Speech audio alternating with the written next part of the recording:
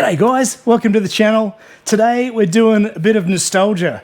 This is a back-to-back video looking at the Mazda Speed 6 or MPS for its entirety at the time that I owned it. For those that are joining us for the first time, I had a Mazda 6, isn't that right, Kat? Yeah. I had a Mazda 6 for about 10 years or a bit over 10 years. Loved that car, did a heap of work to it. It was stock as a rock when I got it, and throughout the journey that we had it, we put springs, lowered, ended up doing what started with just a fuel pump, ended up being a fully rebuilt engine. And so this is the videos that I did essentially to help people work on their own cars. And so the way this format of this video is going to work is mostly it's just going to play back to back. Every now and then I'll jump in and tell you about what my thinking was at that time. But if you're just looking for something to put on the background, if you're wanting to watch a full series of that video, then enjoy. It's pretty long. Just heads up. I spent a lot of time making videos for this car.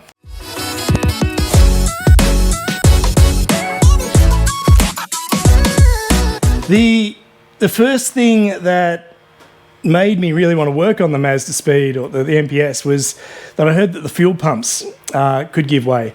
Mostly that's in the States due to the inconsistency of fuel quality, but it is important that we have good fuel flow, especially if you're asking more of your engine.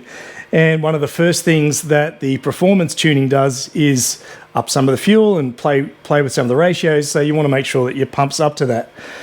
And so the first video I ever did was really designed to help others because I couldn't find a video myself of anybody working on these cars doing that fuel pump. And so the first time I did it, it took me about 3 hours to do that one job. To give you a bit of context, I reckon I could probably do that job in about half an hour now. I was talking everything, I was making sure everything's I really was quite OCD with that first job. And I reckon I've done it in 20 minutes when I was working on them all the time. But it's probably a half hour to allow an hour, half hour job to get that thing done.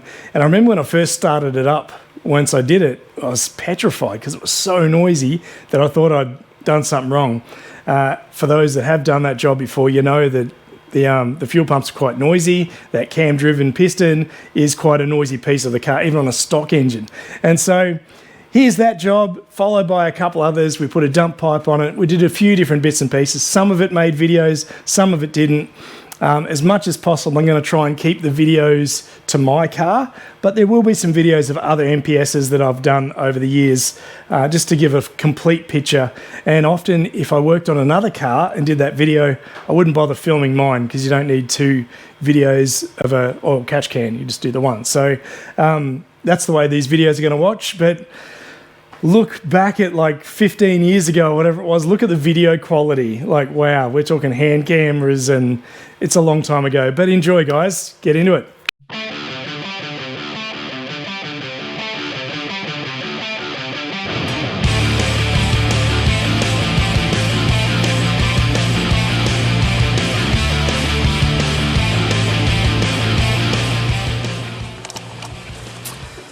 So all we've done so far is disconnected the battery still. Now, there's a set of instructions that we grabbed off Kim's garage. Which seem fantastic, and we are actually working through that fairly comprehensively. Just following the instructions through.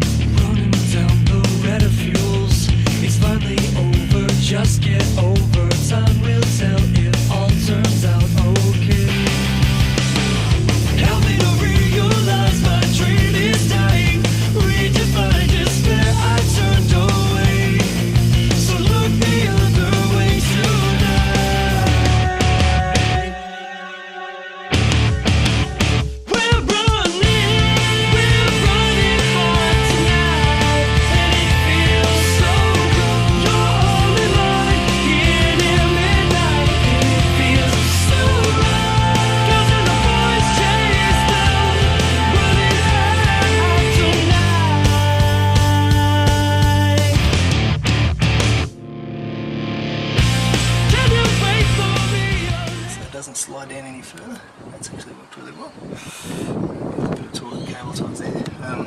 Removed the plate from the side. A couple of earth power. Whereas now, we're actually at the pump end of this. Everything's just sort of moved away and you can actually get to the pump really easy. Haven't had to remove the intercooler at all, which is a bit of a bonus. And so pretty much now we are just going to start. Once they crack there, everything's so easy once it's been cracked.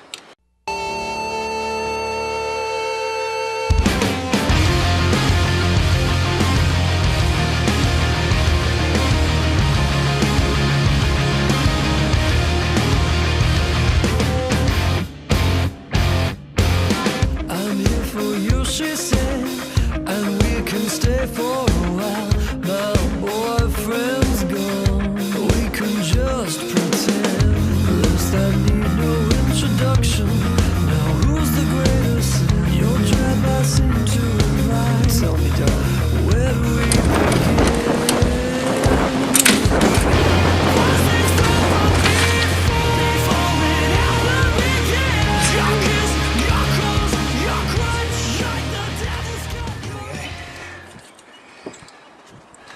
All good.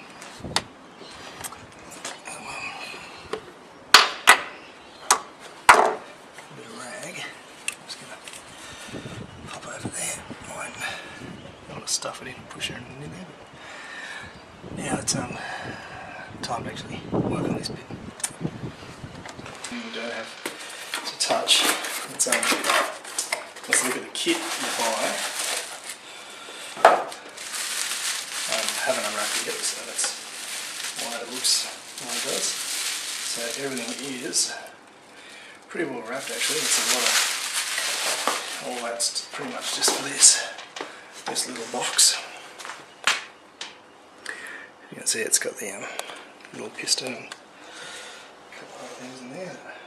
So I've moved around a little bit to transport, but it's okay. So we'll set that there, open up, make sure all our parts are together, and let's see how we go with this. I've got advice.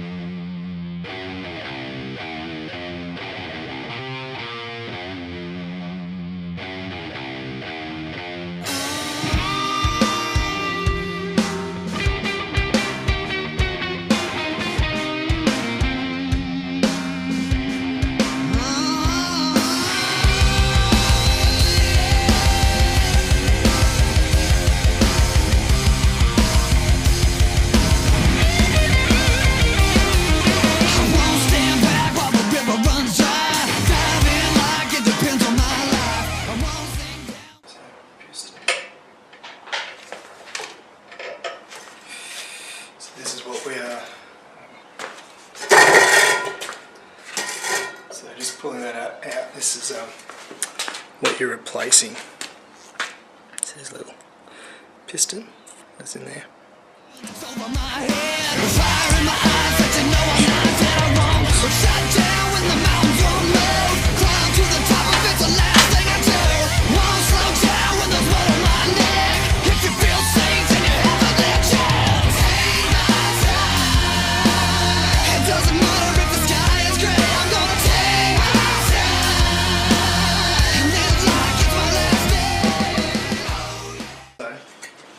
To get this out, I had a bit of trouble.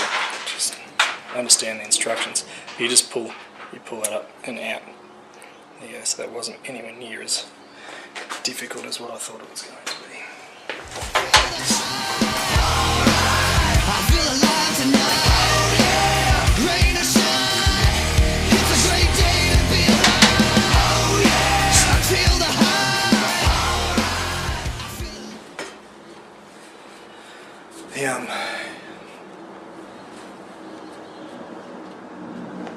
One of the questions I guess I've had is, what's the difference between the two? Wow, that's machined well. You can see just the quality. Basically, it's a much larger head, but basically just the diameter of the piston the hole that it runs in and it gets pumped in, the machining of the head is much larger, so the fuel volume is greater. So that's our difference.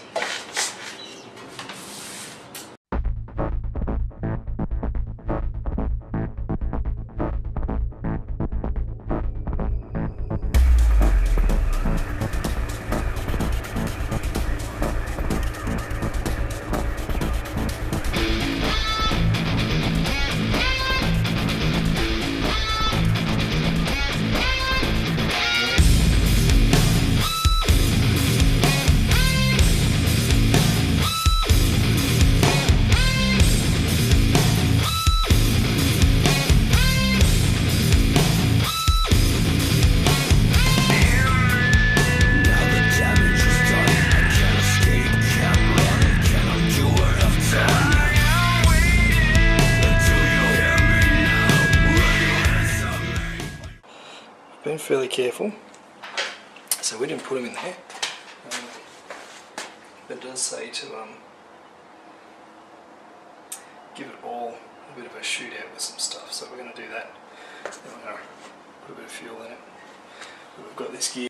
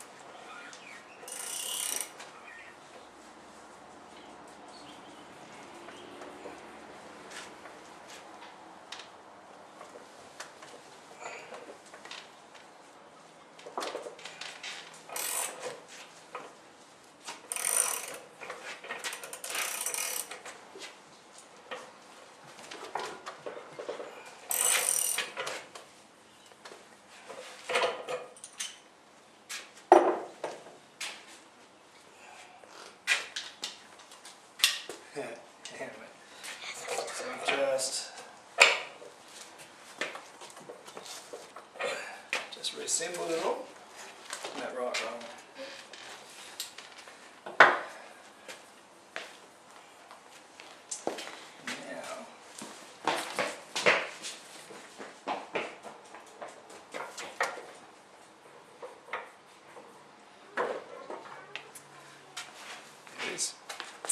Time to put it back on the car. Hey yo, here comes the danger up in this club. When we get started, man, we ain't gon' stop. We gon' turn it out till it gets too hot. Everybody sing, hey yo. Tell them turn it out till they can't no more. Let's get this thing shaking like a disco ball. This is your last one and a courtesy call. Hey yo. is, if you can fucking, where am I looking? Next to that, there it is. So that hose, not quite back in, that's the one I put the zip tie on earlier. So if you can see the way the whole pump looks, a bit of a scale, looks bigger than what it is, but there it is. Where is it? There you go. Hard to find it on the camera. Somewhere in there anyway. Oh wow. Get started, man, we ain't gonna stop. We gon' turn it out till it gets too hot. Everybody sing, hey, yeah. Tell 'em turn it out till they can't no more. Let's get this thing shaking like a disco ball. This is your last one and I'm gonna see go. I am not afraid of the storm that comes my way. When it hits, it shakes me to the core and makes me stronger than before. It's not a question about trust, but we stand with us. Can you feel it? Make it real. Oh, I think it might wash away tonight. Awaken from this never-ending fight. It takes more than meets the eye. This war we're fighting is not just riding. Hey, yeah. Here comes the danger up in this club. When we get started, man, we ain't gonna stop. We gon'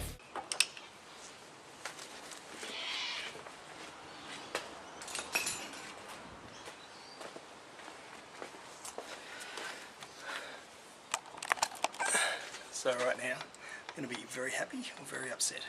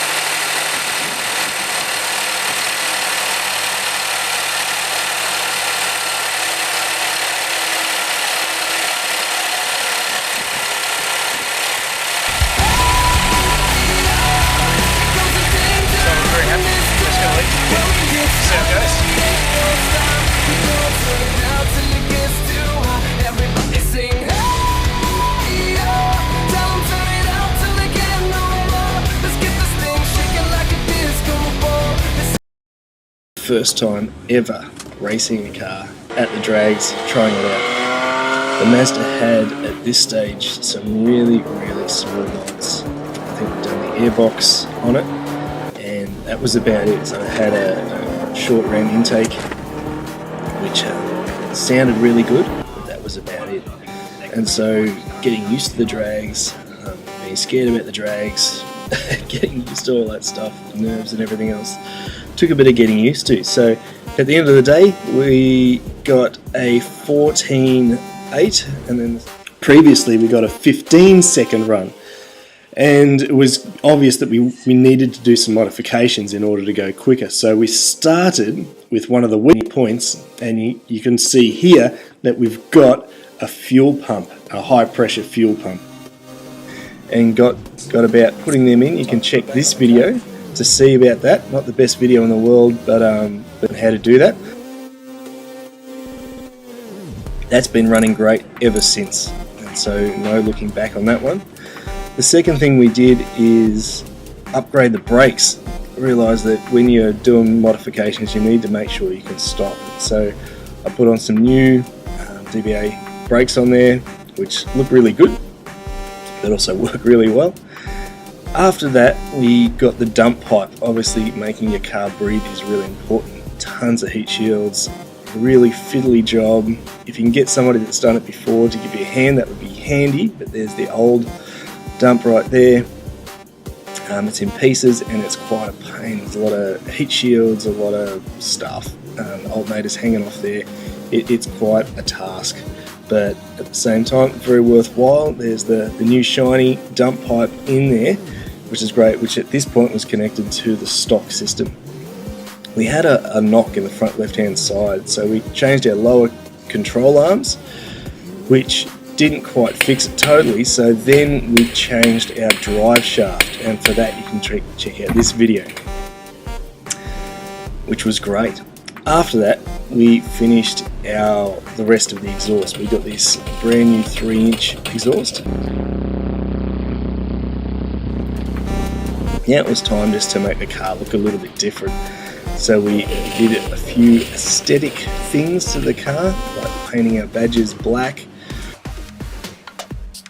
Came up so well that we thought we'd keep going and try our front grille with the plastic dip, because that way if we don't like it we can always peel it off, but it looks really cool.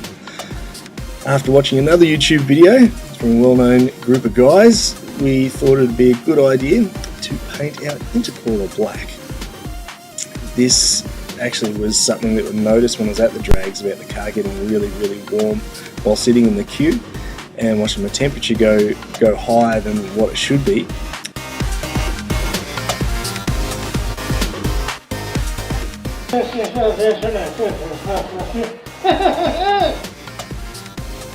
It came up looking pretty cool.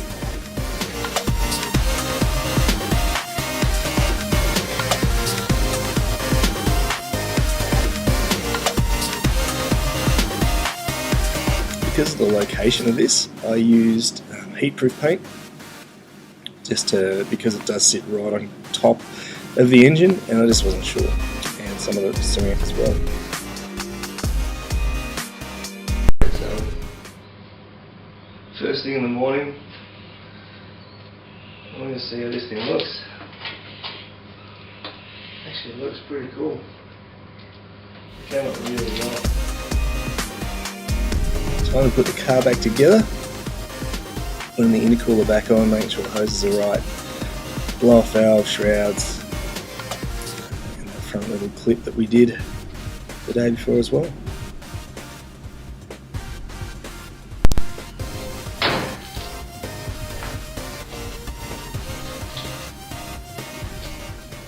Now obviously this is all useless if your car's not set up to actually run the modifications that you've done.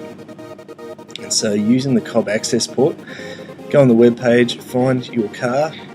World market obviously is us because we're not in America, and this tune's been made for our fuel and our cars and our roads and all that sort of stuff. So using the world market tune, we're going to download stage 2, the full exhaust system. We are playing with our flat foot shifting maps for the cob access port. What we've got here basically is the rev limit that you want to be able to sit the car at without lifting your foot. It's 5,000 we're going for. Launch control rev at 2,000, and flat foot threshold, so if you're moving more than 10 kilometers an hour or 10 miles an hour in this, then that won't engage. But this is our test one, so we're going to make that up to 3,000 because we want to see if this is working. There it is, FFC. So if I look at this save file over here, where it's saved, you can see the FFC, which is flat foot shifting, and so that's good. We will rename that though. So now we're going to go for a real one.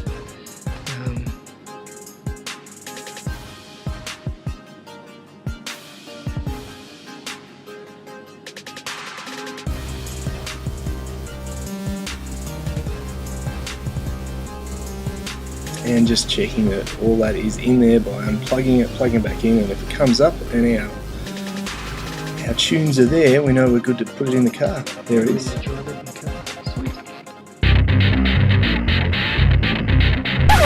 So last night the drags were called off. City company in the upcoming Wednesday night. Maybe if you come down this weekend and check out some racing down here in City Dragway. Good night, everybody.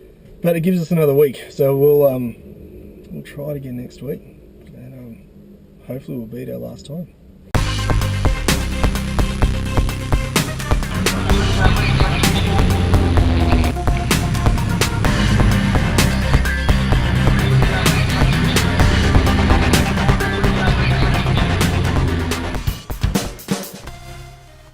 In this video, we paint some plastic body trim. This was an easy job because we were able to take the trim off the car and remove the reflectors and anything that was attached to that trim, so it's just a plain piece. We gave it a really good wash. We gave it a degrease and with wax and grease remover. We then gave it an acrylic plastic primer. After giving it a bit of a rub back and another clean, we then gave it an acrylic black gloss, a few coats of that, and then we finished it with some acrylic top coat just to give it a really deep shine. This was a simple job, although it actually took longer than we thought, just because I was painting in a colder time of year, which meant the paint wasn't taking as well, so I had to do that a few times and it took longer than what I had expected. But this is the job, and I hope you enjoy.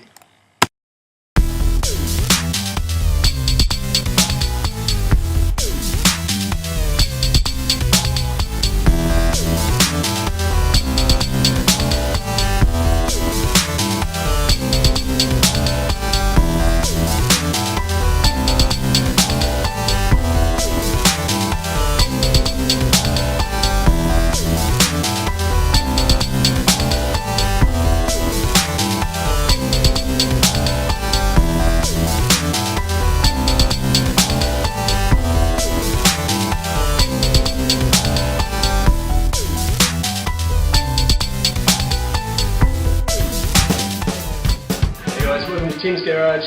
Today we are installing an oil catch can on this MPS 3. I've been dying to get my hands on this car for a long time. It's just an awesome machine. It's probably one of my favourite MPS 3s in Australia. And we're going to install an oil catch can on it. Basically what this does is the oil catch can basically just fits in or splices in to the top of your engine, where the engine valve from your engine pressure valve at the very back there. There's a pipe that goes from there into your intake just after your pod filter, and your map sensor, which is back here. And you splice the pipe into there. That way when the pressure builds up in your engine, it shoots some air to release that pressure. With that air, because of where it's located and where the oil is shooting up to go over, to drop down over your engine to keep it lubricated, oil will come out with that air. This catch can then will catch that oil because the oil will sink to the bottom, the air will come out, go back into your intake. This means there's no oil going into your turbo in a way that you don't want it to go. Obviously there's still oil in your turbo, but this stops oil going over the fins of your turbo, stops oil going through your intercooler, and oil going into your intake manifold. Very good thing, and stops all that oil getting spurted in where you don't want it. It also helps relieve some of the pressure from your manifold, and by doing that, what happens is there's more tubing and more space, so more displacement of the air that's coming out of there to travel around, I guess. And so oil catch can solves a few problems like that. It's very important for a turbo car when you start pushing the limits of it, because there's more pressure, you're making things run harder and quicker, and the pressure builds up quicker, so any displacement within the engine bay of that air dissipating is not as functional, because it has to get away really quick. So this is how you do it.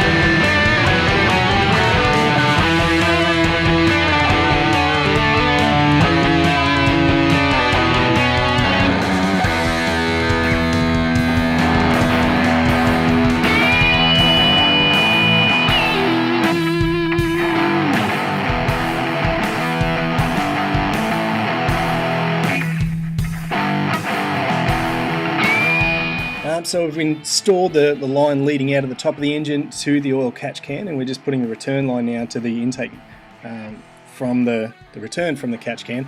We actually put a valve in this. Wasn't really sure, never done it before, and realised that valve is actually a bad thing because there needs to be return pressure under idle that will suck air out of the intake.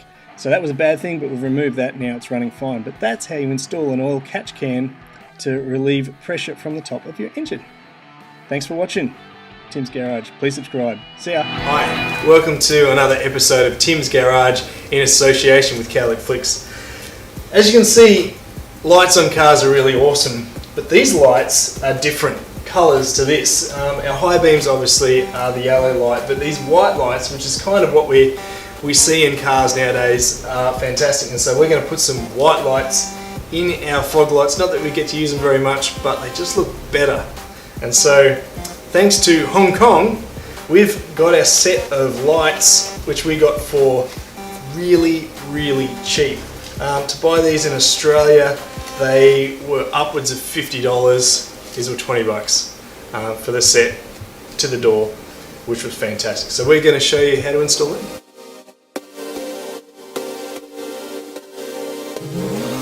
It's always important to make sure safety's first, so jack your car up and put it on axle stands. Most of the bolts underneath the car will use a 10mm socket. Sometimes you need an extension because that'll sit up in a groove that your scuff plate and stuff will have in it, but a 10mm socket will pretty much get everything underneath your car off, which is great. So let's I'm just going to undo near where those lights are at the base, find the backing of them, put the new ones on. Should be fun. It's so the different one. It's all screwdrivers. I was taking this off. I'll be right. I was taking everything else off. Oh, what is that? It could be an 8. Let's have a look. 7, 8, and an adapter, and a screwdriver. That should do it. Let's see if that's right.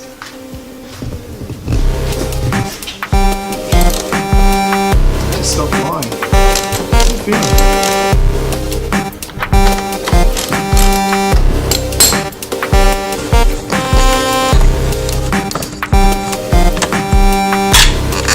So on this side we're going to take out one of our horns just so we can access that a bit easier. That's all. The horn of the car, we're just going to take this one off, this bottom one, just so we can reach the back of that light a little bit easier. It's pretty cool. So if you're looking here, that's the bottom of the water reservoir. Wire is your water pump that squirts water all over your windows and stuff when you hit that horn, and you've got some for your car, and it looks to be, well, it could be a bird up in there too, or something that something that did at one point in its life resemble an animal, maybe. There you go.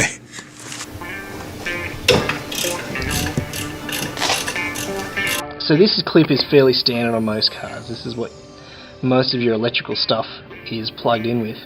This is the latch, which you, when you push down, will lift the other end, which has a hook on it. But the temptation is just to push that and pull. That's wrong, because if you do that, it actually doesn't release the catch often. So the trick is to grab it, push it in, push it away from yourself, then pull it down, and that'll come out nice and easy, which is what we want. And then, if we're correct, we twist and pull out, ta-da, the old bulb. And the old bulbness, awesomeness. LED sweetness. Look at it. Oh, how cool is that? Even the weight. Like, oh, it feels so much better. Oh, everything's looking good. Sit it in the hole. twist of the bead clockwise, and it's in. It's got to hook up that wire that I pulled off, and that is the complicated LED light install just done. Before we do this all back up, we're going to do the other side and make sure it works, because it sucks when you get it all done up and it doesn't turn on. So we're going to go to the other side, it's the exact same process. Hopefully there's no horn on that side, but let's see if we can do this again.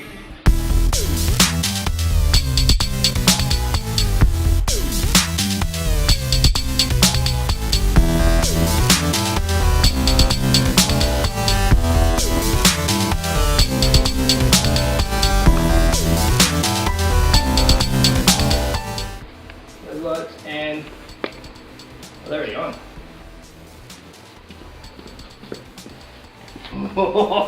How bright are those? Yeah, I'm going to do the next one. Yes! Yes! Wow, that is bright. That is awesome. Now that we know it works, we can put our car back together. So reattach all of the covers, make sure you put your horn back together and do it all up. Jack your car up, take out your axle stands, and you're good to go. So that's a really quick 20-minute job that you can do once you've got your lights, and it looks fantastic. It really complements. There's a little triple LED parking light that's on there that I've got a LED kit throughout the car. All the normal bulbs have been replaced, and that just kind of finishes and frames that really, really well. That LED style light when you're driving around is great. Just be careful with your fog lights being on. It's actually illegal in a lot of states in Australia to have those on while you're driving around, especially if the conditions are fine. As soon as you've got some mist or fog, you're allowed to use them, but they've actually made them illegal, so just be careful with that. What we've mostly done this for is shows and car meets and those kind of things when the car's stationary and everyone's got their lights on, and it's just to make the car look a bit more uniform when you're in that setting, and it does the job fantastically. So be safe. That's a 20-minute job and a really cool effect. We'll see you next time on Tim's Garage. So a bit later on, I decided I needed some more performance. I got my cob access port and I got a dump pipe, and that was really the start of, the cold air intake, the dump pipe, a thicker high flow, it was a CPE intercooler to sit on top, and that really was sort of, it was really the beginning of the end. Then we got a bigger turbo, a bigger exhaust system, the exhaust manifold that was custom made, and all these different bits and pieces, which really just, it took off from then. And then I also was very privileged and honoured at that point of the build to have some sponsors on what the channel at that time was called Tim's Garage, and they really did help out. Nate with New Age Auto Parts. Nate's still a great bloke. We still probably reach out every couple of years. We'll touch base, see how we're doing. But Nate was amazing, and that partnership worked really well in that he would send some parts. Sometimes I think I got one part for free, and I made a bunch of videos to pay for that to help him and his clientele. Other times I'd get the parts for costs. So having said that, like, I remember getting some parts shipped over with t-shirts and stuff, and I'm happy to pay for it because it's a partnership, right? I'm not just trying to get free stuff. It's about helping the industry and helping others. And so anyway, so Nate was great. Ray from Ray Tune came on to do the tuning, and he came and helped me build the engine, which was amazing. It was incredible. His knowledge is phenomenal in that area. And then Cowlick Flicks came on and actually did some filming and filmed some of the videos. And you can tell the quality, right? When you got proper videographers rather than me and my, home setup with stagnant cameras and stuff. Which is good. Isn't that right, Kat? This Randall's wanting to play, aren't you, mate? Yeah. And so anyway, enjoy these videos. It's pretty fun putting the big turbo on, but it doesn't all go to plan. MPS. Pretty simple job. If you've never done one, this is how to do it on that car. Before starting any job like this, it's really important to make sure that your car is safe. So jack your car up, make sure that the back wheels have something behind them so it won't slip, and put your car on axle stands. So for an oil change, obviously we need a filter, some oil, get the right quality oil. We're using 50x40. You'll need something to catch the oil in. Obviously that's too small, but you'll need that. You'll need a funnel to put the oil in, and you'll need some sockets. We're using 17mm heads, which is what our bolts are. And then on top of that, you will need rag to wipe some stuff up, and it's really good if you've got a device to use to get off your filter. And so we've got a filter removal tool, but we're going to use this cool little thing, which works really cool. You put it on there, it'll grip and pull off your filter. That's what we need. From there, underneath your car, you have a plastic cover that stops all the stuff from scratching up the bottom of your car and splashing up, and stops all your oil if you do have a leak from coming down. These are 10mm head, and so you need to undo them, just make them a little bit loose, and you should be able to take them off. You need a screwdriver just to pop out the end of that. Once you've done that, use your 17mm socket head to break off the end of your oil plug. This takes a bit of work. You may need a breaker bar. We've been doing this for a while, so just a couple of decent hits just to break the seal on that. Then you should be able to undo it with your fingers. If your car has been running for a while, which means the oil will run smoother because it's warm, this will be hot, so you may need a set of gloves or something to be able to handle that, or you may want to use your spanner. The trick that I've used is to lift up the oil pan, that way you're not trying to guess where the oil's going to go. I almost got it this time, but obviously I got some oil on my fingers. Sometimes you can do it if you time it just right, but you don't make any mess at all. After your oil's finished draining, put your sump plug back in, screw that in, get that nice and tight. If you want to put a gasket or something else around that, up to you, go for it. Our plug's been working really well without one, or the existing gasket that's on it hasn't been too warm or too squished, so we haven't had to bother with that. Once you've got it finger tight, then we're using a spanner here, a ratchet spanner to put that back on. Once again, it's got a 17mm head, and then we'll tighten that up a little bit more. We've got a 1/2 inch drive on that socket, which just means you can give it a little bit more force and not worried about threading or any of the gears inside those mechanisms. Clean the area, make sure it's nice and clean, then move on to the filter. If you have a large enough oil catcher, you can do both these at the same time, but ours wasn't large enough, so we're going to do them separately. This is quite a messy one. We've already loosened using our tool, the filter, and there it goes, spewing everywhere. One of the tricks we've used is we use a rubber glove for this, just a disposable glove. Once you've done that, you can watch this trick. You take it, turn it inside out, and there is no oil at all on our hands, which is a great little trick if you can remember that. Once we've got our oil filter off, one of the tricks is with the replacement oil filter, there are some little gaskets, some little rubber gaskets that you'll need to put around stuff. For this, you'll need a really fine screwdriver. You also need to remove the oil drainer, which we've done previously, which we didn't show in the video. It just takes an Allen key, and we've replaced the little grommet on that. Remove the main seal, main rubber seal, give that a clean with a clean rag so that you know it's all good to go. Remove your filter, and in that little kit that you'll buy, you'll have the filter, which is just like a paper filter they call them. You'll also have your rubber gaskets as well. And so we're going to take the little gasket, which will go in there, and we're going to take the orange gasket and put it around the top.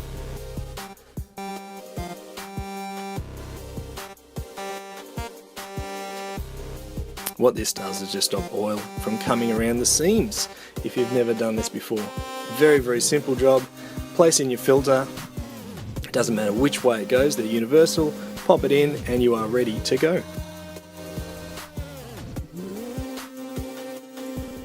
Clean up around the bottom of your engine bay as much as you can without putting anything into it. Once you've cleaned up some of the excess, just gently make sure that your filter is in place with the thread. Sometimes reversing the way that you screw it until you feel it drop up will mean that the threads are now aligned. Then you can go and screw it in. Get it finger tight, grab your filter tool that you used to put it back on, and then get that as tight as you can within reason without snapping anything. And there it is, good. From there we are ready now to put in our oil. Place your funnel in the top of the engine bay. This car takes 5.7 litres, so we're going to put in an entire 5 litre bottle of oil there. Once that's done, we have another bottle of oil on tap. We're going to put 0.7 in, which will be great. And there goes the 0.7. Once that's done, clean up any excess. A little trick is to use a rag as you pull out your funnel, straight on the end, no oil drips everywhere. Put your cap on, and then you are good to go.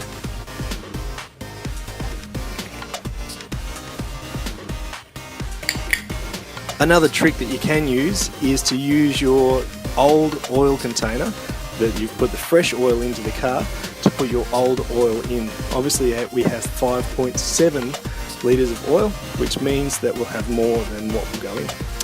Once you've done that, clean up, be responsible, clean your stuff up. And finally, put your underguards back on your car, do them up, finger tight to start off, and then use your ratchet 10mm socket just to get them tighter so they don't fall off while you're driving. Lower your car off your engine stands and you are ready to go.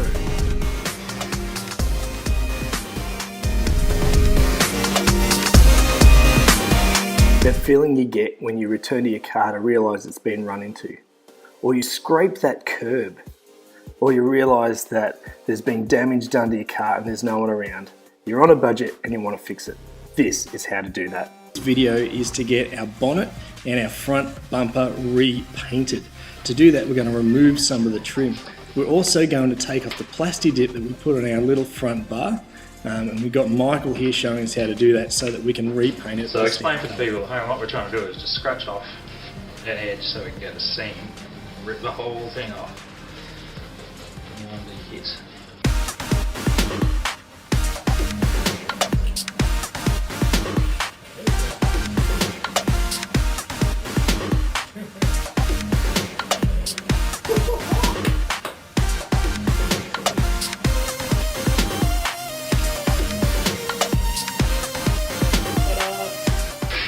This feels so very wrong, but I'm going to start sanding away at this little bird poo section that's been eroded by the acid in the droppings, in the duty of the rodent, the flying rodents. So look at that, coming away. Jack up your car, grab a couple of screwdrivers, 10mm socket, get underneath there and start undoing some of the parts that are connecting to the front bar of your car. So, to get off our number plate mounting pad, which we need to do to be able to access all back in here, we need to take off our front grille. To take off the front grille, we've actually got to take off the entire front bar. To take off the entire front bar, I thought that would be a bit of a job. So I started working on my lights, just to discover, bring it right in, that once you've undone your clips around here and here, all you have to do is give it a pull. The entire thing comes off. That's crazy just how easy that was. We actually may paint that off the car now. I was going to leave it on, but if that's that easy to get off, we may not paint that on the car. If that's the case, we may pull the bonnet off as well and do both these bits off the car and leave the side for another day.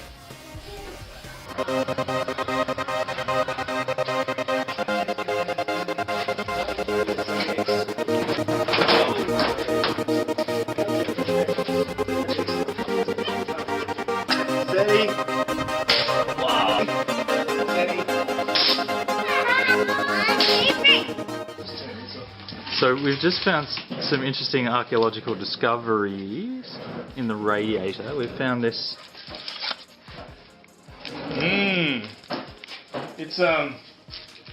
craft premium, 98% fat free. That's why you've been getting under 15s. That's it. Yeah. That Protein powered. That's the problem right there. I don't even know what that is. I don't know if it's a problem. I think it's helping your engine. That's Energy. That's an integral part of it.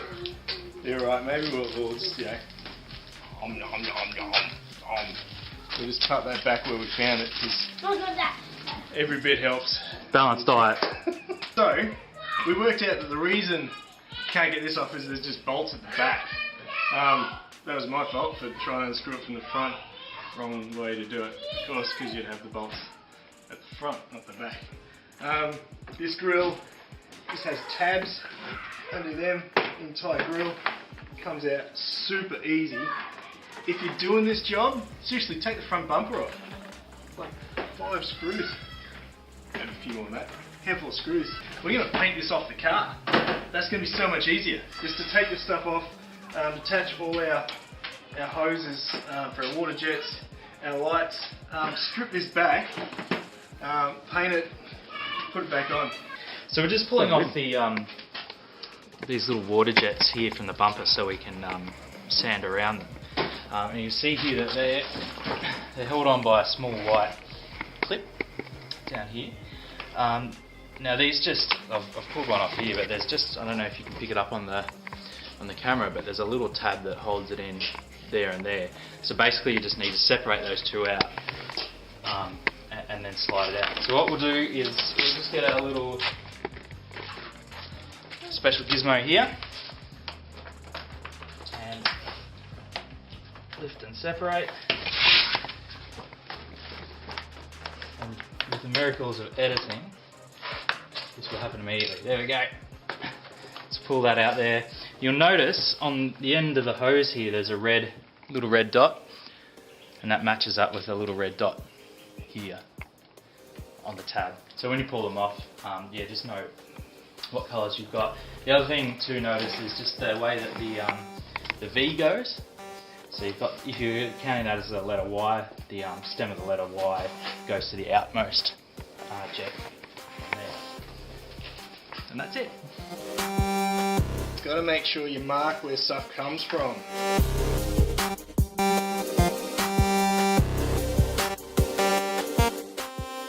Using a trim removal tool, take off the tabs that hold the bottom clip of your front guard. You can only do this once that actual front lip is off the car.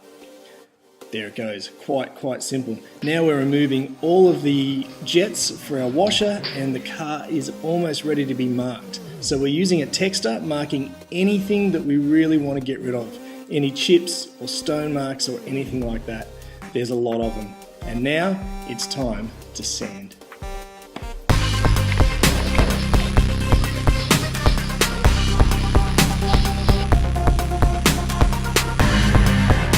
Sanding is simple but slow.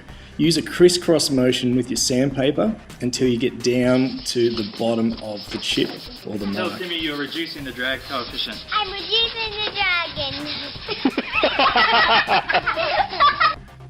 Up until this point, we've probably spent 2 hours getting the bar off the car and sanded.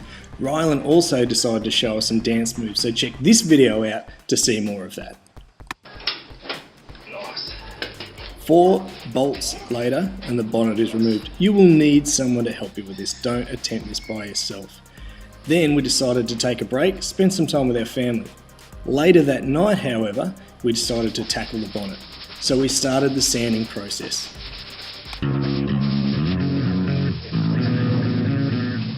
When it comes to sanding, I tend to use finer sandpaper for longer. I just enjoy that process rather than going a larger, thicker, coarser sandpaper and having large scratches to have to buff out. I will use an orbital sander from time to time, but generally I try and just use hand sandpaper and a special bar just to get it down so I can actually have more of a feel of what I'm doing as I'm sanding. That is, in Michael's words, Swiss cheese.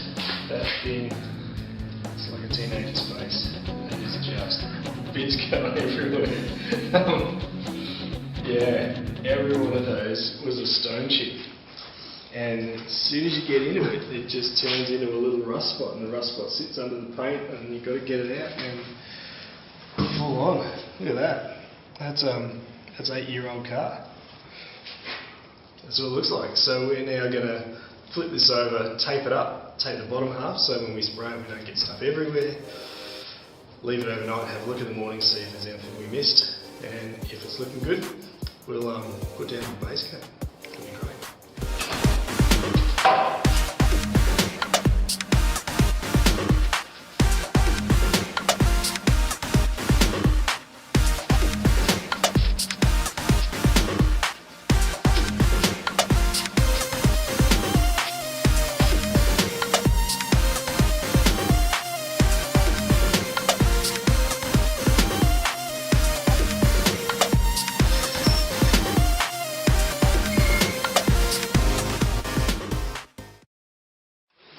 So now we are setting up our spray booth in the shed. So we're going to hook up some tarps so that we don't get dust falling onto our paint job. This takes a little while, and we've tried a few different configurations over the years, but this is what we're going with for today. Drilling down our paint stuff, checking our tools, making sure everything's clean, ready to go. We've added a filter to our regulator. We've just turned what would be a normal gun into like a juggernaut of handles, but that's alright, we need that. That's going to take any water out of the air that we're spraying in the gun. We've got our new regulator, which means we can open the air into the gun right up and regulate that using the pressure, so we know exactly what is coming out the gun. I've had issues in the past with not either having too much pressure or not enough. This will stop that from taking place. And now, because the last time we used it was a clear coat, we're now going to change our fittings to suit our primer and our primer filler, which is just basically a larger ended tip. So we're going from the 1.4 to the 1.8, which is what we're going to use for that. And I'll show you how to do it. We're going to take off the end of the 14. We're going to undo this with a 13mm spanner to reduce the pressure. Then you unscrew the back of your little piston shaft all the way out. There'll be a spring on there, so make sure that doesn't shoot off anyway, just like that. Make sure you've got a clean surface, of course. If you give that a really strong tug, then that'll come straight out. It's a little bit, I did clean that fairly well. There's a little bit of gunk on there, but we'll clean before we use that again, making sure that we're putting all of our old stuff together. We put the new shaft in. Good. I'll take this the rest of the way out.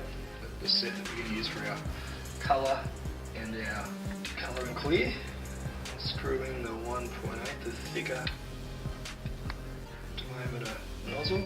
On the nozzle itself, it should be written 1.8 on there, and it'll also have it on the front. But if you keep them together, it makes it a lot easier. You don't have to worry about any of that. Now, but quick, you do that first before you do it the other end. Then push that forward, spring goes in, put on your 1.8 head. Depending on which way these face, depends which way your paint will come out. Up and down or vertical. So we're going to go vertical. That's what I'm used to doing.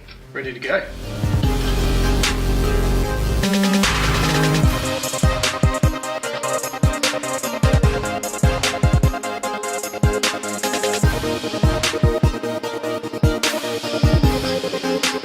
We've first used water and rags, and now we're using wax and grease remover to remove anything that's on the paint.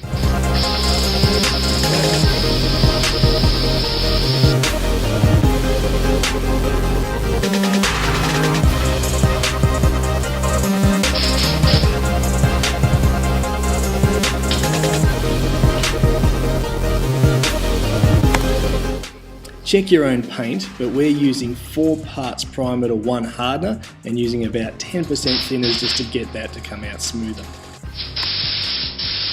Now we are dialing in our gun, getting it to run smoother. That wasn't coming out right, so rather than wasting that, we're going to see if we can work out what's going on with the gun, why that's not spraying, and then we'll fill it again with what the mixer we made. You know the mixer's right. We'll see, we can sort out what the problem is. So he pulled out all the existing filler that was in there, just put in just a sort of test batch of stuff to just try and work out, fill it with the gun and see what's happening with it. Once we get that sorted, fill it back in and we're all good to go.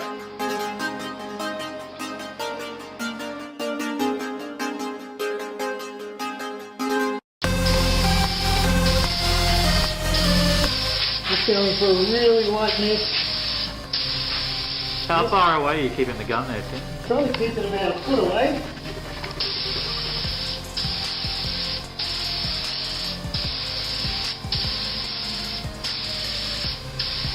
First coat's almost done. Make sure. So in between paints, if you've got your double glove on, grab it, sit it on something under your glove carefully in a way that it actually sits over the top of it. Stop that. Perfected. Can't do that. Means you've sealed in. Ta-da! I've sealed in my paint. That mask on, but I've sealed that in now, and that should be good to go for a little bit. Yeah, done. So now we're going to leave that for about 10 or 15 minutes, let that dry, and then we'll come back and we'll do it again. We'll do it again. We'll do it again. Build up the filler, build up the primer, and get out of this room because it stinks.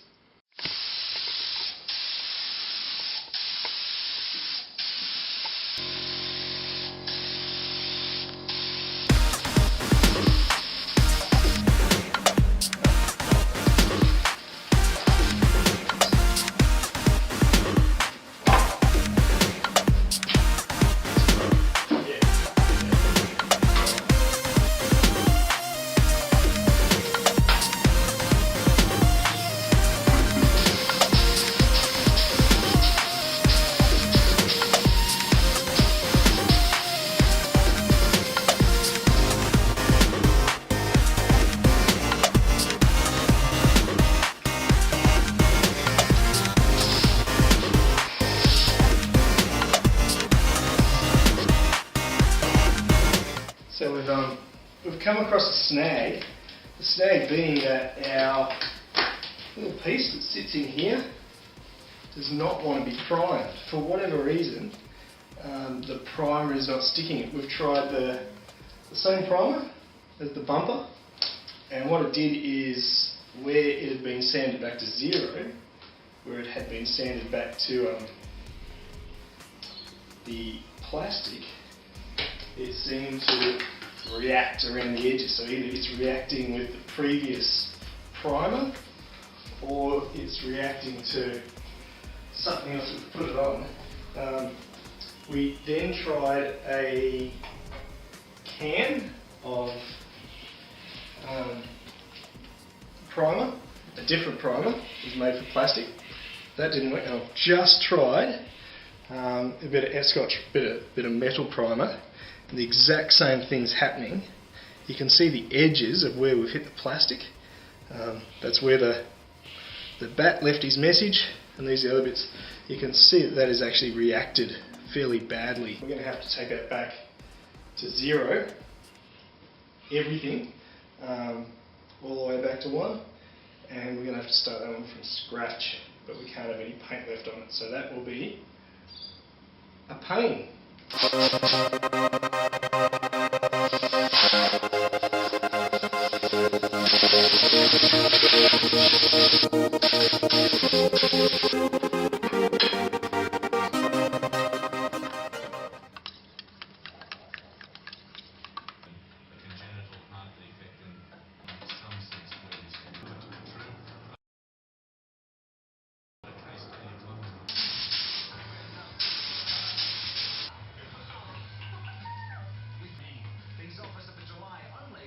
So last night everything was ready to go. Tacked off the bonnet and the bar. They were looking great. They were looking really good. They were ready for paint. The gun was dialed in just perfectly. Just a bit of a fluke, but it was just had the perfect spray pad, just the way I like it. Not that I've done a ton of painting, but that pattern, when I've used it with that setup, it's been great. So that was good. Mixed the paint for well over 20 minutes, just to realise that it was not the right colour. It didn't look the right colour while I was mixing. Didn't look the right colour when I made a test batch. Didn't look right the colour when I sprayed it. And so rather than risk it drying the wrong colour, because sometimes paint can dry a different colour, I pulled the pin last night and decided not to paint. So now it's first thing in the morning. We're on our way back to the paint shop. They open at 8 o'clock, so we'll be there when their doors open. And we'll sort out what's going on with that paint.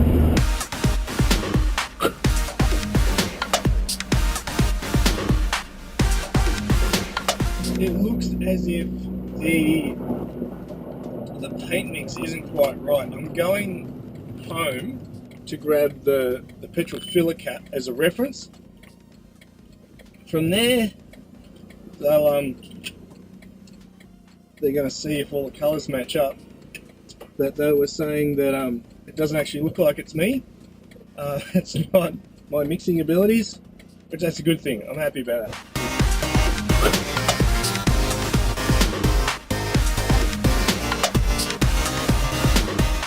There it is. Back from the paint shop, we are good to go. So that was a bit of a morning, really. We spent some time travelling around. We've now got our paint, which will be awesome, mixed up, ready to go. And so we are going to prep this again, which is what we did yesterday. Prep it, make sure everything's clean, exactly like what we did yesterday, and then I'm going to get some paint on this thing.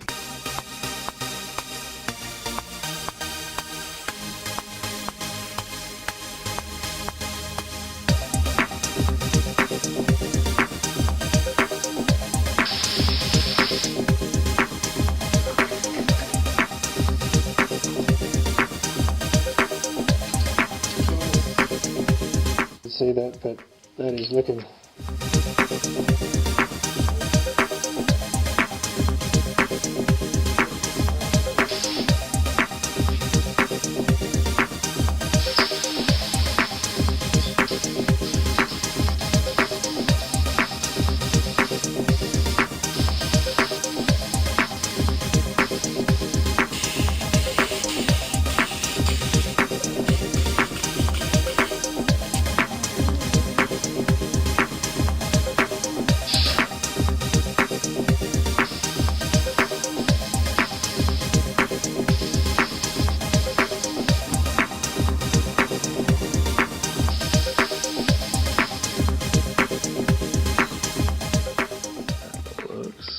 Awesome.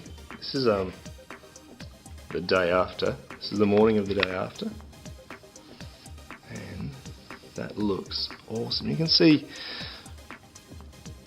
there's a couple of little blemishes in there which the primer didn't fill. It was really hard to tell with this bumper because it's a clear primer. Oh yeah, there's a bit of stuff here that we didn't sand out right either, but that's okay because that's exactly where the number plate sits. But everything else looks brilliant. That is fantastic.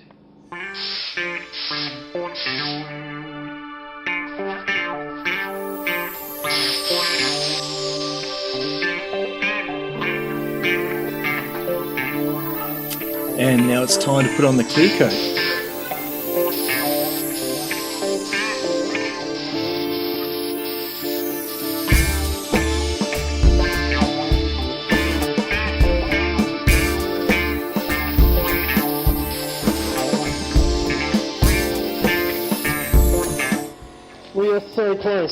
We have one more to go. Just one more and then it's done.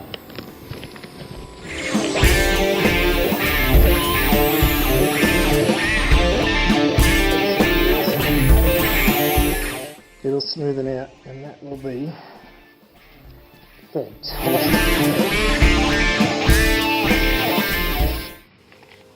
Alrighty, so it's 6 in the morning. Can't really see much out there anyway. This is the day after our final paint. We'll need a buff.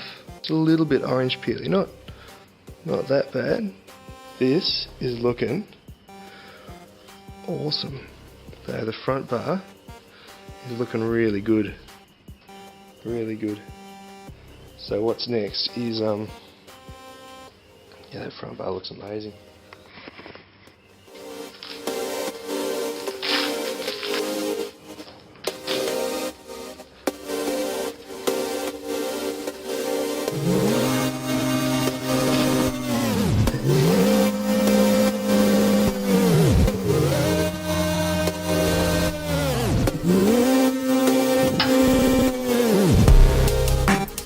Absolute moment of truth. This is not mocked up. I've never done this yet. So this is the first time I've attempted to put this back on the car since it came off. Stay please. I'm hoping, I'm praying that it will look about like that. Yes! Oh, that's nice. Oh.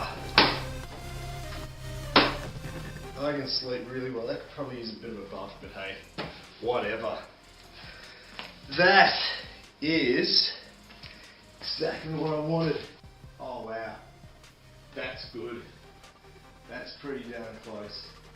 So if you get close enough, you'll see that. Get that just looking nice. Can you pick the difference in the paint colour? No. Look at that, even the speck. I don't know if you can get any contrast, any idea of the fleck that's in that, but that is perfect. Absolutely. Well, for me, I'm happy. You saw I did the same paint for both. That just hasn't worked out. For whatever reason, I believe that must be my technique. The way that I painted that hasn't worked. My version of spraying a gun on that angle versus here where I can actually spray directly onto the surface, because I was spraying kind of on the angle, I don't think the paint's come out right. We're going to give that a really quick version of a buff.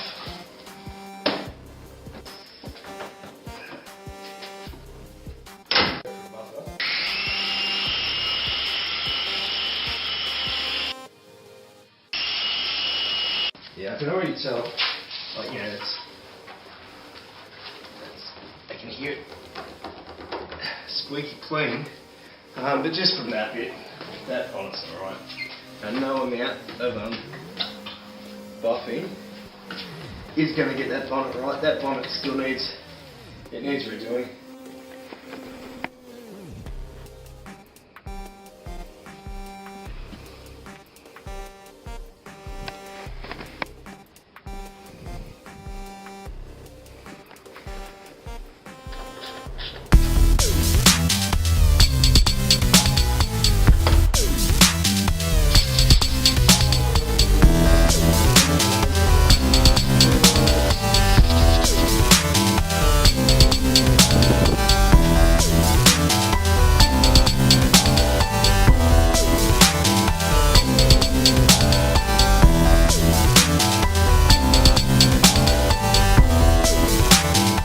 Looking good, and we are going all out. We even got the little suit on. That's right, serious stuff this time. Before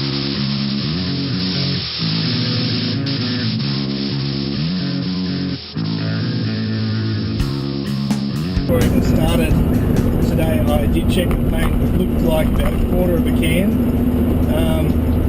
Possibly a little bit optimistic with that, and it wasn't quite a quarter of a can of paint, of a 1 litre thing of paint. I thought it'd be enough just to go over the top of the bonnet, but it's not. Hey, that's gonna do it. That's pretty close to being done. We're going to do one more coat on that. And that is looking pretty good. Happy with it. Colour's looking good. The depth's looking good. The flex looking good. That dries smooth. We'll be happy as. It's looking good.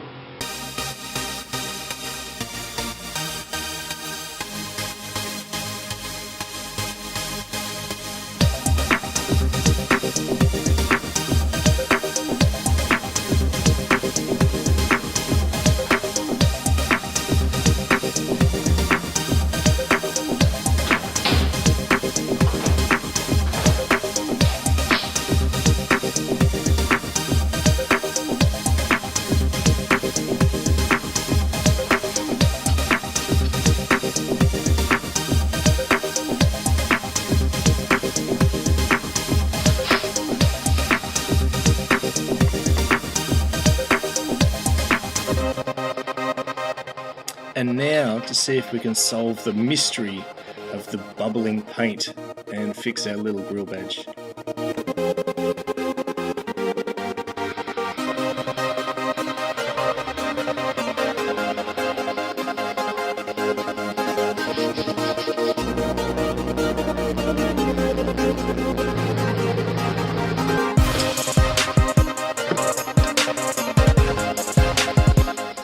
We also thought while we were finishing it up that the bonnet had a little bit of orange peel, which is sort of that roughness, and so we used some wet sandpaper and cut that back and then buffed out any scratches that were left from that.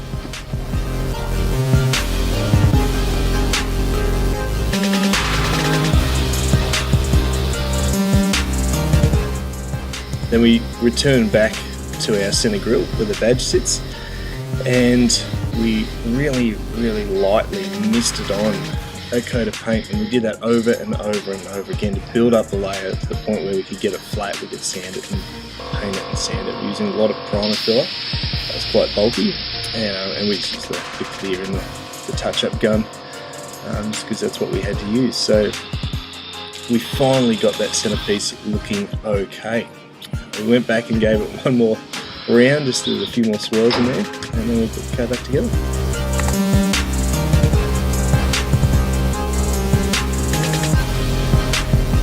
So that's spray painting for you. That's the bonnet and the front bar done, front bumper.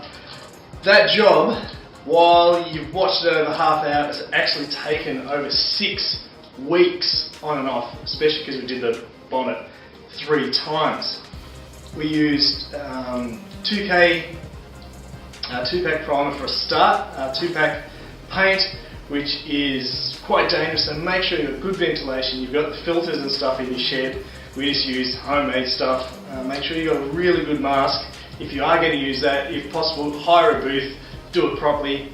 Then we used acrylic to finish it, and worked just as well. Acrylic's so much better if you're doing it at home. That was a really long job. It's labour intensive. You're without a car part for a long time because you've got to sand it, but then you've got to allow flash time between paints. So while you could get it done in a day with good weather, it takes a long time. So we're very happy with the end product. And while you've only seen 2 paints go onto the bonnet and onto the car, and actually, like I said, I did 3. So you can check out some of these photos to see the 3rd coat. I didn't film it because the video was getting too long, and to be honest, I couldn't be bothered filming another one because it took so long. There you go. But I hope you enjoy. Long story short, you can do it yourself, but it takes a lot of time. Even at the end, 3 different coats, each time with fresh paint, fresh batch of paint, tried to get the colour right. It still doesn't quite match perfectly. So I guess the benefit of getting somebody to do it properly is they can get the colour closer, rather than, even though I took panels in, they still couldn't match the colour perfectly. So to go to a professional may be worth it if you've got a tricky colour like Mazda Silver. So after 12 months of working really hard at modding the car, repairing the car, making sure everything was ready, it finally comes down to this night. These drags will show if the effort and the work that has been put into this car have actually made it perform better. So without any further ado, this is the episode you guys have been waiting for.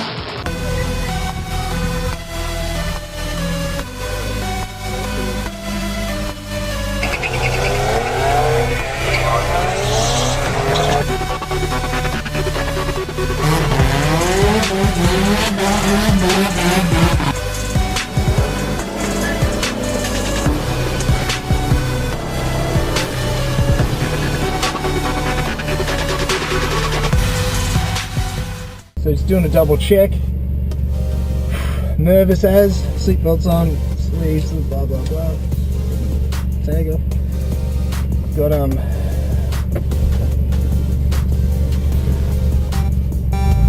dynamic stability control is off, and also known as the diff breaker. As far as yeah. So, and this is it. I gotta say, I know I said it last time, but the nerves. Oh, there's nothing like it. I seriously need to go to the toilet right now. Hey, right, Lane? Cheers, buddy. After a bazillion hours,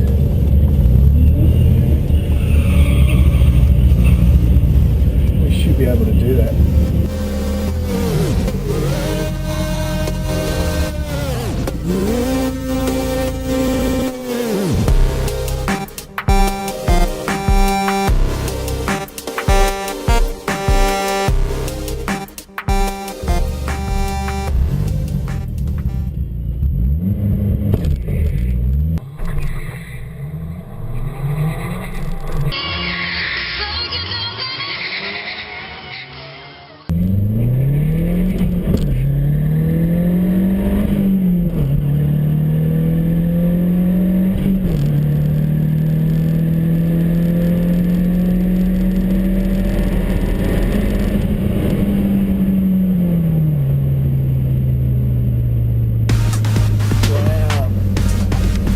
Man, that happens quick when it happens.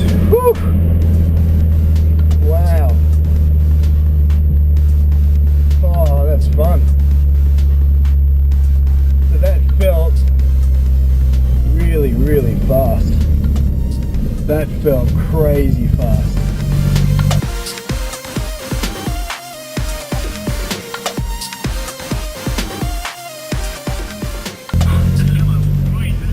Thank you very much for that. So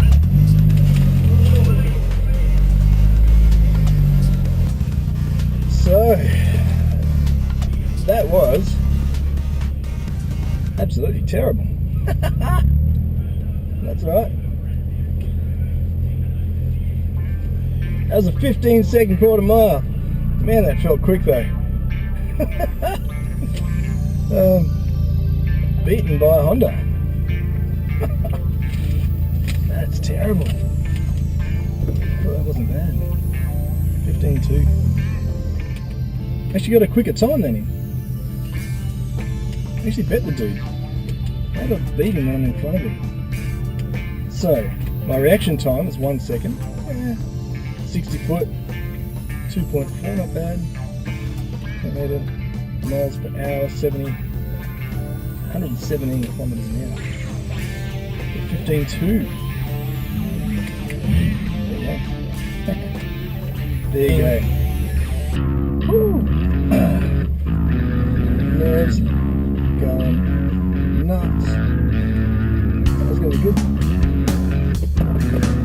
Best news is that this run, I have been to the toilet.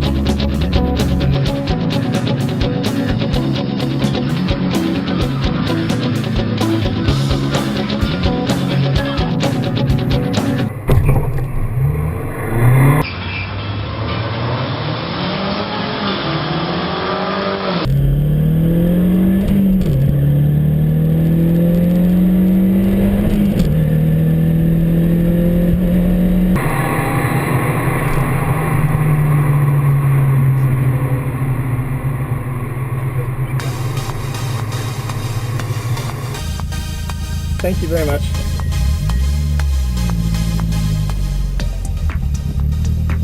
So that was better. We ran a 14.7.5.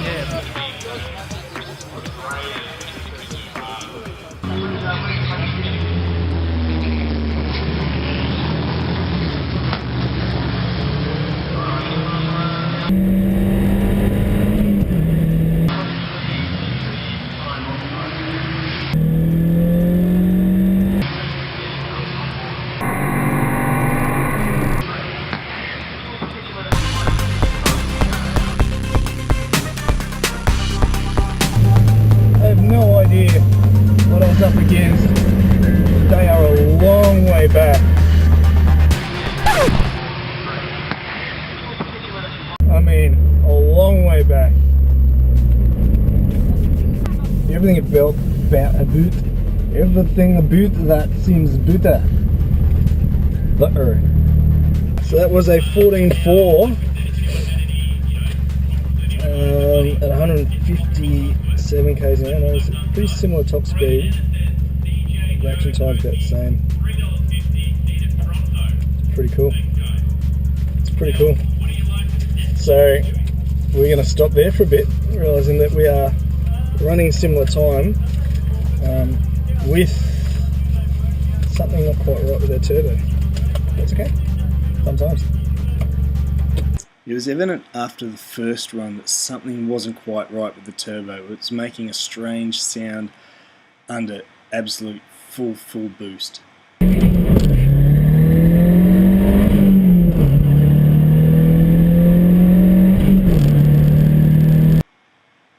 And so after the 3 runs, we thought it was time to put the car in the parking lot and just enjoy some of the drags. And so here's a few of the cars we saw around the place. There were some great cars there on the night. It was awesome fun. Let's go down and have a look. Well, let's watch some drags.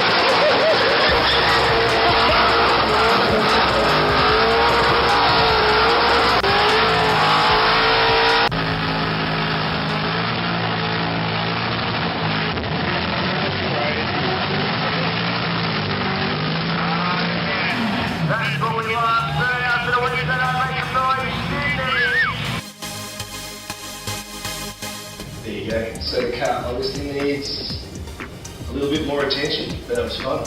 So we'll give it more attention and try again. And so after just checking oil, checking the water, giving it a bit of a clean up, finally just giving it a really quick rinse, just washing off some of the chalk marks on it. The car's ready to go again. Now we're going to have to look at that turbo at some point. We also need to look at the shocks on it, and that means we're good to go next time. Thank you. So, big question is, why would you drop this thing out of your car? Besides it being fun. Well, if you've got springs, so you can see this has got springs there sitting at the back. Yellow could be king springs, or it could be part of an aftermarket spring package, which is pretty cool. It's got a sway bar there, which is pretty fun. So this gives you access to things like the sway bar, your springs. This is like your tension. This has got, these are adjustable. So if you look in there, these springs are adjustable there with your locks up and down, to do with, because they sit on there, that would be to do with ride height. The other springs, which fit in your car, like that one, you can get a view of that in there. That's to do with the how hard or soft the ride is. We've got your sway bar here. This one's got a cracked CV boot down there. You can tell it's cracked because gunk flies everywhere. We're going to fix that while this is out. But it gives you access to that sway bar. We can put that on some stiffer settings, which we're going to do on this job. And it also gives you access to rear diff mount, which is there. Got a diff mount and the huge top diff mount there. That thing is just a monster of a mount. You can see how good that is. So lots of stuff that we can do while we're back here, and it would be a good idea to do everything while this is out, because dropping this out isn't the easiest job. Exhaust comes off, lots comes off. So this is how you do it anyway. This is why we're fixing dropping the subframe on this car. Hear that knock? I'm not sure if you can pick that up, but that knock is, just under that kind of movement. Imagine that while you're travelling. So we're going to drop the subframe off this, and we believe that that's the rear diff mount, and so we've got a replacement one there. This one's super chunky with extra mounting points to firm that right up. We believe that's what's broken on this car, so we're going to get into that and see what else we can find while we're under there.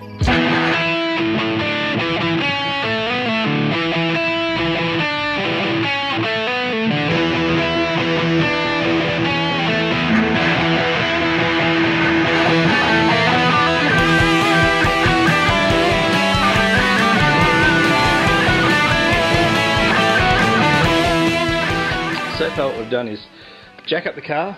We've taken the back wheels off. I've jacked up the car all the way around, and if you can sort of see the angle, I've got the back of the car fairly high. I want as much clearance under there as possible, so I've made sure I've got that way up in the air. Now I'm just going to remove the back seat. On the MPS 6, it is doable. It's these clips up here. That is the way that you open that. Let's see if I can get a better shot for you. There it is. That is the clip that opens the back seat on this. So obviously I've taken off all of the trimming.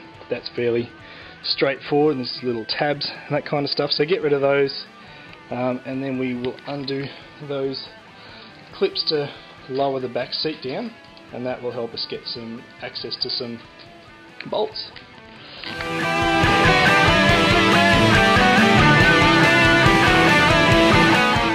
I've been following like a series of online forums and discussions and stuff like that for this. So once again, as most of my videos, often it's the first time I've ever done it, and so I have actually removed the entire padding of the back seat. All that's done is, for the guy that I'm doing this for, means that I get to clean the underneath of his back seat. I didn't need to do that. I just read the instructions a bit wrong. So you do tilt this seat forward. You will need to take off these little clear plates if you've never done them before. They just pull off. They've got these tabs. You can see them there. They just pull off. You need to be firm, but it sounds weird. Firm but gentle at the same time. So I wouldn't be prying them with screwdrivers or anything. You just use your hands. That'll clip off. That'll free up this part, which is your little side cushion pillar there. Quite soft, very nice. There's a bolt, 14mm socket. You need to undo that one. Fits down into there. And then up the top, there is this little latch. So this latch, when you push it to the side, that will open, and then that connects to the top of that. So if you want to, when you disconnect that, don't go reefing on it, because it actually won't come undone. Now what that gives us access to is, in here is a clip. Here it is, just there. So if we're looking at the outside, seat belt, there's a loom. We follow it down, and there is just a couple little wires. I've got red and green connect to this clip. This clip follows a cable that then runs into the car, into the base of the car, and that will then come out into the chassis down, I believe, here on the outside of the car. And so this is like a speed kind of sensor thing. So the danger would be, if I didn't do this early on in the piece, I could drop this quite heavy assembly when that comes time, and that would just reef that off, and you're going to have all sorts of issues in the future with that. So we're going to do that. I believe it's the same both sides, so we're going to make sure that we do that.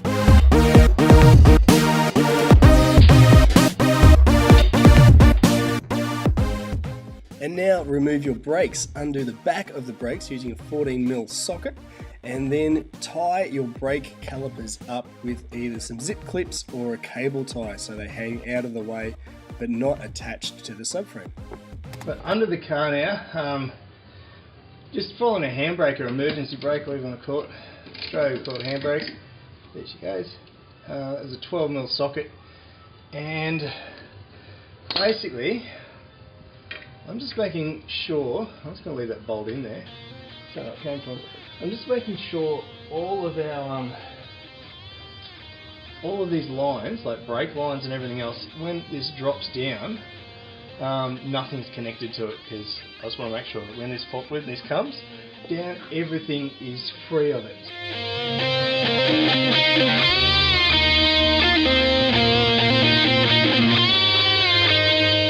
Well, I'm just going to undo our drive shaft now. 4 bolts.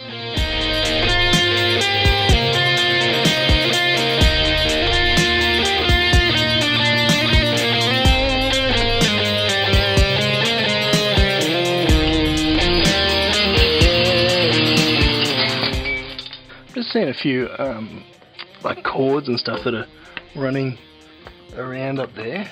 I'm not exactly sure where they're going, so I'm gonna take off some of our stuff down here.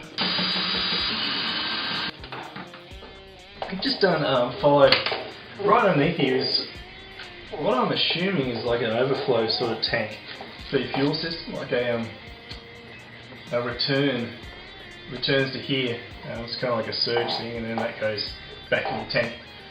There's some lines that are attached to the subframe, and so I've just found some plastic clips. All I'd encourage you to do is just to follow the lines with your hand, and if anything's attached to the big part of the subframe, remove it. There's a clip I probably didn't need to remove here. There's just one other plastic clip. So now we're about to start really getting into some bigger bolts. We've got 2 little 12s there. Bit of an idea. Here's your shock strut if you pull out the bolts. So if you follow that around, you'll see these two little bolts there. They're on 12, and then we've got this part up here, part of the subframe, being held up at the front of that with 17mm heads on those. So we're going to undo those, then we'll do the other side. I'm going to put some, because we're getting into it, I've got some jacks that I just want to make sure that I don't want bits of steel to hit me in the face. So I'm going to start putting these around just to stop things from twisting on me. Bit of safety first, and yeah, we'll go from there.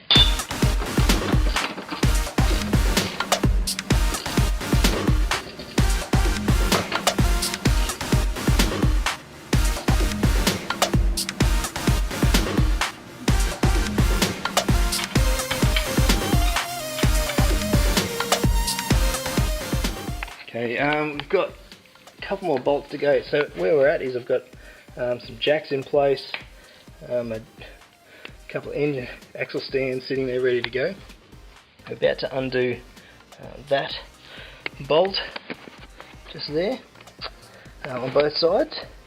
Once you've undone that bolt, you'll see that there is another similar bolt just in front of the wheel. You need to undo that as well, and then do the same on the other side. Then you need to remove your exhaust, and you're ready to drop it down. Drive shaft's almost out, but everything seems to be going really well. Our right side seems to be coming out a little bit quicker. There we go. That was exactly what I was hoping for. That's very good. So now, I'll drop that down to 0. Same on the other side. That's not even touching there. That's free. Nothing's touching there. Brakes are free.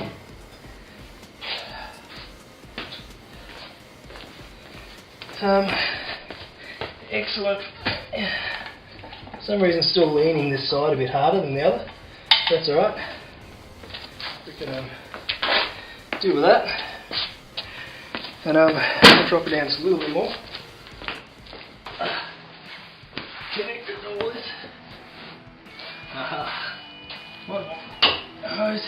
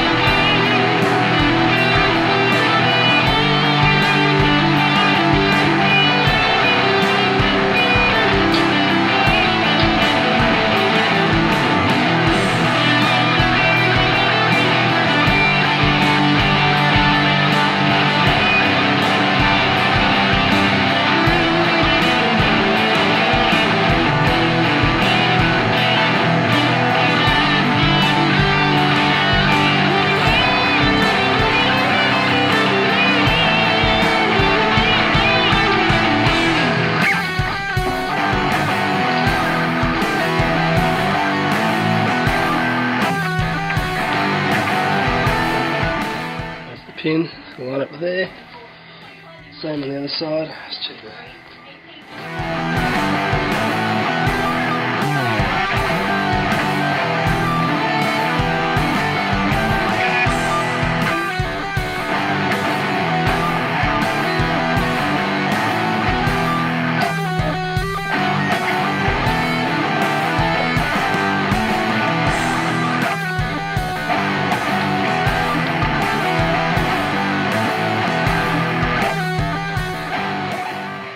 The left-hand side of this has actually gone really well. it's just popped up straight away. What we've done is basically tried to get the back lifted up as evenly as possible, but you can see it's not. It's lopsided. The right hand side's down a lot further than the left. Where's my hand? There we go.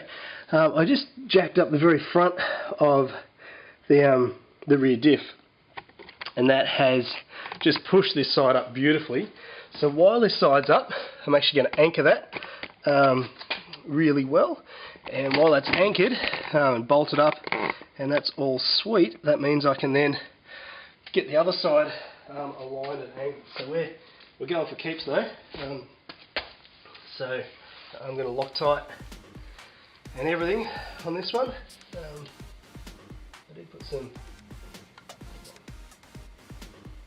put a bit of Loctite on the up a bit higher, but I think I was a bit ambitious with that. This one looks like it is the money. So it is absolutely excellent. I'm just going to use we're just using a drill. For this we're not using the ratchet just because it's, as always, middle of the night. It's getting late, so I do like my neighbours. Wouldn't mind keeping them for a bit longer, so we'll think of them.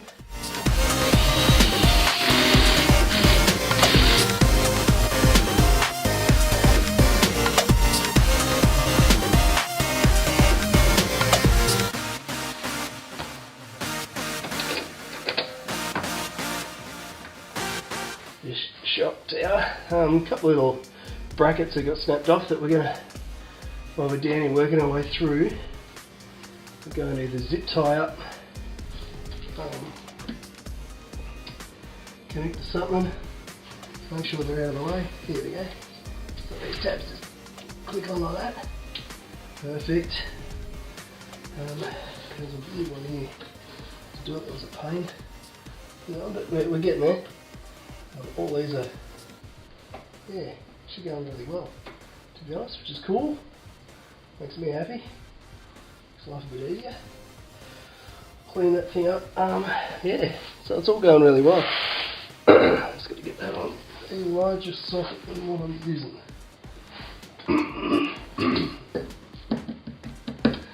It's good. Drive shaft's in. It's all working nicely.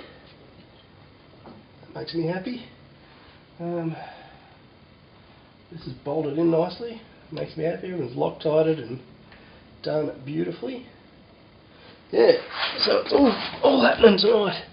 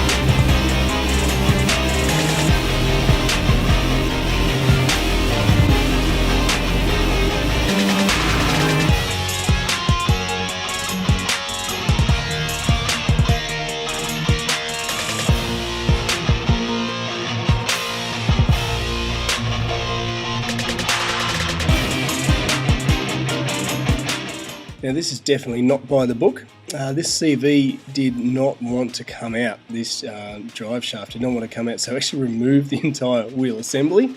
And so putting that back in was a little bit of fun. But once that's in, we are ready to finish this job up. We're going to put the brakes back on, button them up, put the exhaust back on, get all of our sensors and stuff plumbed back in, and we're good to go.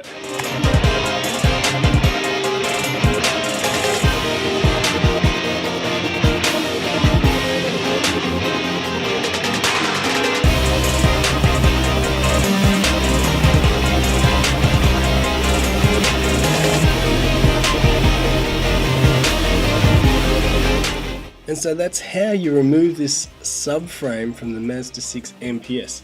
It's fairly involved. It's a fairly major job. But as you can see, it's really worthwhile if you can do all these other little jobs at once.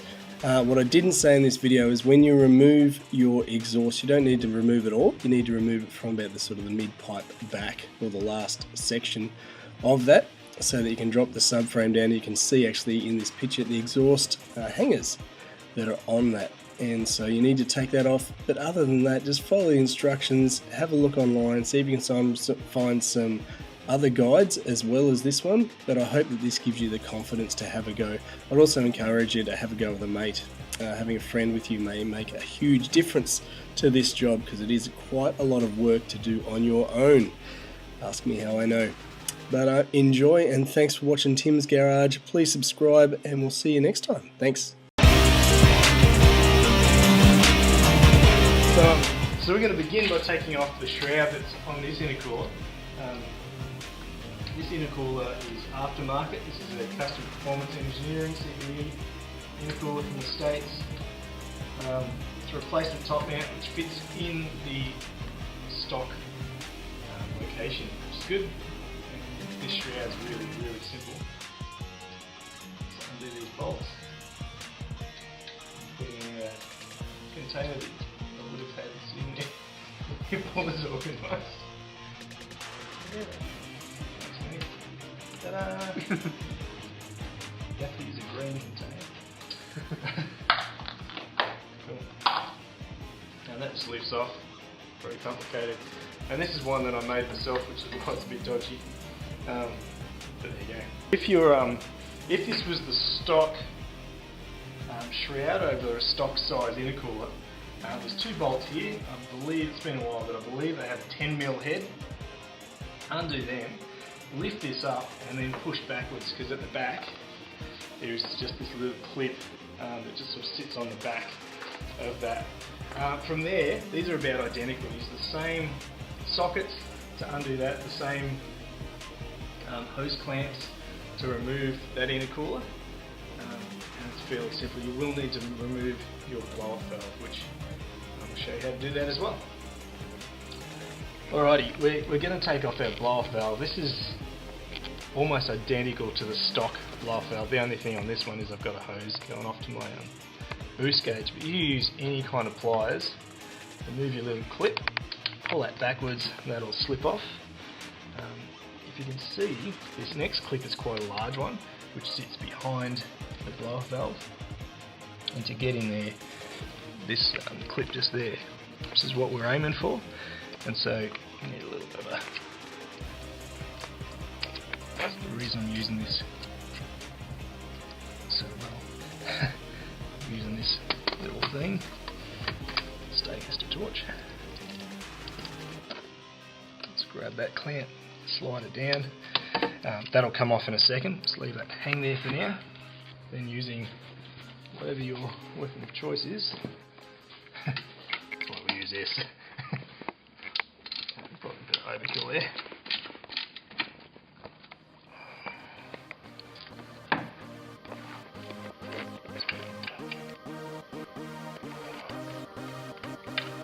I've already done that clip. Just make sure you don't drop the gasket. There, let's pull. Blow-off valve is off. Good to go.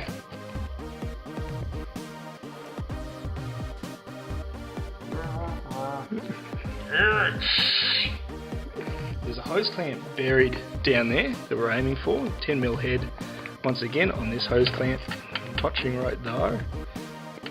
That one. So we'll start with that.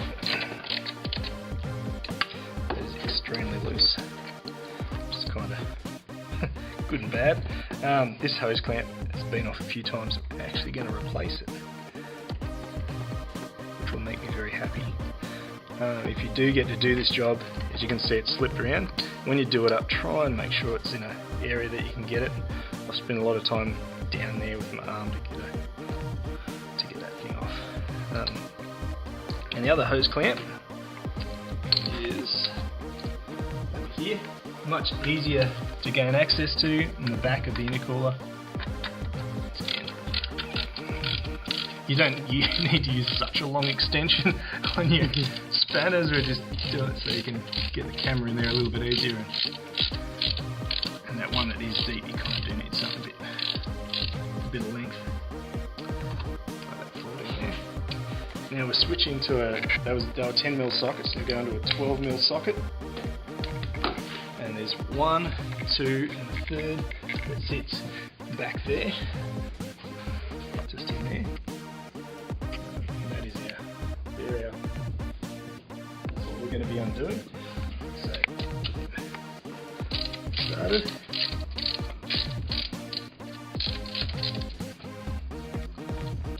Simple.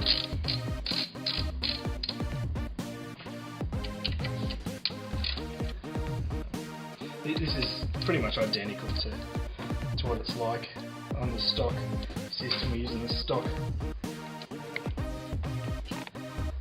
bolts, stock location when you're doing the top mount. It's fairly easy stuff. One off. Third one.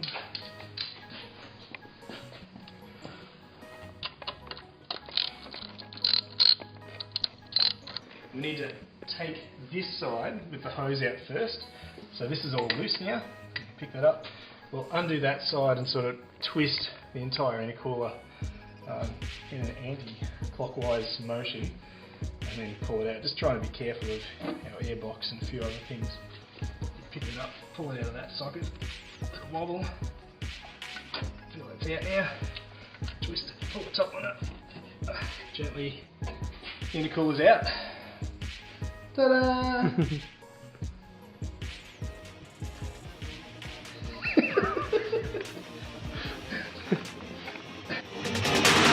Hi, welcome to Tim's Garage in association with Cowlick Flicks and proudly sponsored by Ray Tuned and New Age Auto Parts.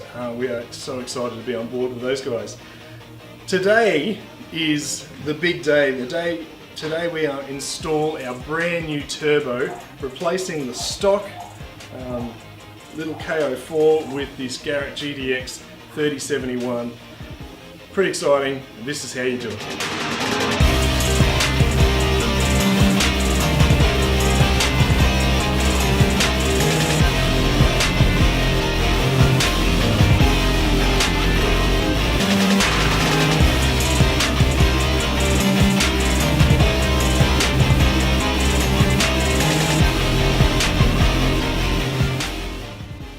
In this video, we're going to be showing you exactly what I did with this build. Not everything is required to do the turbo upgrade that I show in this video, but I want to actually show you each step of this. This is the long version. This lasts over an hour. I hope you enjoy it, and we're starting by taking off our CPE top mount intercooler.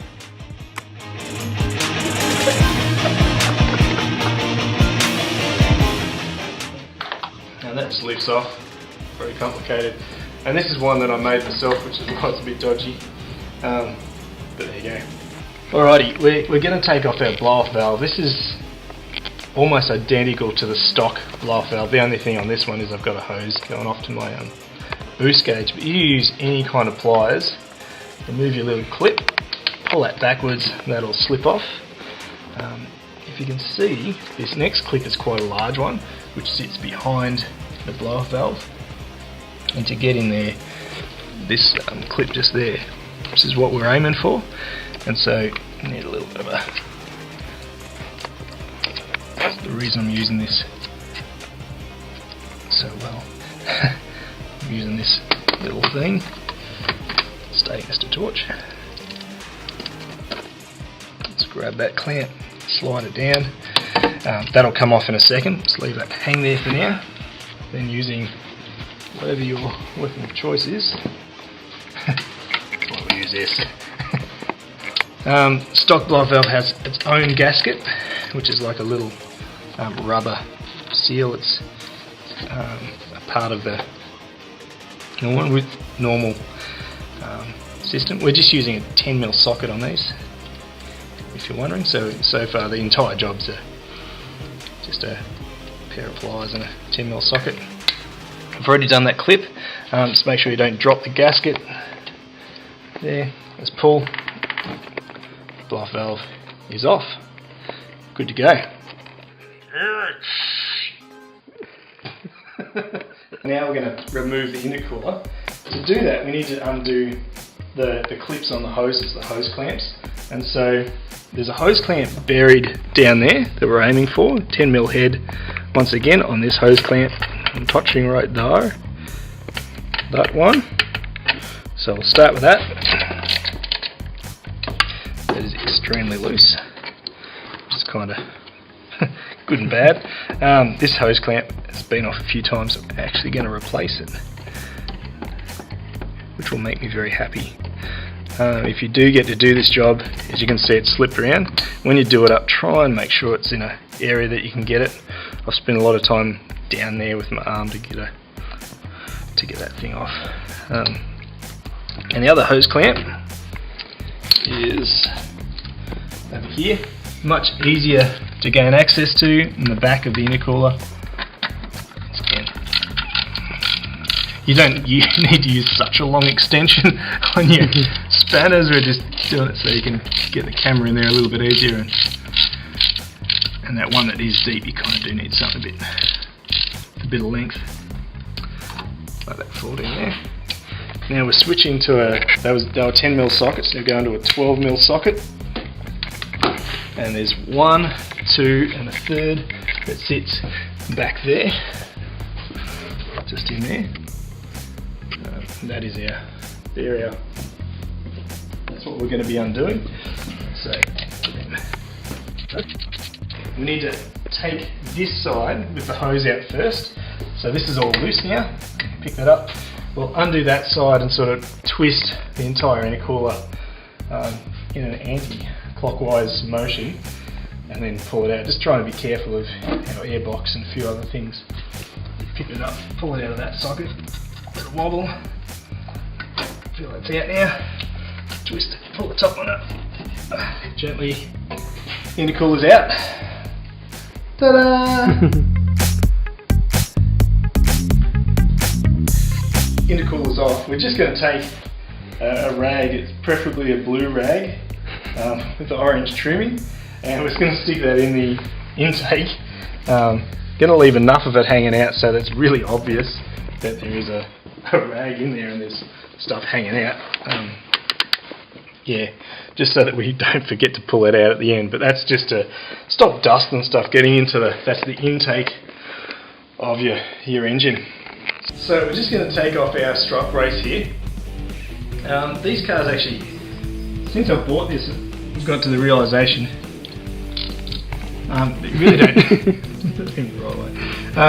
really don't need these.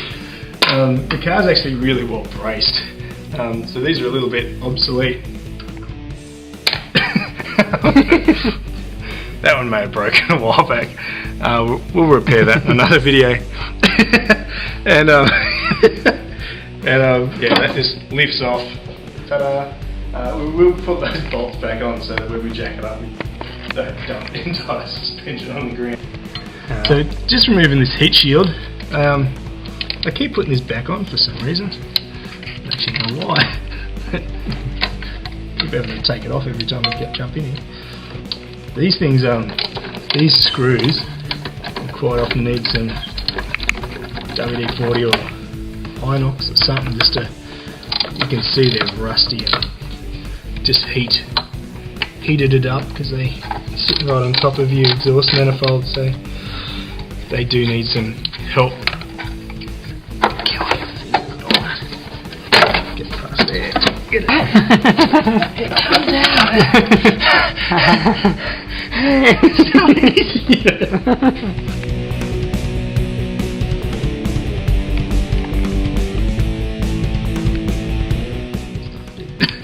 You grab this, pull it up like that. That loosens the tension. Just removing these. Just removing the head shield. And deeper. I can't see what I'm doing. Just imagine doing this without a ratchet spanner. So I've done 4 bolts here, 1, 2, 3 and the really tricky one down there. This just then pulls off. I've modified this to fit the our O2 sensor onto an aftermarket dump pipe. So that's that good. Twist this up a bit. Gentle, there we go. In order to undo this O2 sensor, I'll do it in detail. Airbox, battery, short ram intake, all has to come off because that plugs in over underneath the battery, basically. But just disconnecting the battery, 10mm.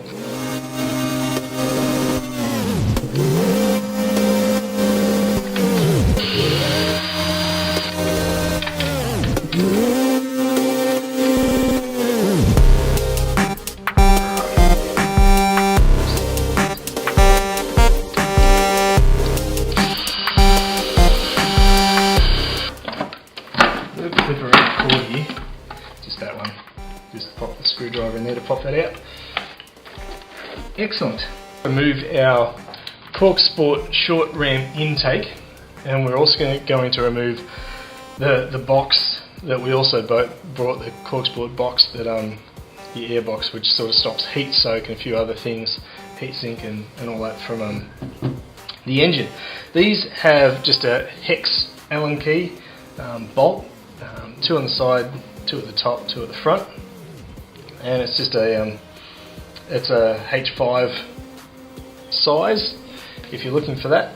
I've actually disassembled this already just for speed, so I'll show you quickly.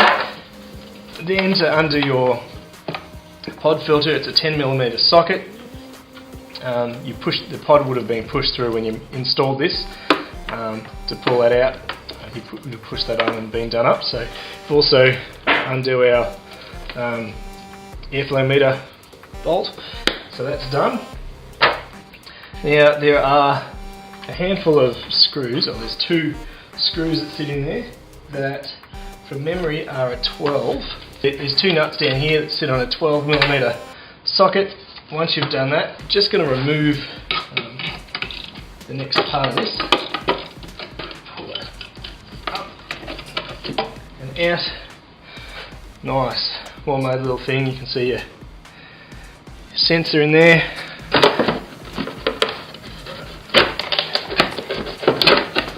And there he goes.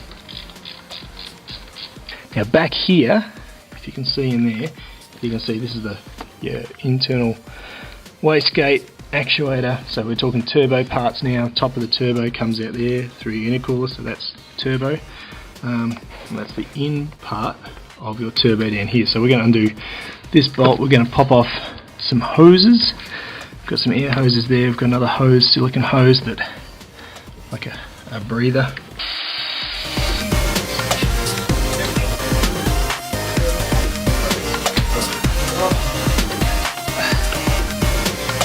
Short ram intake. Oh, this thing's awesome if you look at it. You know, Cork Sport have actually done a really solid job. Yeah, the worlds are nice. Take our mirror intake manifold off and paint it as a part of this project, which should be a bit of fun. So.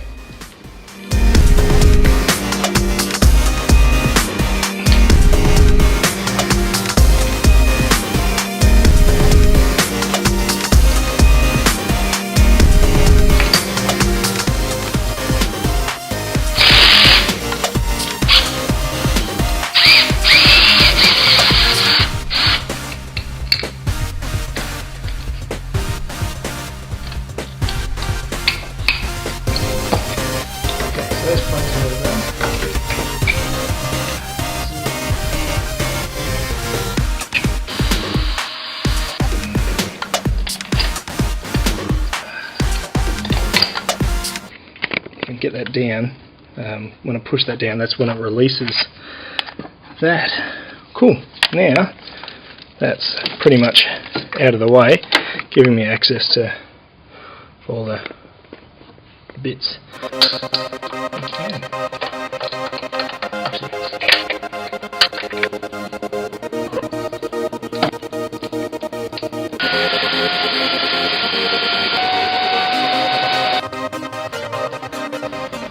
Okay, with our manifold, we're now just going to grab 12mm, going to undo these two bolts. Sitting there, so that's sitting on the belt. Going to take off the throttle body there, which uses 4 screws, which are fairly nicely hidden. There's one there, 2, which is one back there, and then underneath, similar kind of thing. There's 3, you can see one there, and then similar on the other side. So we're going to do that.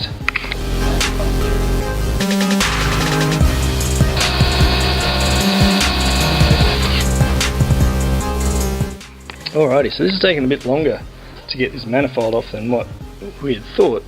To get to this bolt that's sitting in there, I've had to undo the 2 bolts holding what is our power steering pump, and there's a bolt at the bottom of that which uses the same, I think it's a 12mm head, which I need a fairly long socket to reach back to here. Crack that, give it a few turns, but I don't want that loose because that's still got tension on the pulley. The 2 options were remove the pulley altogether and pull that off and let it hang, or leave the pulley on, which I sort of went for, which is why it's pulling to the side because it's still got tension on it. That'll be fun to get back. All the visible bolts we've done. Then we've ended up taking off our sort of the intake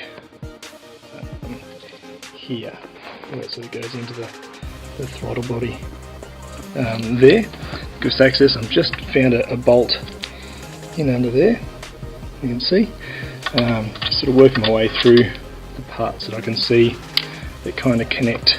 And now what I've just discovered down here is that all this is sort of one piece, which sort of doesn't make me all that excited because I can see that down here that all connects that part as well. So we'll need to, there's a bolt, you may not be able to see it, you can just see the head of it just there, underneath there, which will be, that will be just the greatest thing in the world to get to.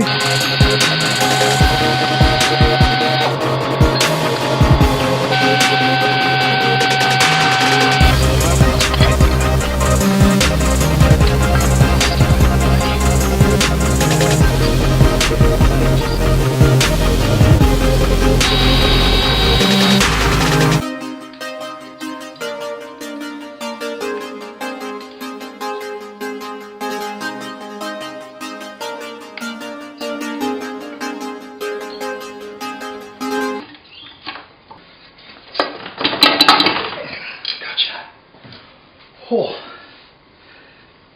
not the gentlest removal in the world, but there we go. Because that is off, intake's off, intake manifolds fully exposed, that's bad.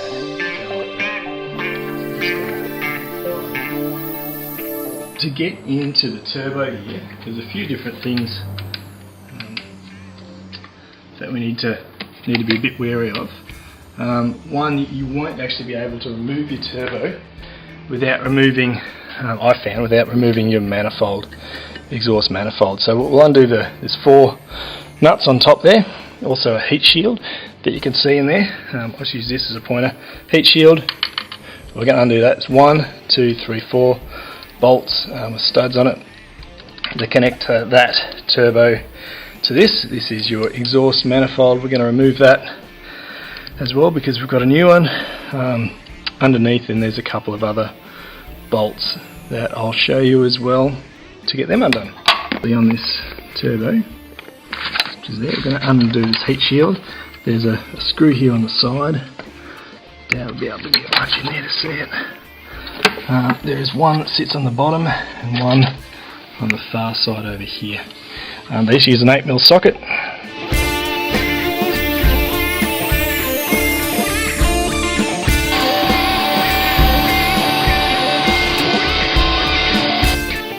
If all you're trying to do is take your manifold off, so far I would still follow the same process. You take off your intercooler, you take off your heat shields, the top ones just to get access to it. Then you would obviously undo the top bolts. You may not need to undo your dump, but you need to undo these top bolts. Then you'll see in here there are a series of studs. There's one.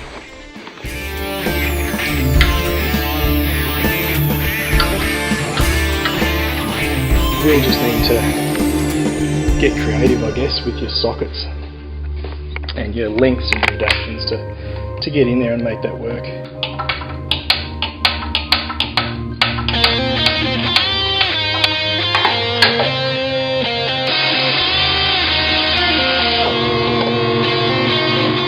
The next job, which is fairly major, is taking off the dump pipe. I say it's major because you got to get a fair bit of stuff out of the way. Not the hardest job in the world, there's just a lot of stuff in the way to get to this little thing down here, which is the dump. So we've got 5 bolts. 3 or 4 of them are quite easy to get to, the other one is from underneath.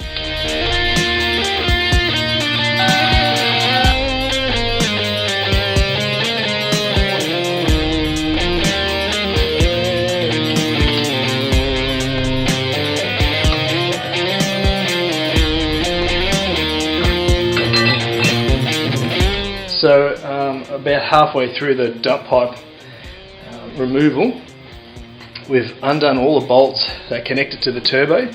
We've undone everything underneath to remove it except for the last 2 bolts that connect it to the rest of the cat back part of the exhaust system. Now we're just going to undo the O2 sensor sockets, which are found right about here. You can see just in there, you'll see that there's 2 clips here, and these are both O2 sensors. This top one, or the one that sort of sits there, you can see it runs behind your heat shield, and it will end up connecting into that slot just in there. The other one, once again, if we go over here, that was yeah, I guess the top one, however you want to do it. This other one, which sits there, so that was the top one. This other one runs, this end is an extension cord which runs down into the depths of your car. It will then pop out underneath your car, and it will end up right about there, plugging into your dump. So what we're looking for, is my finger, is there. And so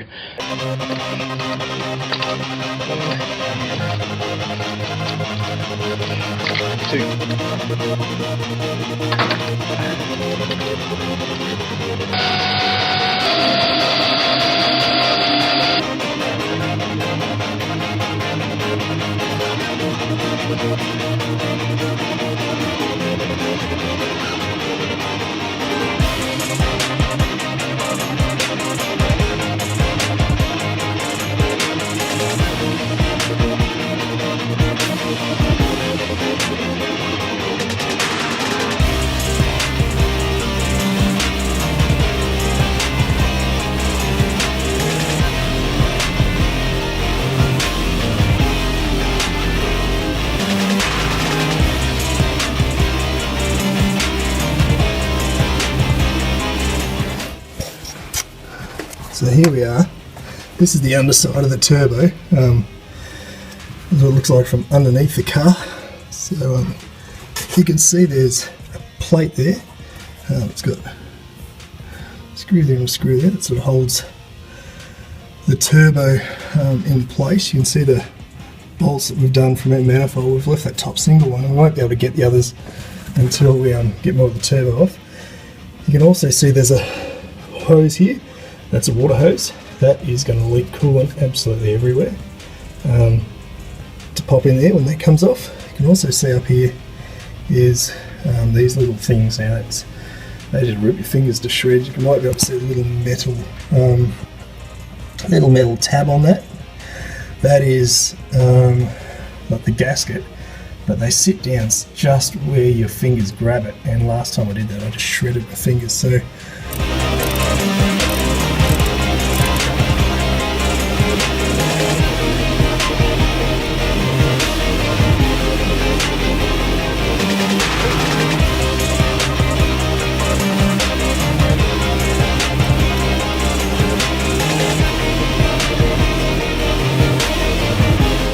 So finally got the bolt out, ended up having to make up our own little socket here with, because our hands are so wet and dirty, wrap some tape around it to get some grip, and we got the bottom of that oil return line.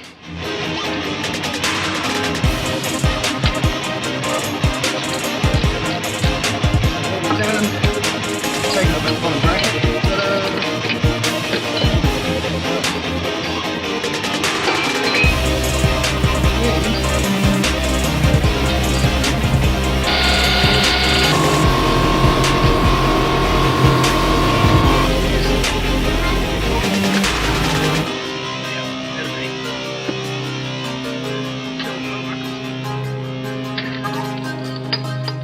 Excellent. It's great. That turbo is totally free. Which gives me access to... Hey, dancing, rattling and jolly.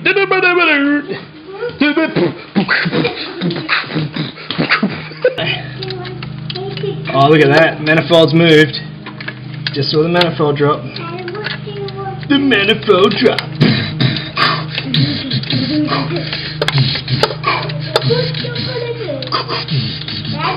Why am I excited? Do you want to know why? You took the turbo.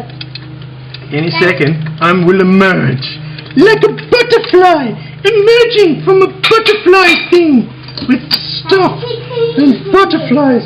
Exhaust manifold's all undone. I thought it was done before, but I had one extra rail that was bolted on using an 8mm socket. It's undone. Turbo's off, undone, sitting there. Manifold's undone. So this is the first time we've removed it from the car. This build. Manifold's off. There we go. And all of its awesome funness. And now time for the turbo. These things are heavy. And whee, and our turbo's out. Now comes the fun bit. What we're going to do is mock up the new turbo system. So there you see we've got some of the elements, the parts that we need to piece together our turbo system. We were lucky enough to be using a second-hand system, so some of this already has been made to fit. There's obviously some fabrication and customization required though. So there I've put the dump onto the turbo. You can see me fitting the new manifold, the custom-made manifold, to the top of the turbo there. The idea of this is to make sure that I've got every part that I'm going to need. Do I need bolts? Do I need washers? Do I need gaskets? Do I need to modify anything else? While this is out of the car, this is a great opportunity to do that. So we can see there's the manifold to the dump, which comes in two pieces. That little pipe that I'm pointing to is where the external wastegate feeds the gases back to, which is pretty fun. Now, while we've got so much access, I decided this is a great opportunity to paint some of the parts of my car. And so I decided to take off the tappet cover and we're going to paint that black, as well as painting the intake manifold, which just should make the car look just a little bit nicer. You don't need to do this. This is just for fun. This is just because it's something that I wanted to do.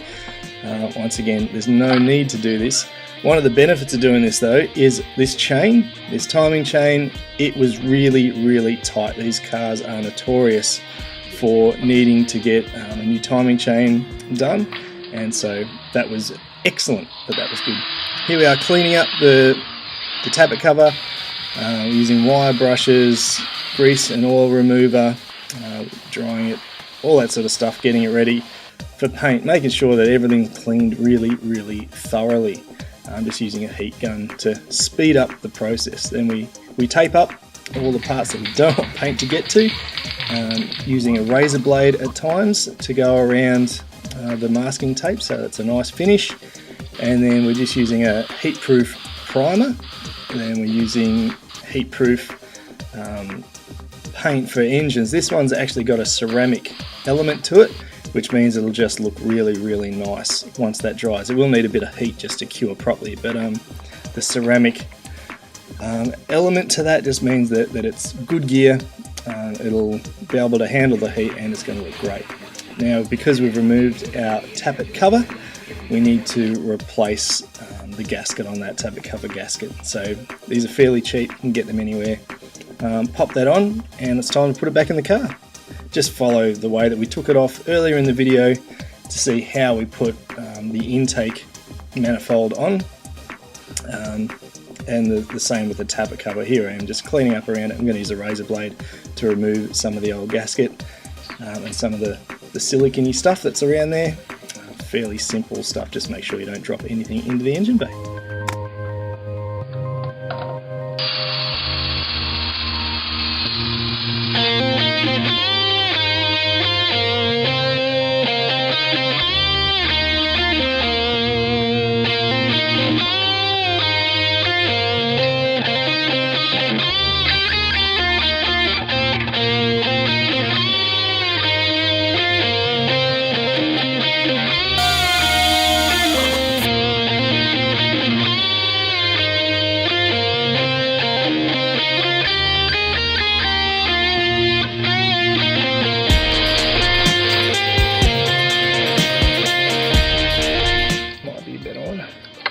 Touching the pulley. I'll get some leverage. There we go.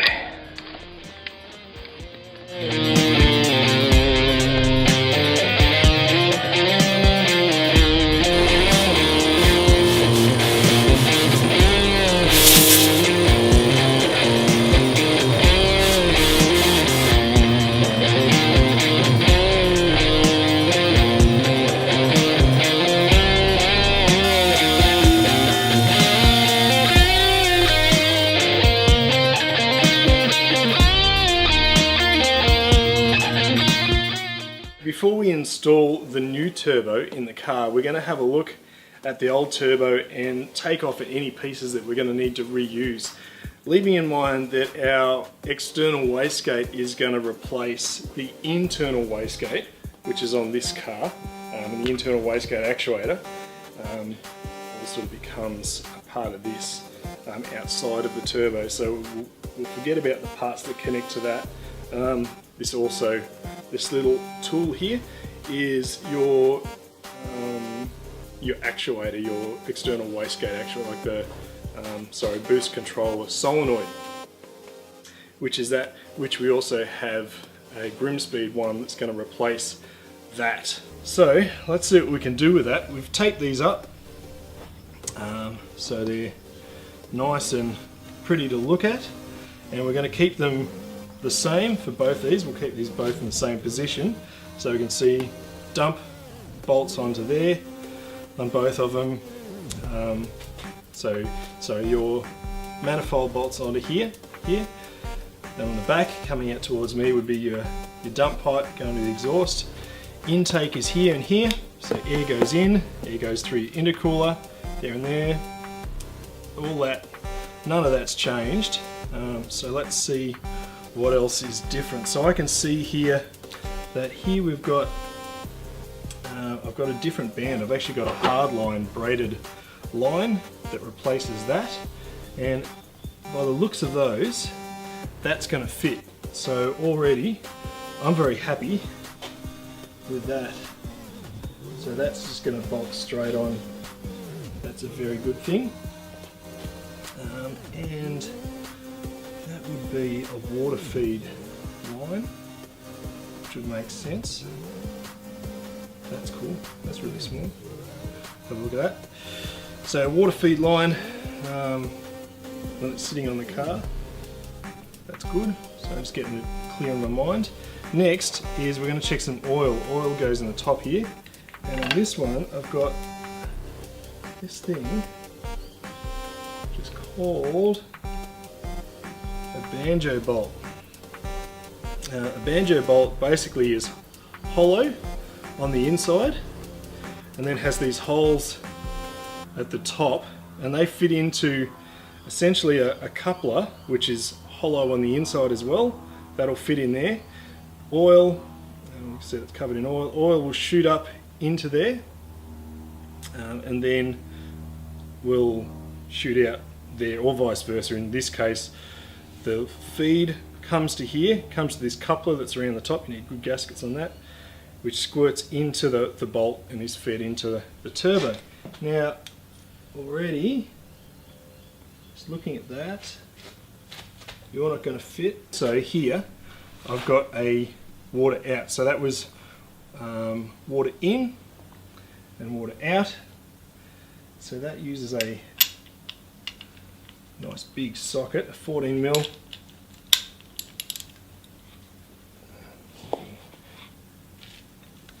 Crack that on the bench. So easy. It just came off so easy. Not dripping sweat at all. So if we put this like here, that was on the side, does our water return fit? And the answer is yes. So we like that. So we're going to fit our water return line back on there. I am going to move a couple of things though, because here we've got some almost like a clearance issue just with the clip here. If I can swing that clip around, that would be great. Move that around. We may end up with a clearance issue there. We'll see. Good to go. Let's install what we can. Sweet. So this is where the turbo is going to go. That's the oil feed line, where we were talking about the banjo bolt where the oil goes into the turbo. That's the oil return line where the oil goes back into the engine once it's been through the turbo and done its job. What we're going to do is we're going to actually lower the turbo in first. I'm just going to remove one more heat shield that I forgot to remove before, just to give us more space. I'm not sure if that's going to actually fit in there with the turbo, so just to be safe, we'll take that out. We're going to then lower in the turbo first, just leave it sitting low in the engine bay. Then we're going to mount our exhaust manifold. The reason being is that we're just not going to get the turbo in once the manifold's on. We'll bolt that up, bolt the turbo on, and once we've done that, we're going to sort of mock up the dump pipe, and then we'll start playing with our external wastegate actuator, because we need to do a couple of things on that just to get that to sit exactly right. So we need to move a little part of that and grind a part away, which will be good. And I've just found my 1/2 inch drive ratchet spinner socket down there that I can see. I don't know what it's doing down there. But there it is.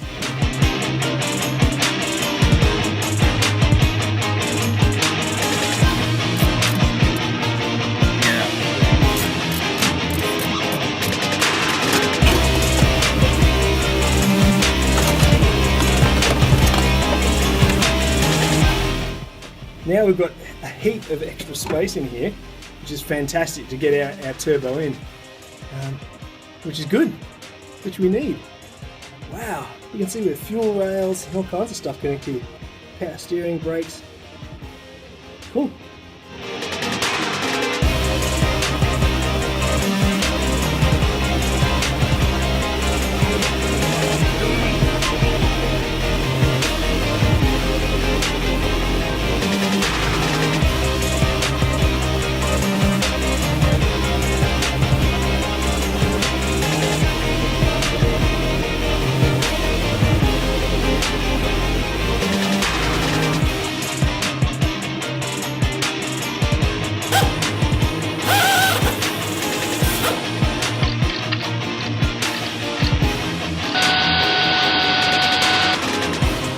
We're now attaching our exhaust manifold, following the same process that we did to take it off, just in reverse, just putting everything back on. Ideally, in hindsight, we were recommended and told about this afterwards, the easier way to do this would have been to actually install the turbo onto that exhaust manifold and mock it all up. That would have been the best way to do it. But instead, we did it this way, and we had a few issues, but we got to problem solve those and learn along the way. Go with me. Don't touch that, it's really hot. But like anything, you learn along the way, and we were lucky enough to have Ray drop by to give us some tips on some of the missing parts of this build. Coolant feed. Yep. For your turbo. And then on the back here is the electronics from the ECU to control the EGR solenoid. Yep. So what this will do is take a bit of extra exhaust gas from runner number 4. Yep. And then it'll take the diverted gas, run it through this hard line, EGR hard line, which goes back down into the intake manifold down here. Yep. And that's there just for emissions. So it runs back some escaped exhaust gas, which will then be reburned through the intake manifold. Okay. So basically reduces your temps, believe it or not. So the exhaust temps on part throttle and idle are pretty low. So by running it through the intake manifold, it kind of cools down the combustion temps with it. What that does, however, is carbon will basically then build up through your whole intake manifold system. We blew that pipe out before. Which one? That one. We had that off when we were pulling this stuff Was off. it all gunked up? Yeah, it was great. Like we've probably that's all black. The compressor. Out it came, It was eh? great. Yeah, I mean, because it's direct injected, Yeah. no fuel or any kind of liquid will ever pass over the valves, which that results in the carbon buildup on top of the valves. Yep. So if you have like a normal port injected car, like a WRX or whatever, where you have your injector sitting basically in the intake manifold, that will allow the fuel to then wash over the valves and keep them kind of clean through the whole combustion process. So basically what you want to do in terms of performance is remove your EGR system. So there's different ways you can do it. You can have a secondary, primary, or ECU controlled delete. Okay. You can take off this hard line and put like a blanking plate here. Okay. And then you can bung off the intake manifold, and that'll basically just eliminate the path here for the gas to get back in. You can completely get rid of the whole solenoid system and put a plate on the back here, which is a primary delete. So that'll just prevent it from even entering this whole system by itself. Or you can just disconnect the control to the solenoid itself. So in a normal state, as in key off, engine off, no power, this solenoid is shut. Yep. It's controlled by the ECU to allow that solenoid to open up. Okay. Which basically, if you take out the power to it, stays shut. Yep.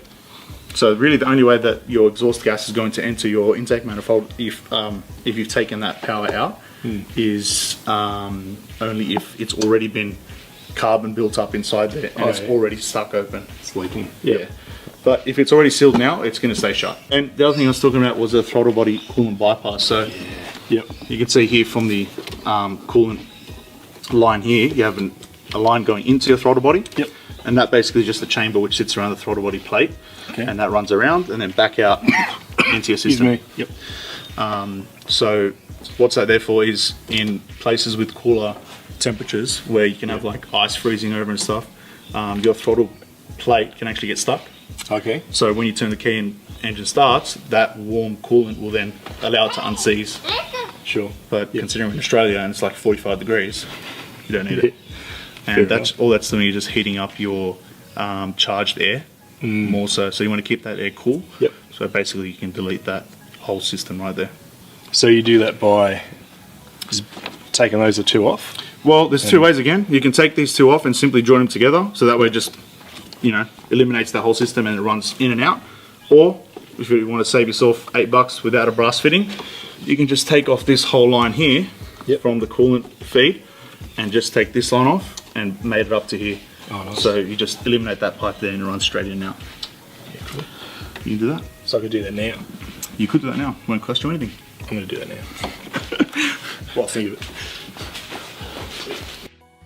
I just want to say a massive thanks to Ray for your expertise and help in this project. It's been really valuable, and some of the info I just wouldn't have known how to do if it wasn't for your input in this project. So thanks very much, mate. Really appreciate it.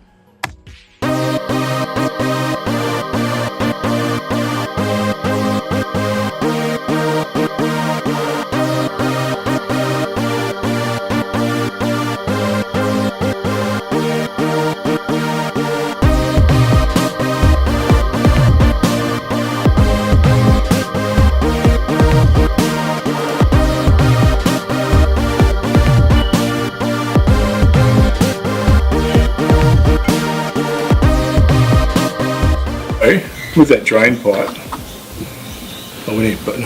the drain will be right. It's the top one, isn't it? As long as if you can hold that drain up and it is, I'm talking within millimeters, be okay. Yep. But that's what the corrugation, there's a corrugated part Yeah. in the middle of it. I don't know where it is. For a bit of movement. Yeah, a bit of movement, but they do, well, I have seen them break. Okay. They do get quite hot, so.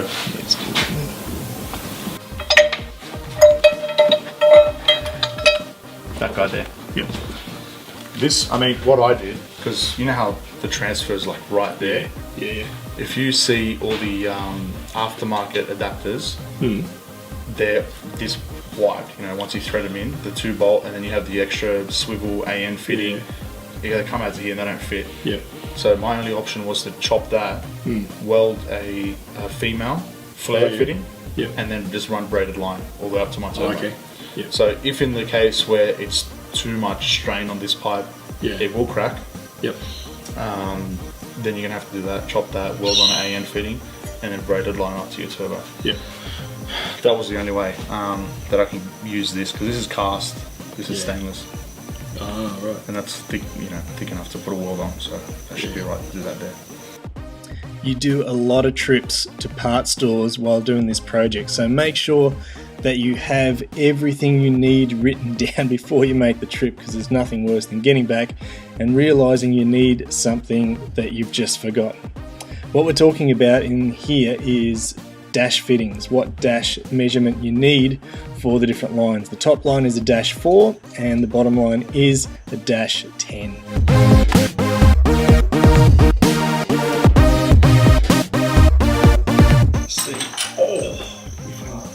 Finger in between the two bits of metal. I succeeded. It's okay, now we know. Motorsport Connections is a great place to go shopping if you're looking for these parts and you're around Sydney, or you can get parts online. I met the guys here at a car show and they gave me the business card and were really approachable. It's based on that I actually went to the store, and they were just phenomenal. They had every fitting I needed. They were more than willing to help. They had a great knowledge of what sizes and parts that I needed, and so I would highly recommend giving these guys a call if you're doing this kind of install to get the parts that you need for your car. Now it's time to call in the troops, and we've got Brad and Craig over, as well as Jasper, who are really going to try and tackle this job and get a lot done. The three major jobs that we're doing with the boys is we're trying to get our external wastegate plumbed back, and we've got some fittings here. We're trying to mock up the exhaust, and we're also getting our oil feeds fed. In for our external wastegate and one of the V-clamp quick release clips as well. And now what we're going to do is, the tack wheel is just to hold it in shape. The only reason I'm hanging on this is because it's It doesn't have to be perfect. I'm going to run just TIG weld down the feed all the way through the inside of that, so that that's airtight, so the exhaust gases won't go everywhere. But once we've done that, that'll be good.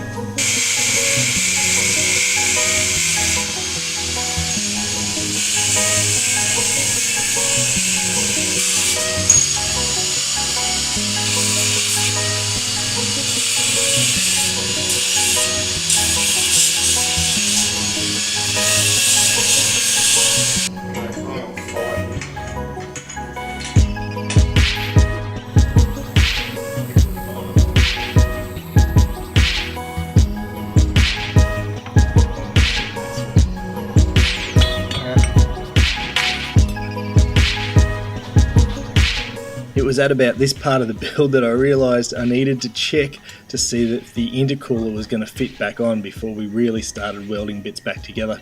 It fitted absolutely perfectly, and so we could keep going.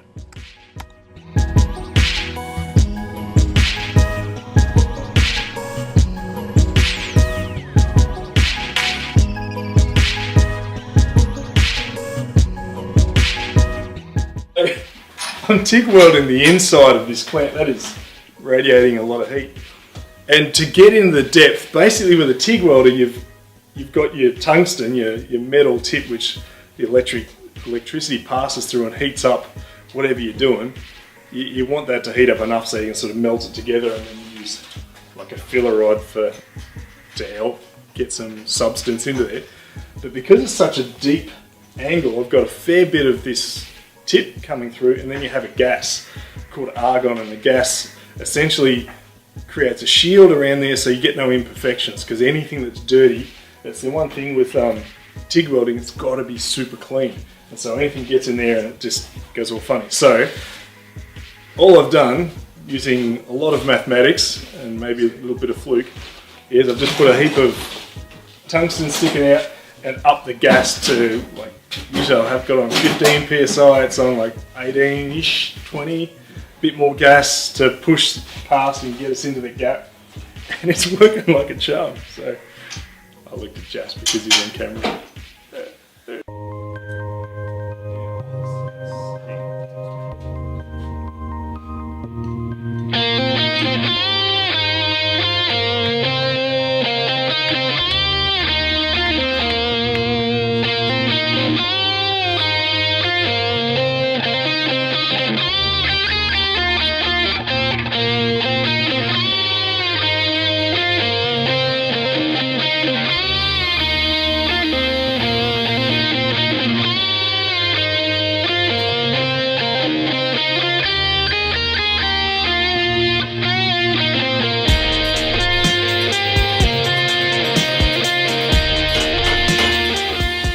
Basically, I'm taking off this plastic covers because about located here is the alternator of the car. But I need to remove the alternator in order to get to behind the alternator, which is where the oil feed is for the turbo. So got to remove the wheel to get rid of the plastic, to get the alternator, to get the alternator out so we can get to the oil feed line so we can install the turbo. Yeah, all makes sense. Heat sort of redirectional thing from the alternator, which bolts on to some really long studs, which hold that alternator on. One's called Brad. And, you got a 10mm head on. There you are. This little 10mm head. So basically the heat shoots into there and comes out here to the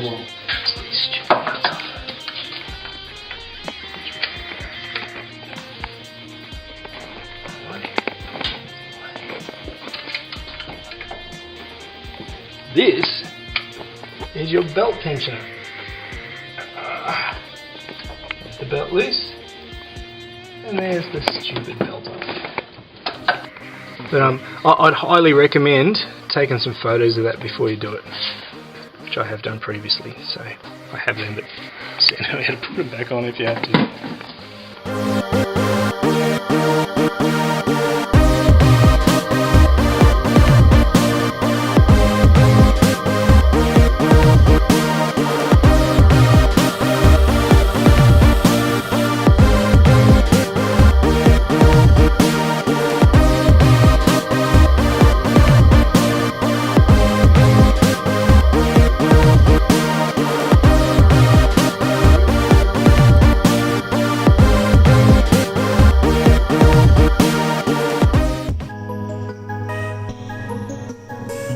Oil feed line. This is a braided line -4 that runs from just underneath the alternator all the way to the top of the turbo.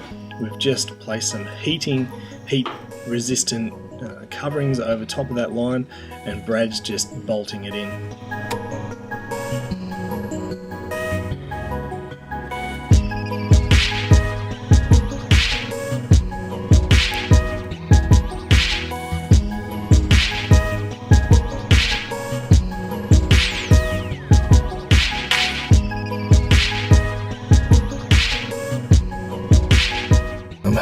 That's the one up in there.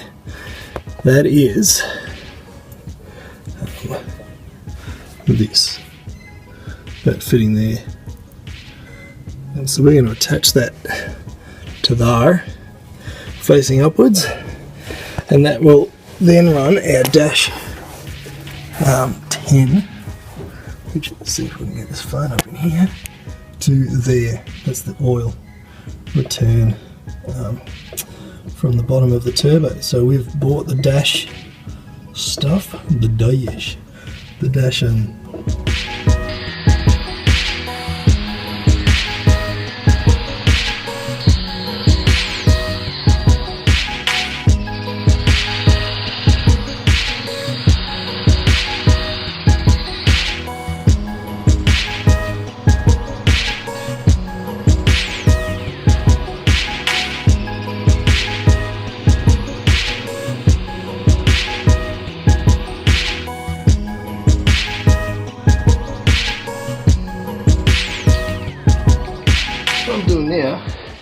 I'm just attaching our oil return pipe. We've welded our dash 10 fitting on there. Dash 10 is the return line.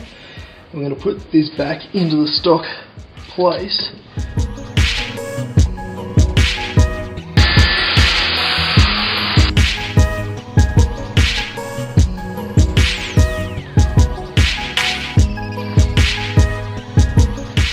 This black fluoro line, the inside of that is actually sort of like a plastic, but there's a little bit of, because it's so it's still tight and the oil won't mess with the line. This is made for oil, but there's a bend. That's the flex that we're going to need to actually get that to work. These got sort of the barbed ends, so barbed end coming out of there, and then we'll be able to make it fit however that sort of lines up on the angles to get that to, and there's that flex that we're missing to get that into the oil.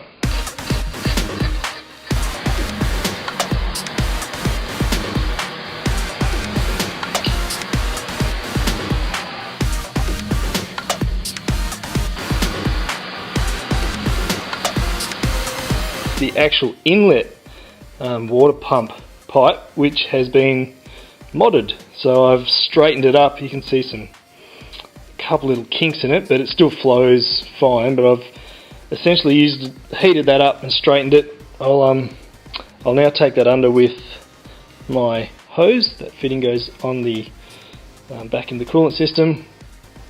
Banjo bolt goes out of the turbo, so we'll pop on our little ring there, ready to go.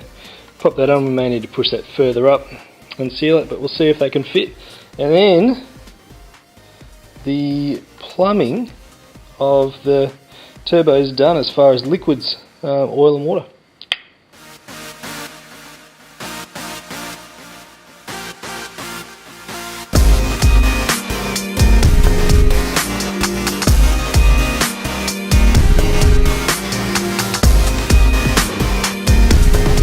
Next time, do this while it's out of the car.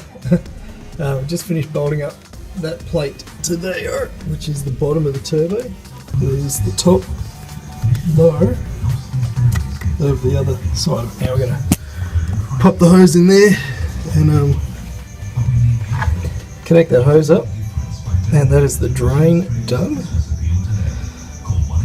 But I'm going to connect this water line.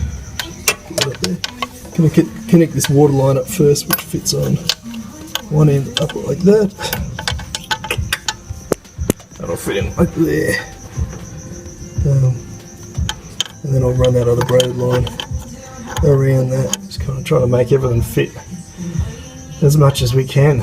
So braided line first, I think. Then we'll bend that under there. That's our coolant return. So this hose there, that braided one, is the coolant in. This is coolant out. That's oil out. The top one's braided line for oil in. Okay, so we're still under the car. Feels like an entire week under here.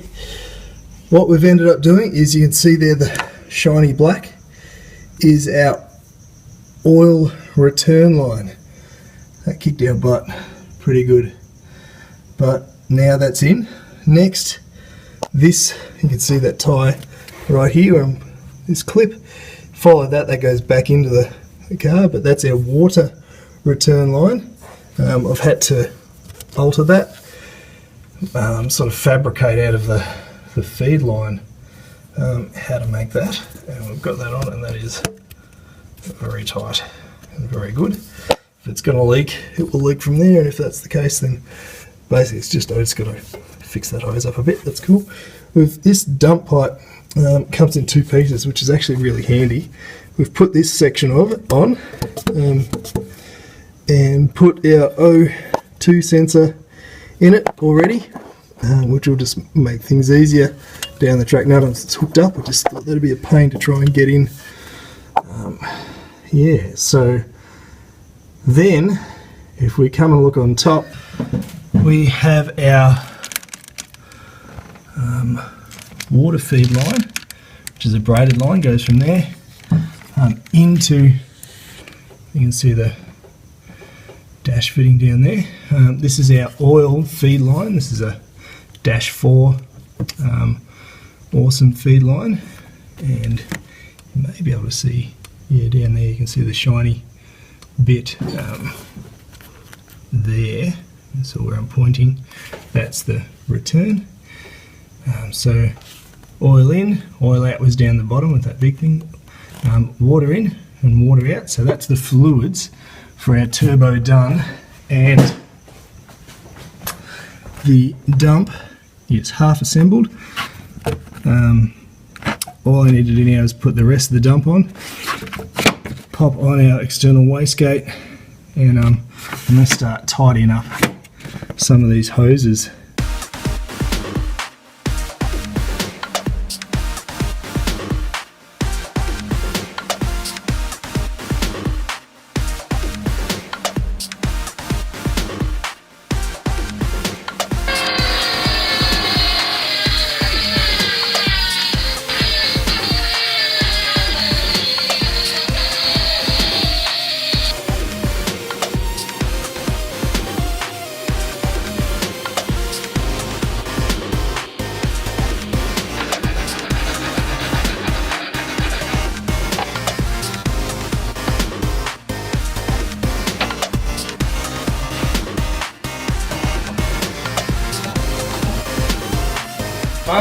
Just realised we mounted the second part of our dump pipe on, and it is hard up against the drive shaft. That's not good. So I'm just going to cut a small piece out of the exhaust just before the large cat, and push that back together. If I guess most people would be getting exhaust part done either getting a bolt-on fitting, or you'd be at an exhaust place, but doing total DIY this one. So when it comes to masks, I like this. It doesn't see everything. It's good.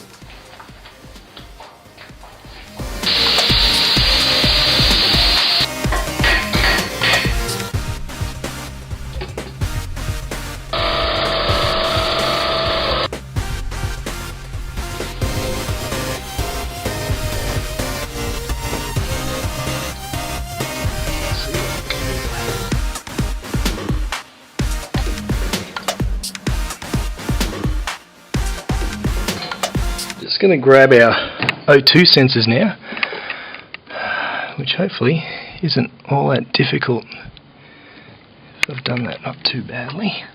There it is. One, that's the far one, and this one's the one that kind of connects closer as well. There are 1, 2 off the loom, and 1, 2, you can see that, and then you go in one way.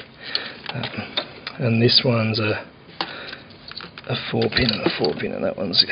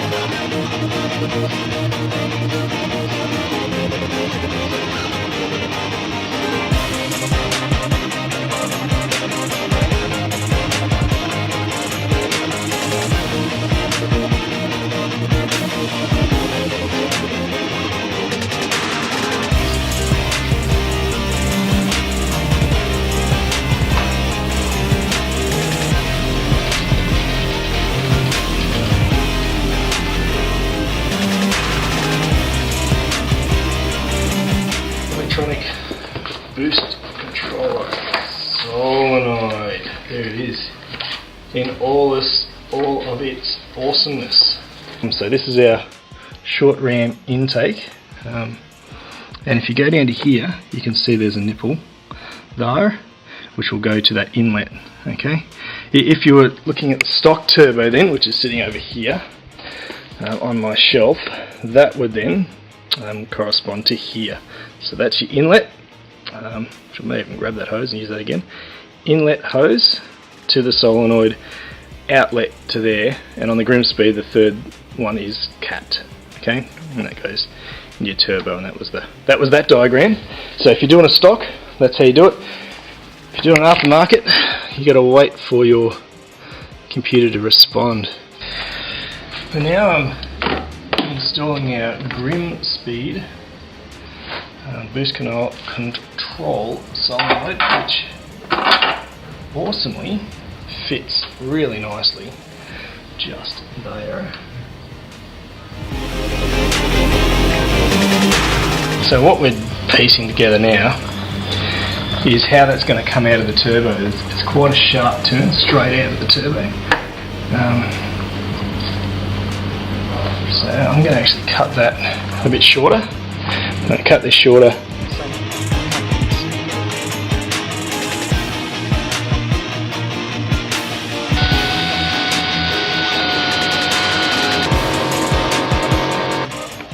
Mount's really nice. It's all made for the car, so you'd expect that to fit really nicely.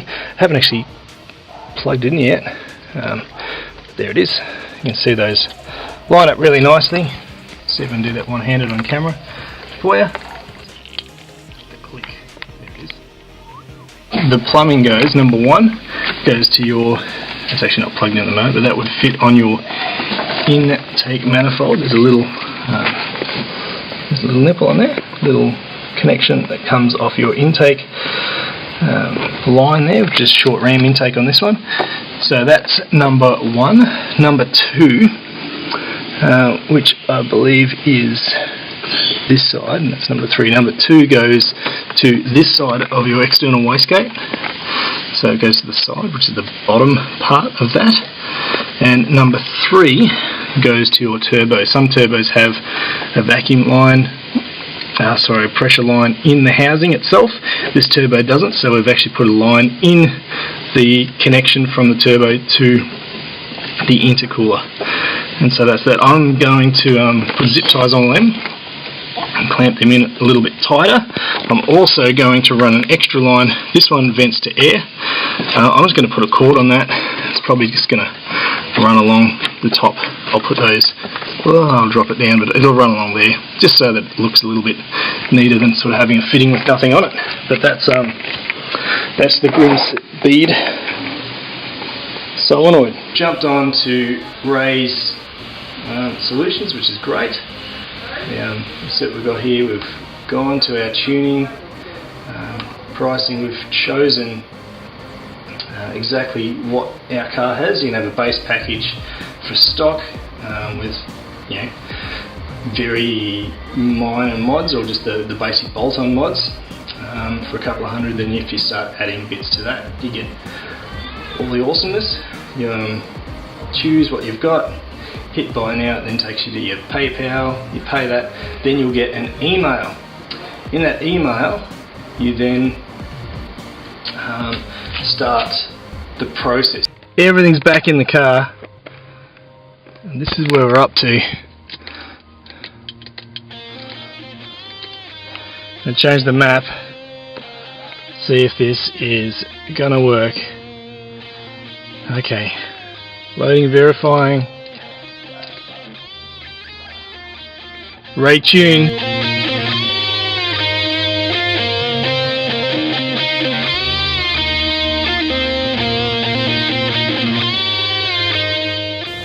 Definitely neutral. I'm going to keep from the clutch. Foot all the way on the accelerator. First time starting up since the turbo install.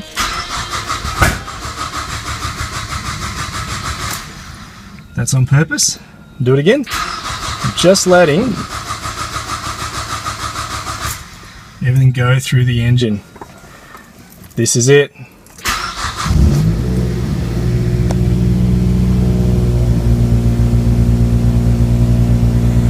This is it.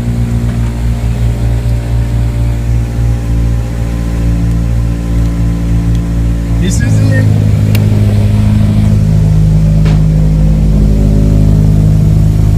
Awesome. Get a quick look over here.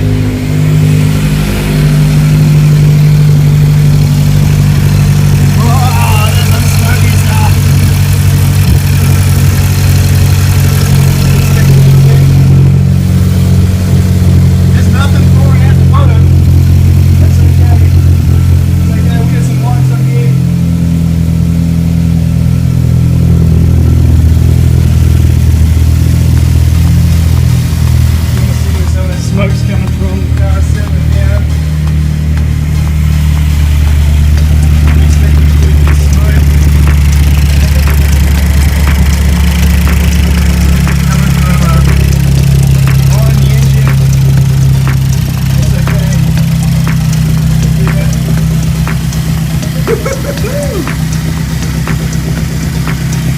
That's okay. That's okay. I can live with that.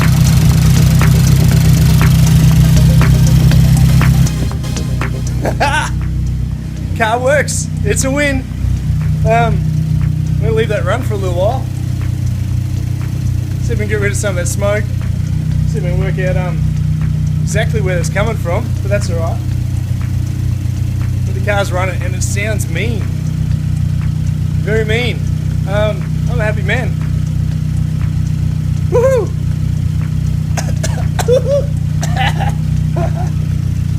Sweet. Thanks guys for watching the long version of the turbo build video. You've seen bits and pieces all over the place, and as much as I've tried to keep it all together, the way that the job was done was actually all over the place. I'd start on a manifold and end up taking off a wheel and getting to the alternator and back to a drain pipe for the oil, over to something else, depending on how the job went. I was switching back and forwards while paint was drying, while I was frustrated with something, I'd do something else. That job actually took about 2 weeks.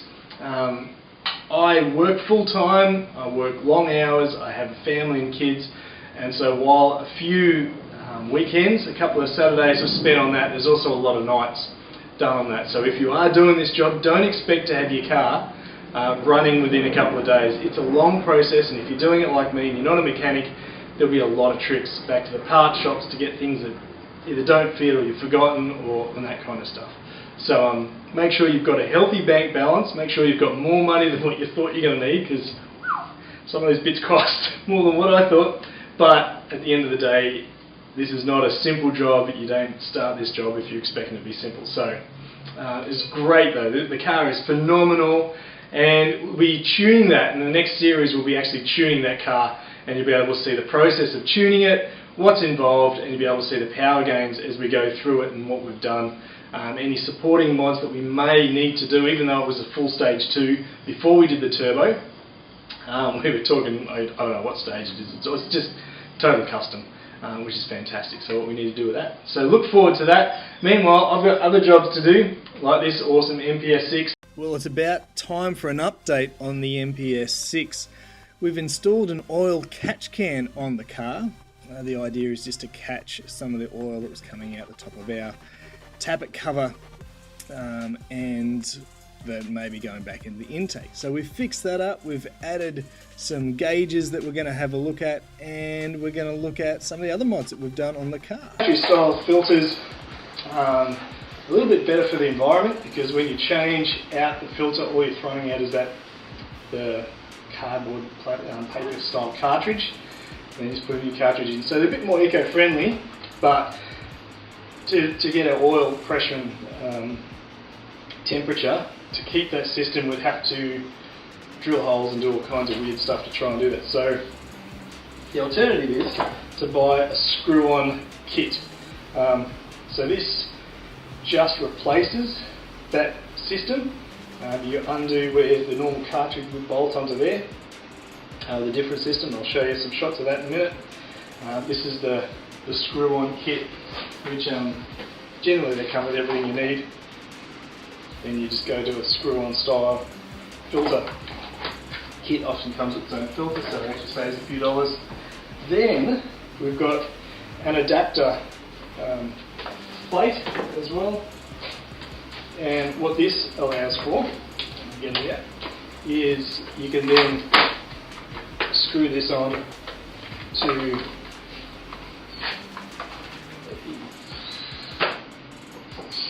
once this is mounted onto the car, we'll line that up with its gasket, we'll screw this over top,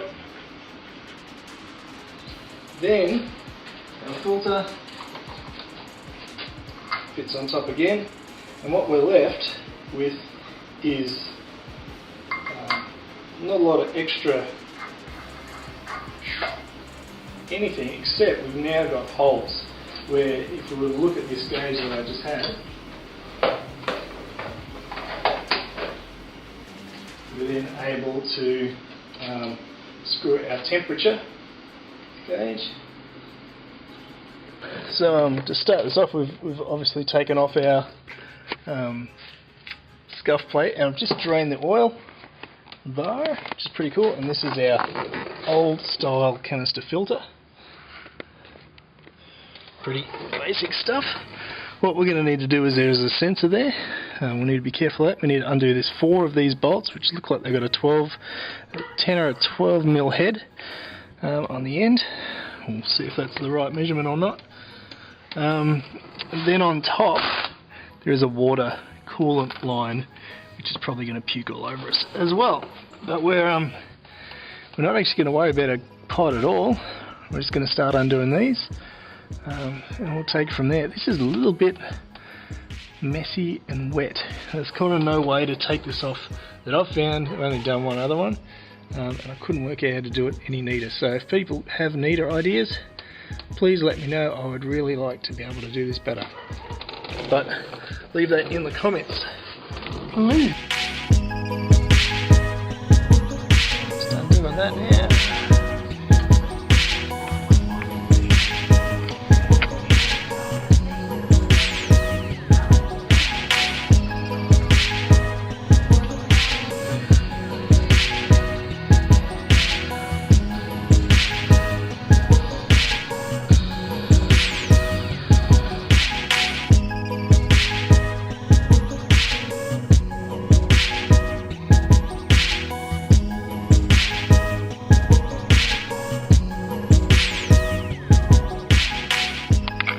Alright, so the ERG delete is done.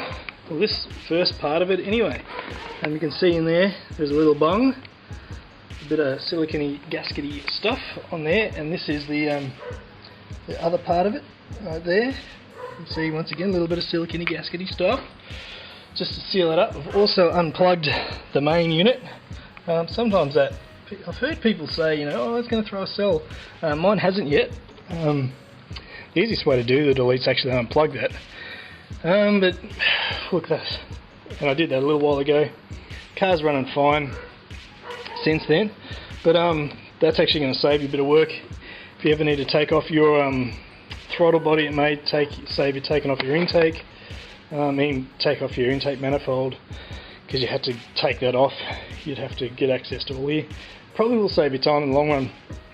If you're ever doing a turbo though, to take this off means you can pull the turbo out sideways a lot easier, depending on the size of the turbo. If you're using a big one like this, that's a bit different, but yeah, cool.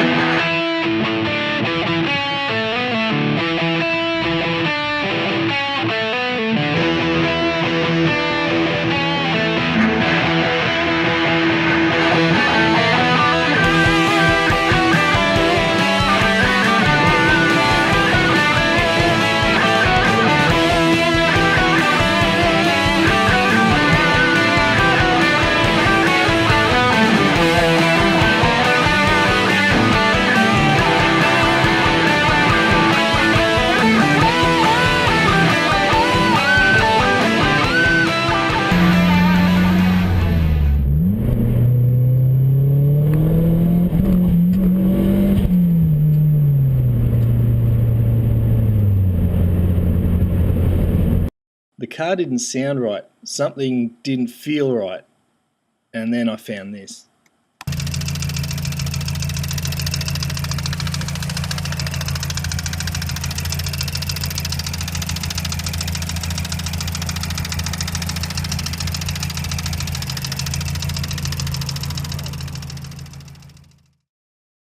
I'd bent a rod.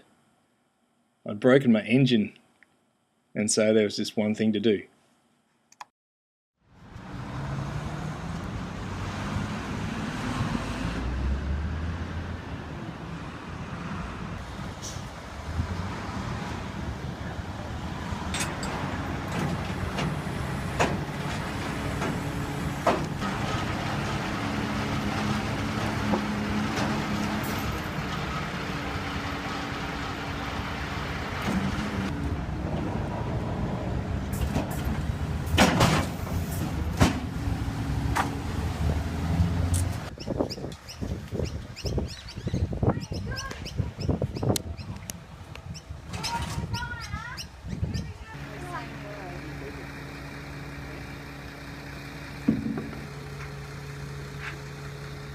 And Daddy's getting in. That's what I'm doing. And he is going. Aw.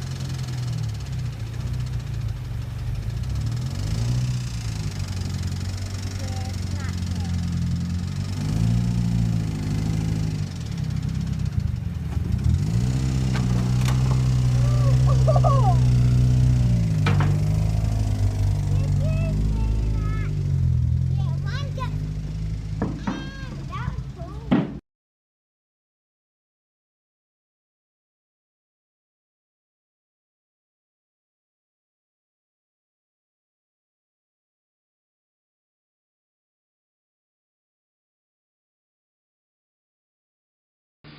Yeah, so obviously that's, I'm not the most thrilled about what's just happened to my car, but we're going to make the most of this. And so, in this episode of Tim's Garage, I'll show you the rebuild engine.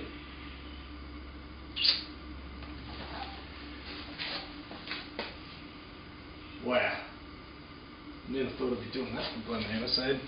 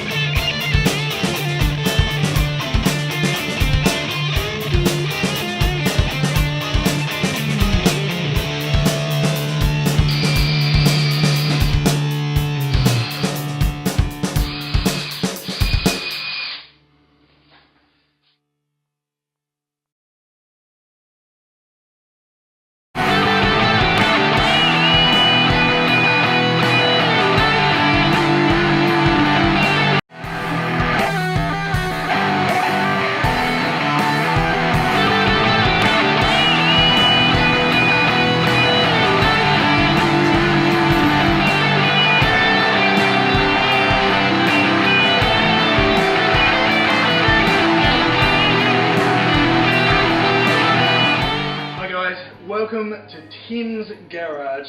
On this episode, it's part 2, I guess, of the engine strip, the engine build saga or series. And I guess I just want to do a bit of a disclaimer before we dive into stripping this back to the way that you see it now. I'm not a mechanic, okay? Really got to make that clear. I'm not a mechanic, I'm not licensed, there's no warranties with anything that I do. And so because of that, and because building an engine is such an art form, there's a lot of different ways to do it. And because I'm just not confident enough to say, this is how you do this, this is not a DIY. More of, this is just to show you the process. To be honest, stripping an engine's one thing. You just pull the parts off it. Everything in the shed is in a certain order that makes sense to me. If you've been following us on Facebook, you'll see there's just shelves of stuff that are laid out in order. If someone was to move something, I wouldn't have a clue what I'm doing. All this stuff goes back, but it's catalogued and ready to put back together when that time comes. But like I said, this isn't a DIY, so the disclaimer, I guess, for this episode is like, I won't say don't do this at home, but this is something that just make sure that you've got some connections when it comes to putting it back together.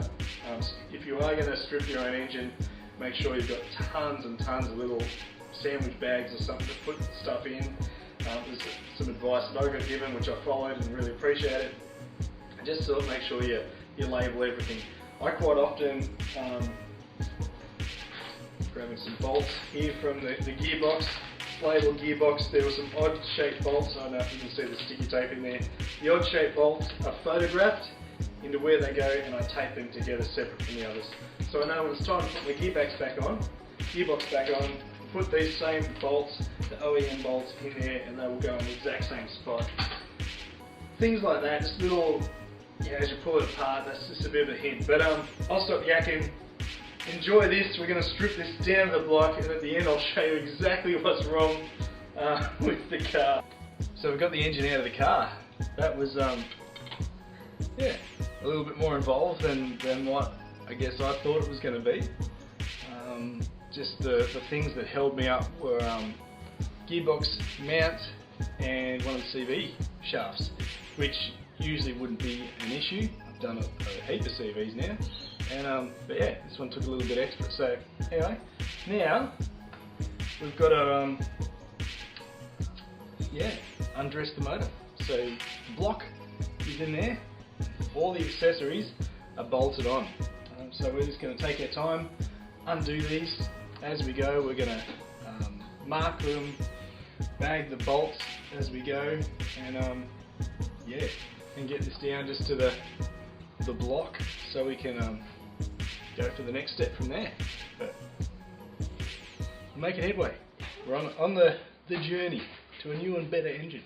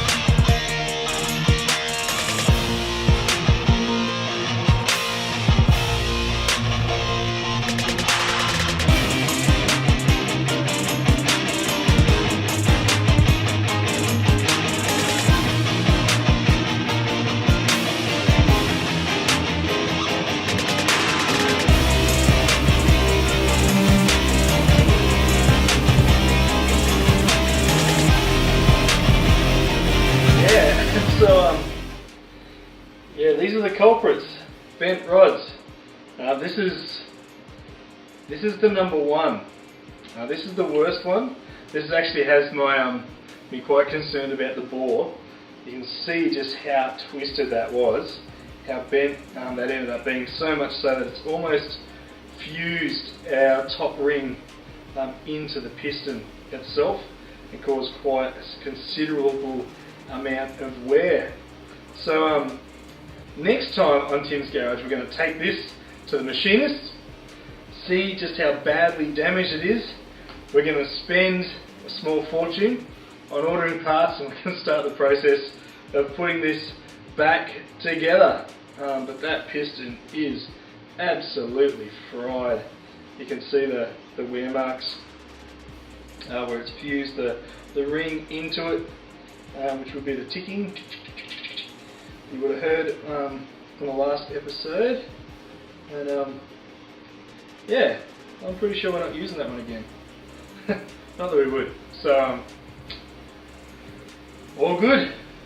See you next time. Thanks very much for watching. Really do appreciate it. It's been a lot of really kind comments about this, and so I just want to say I'm fine. I'm not super upset that my engine went. Obviously at the time it wasn't the best news.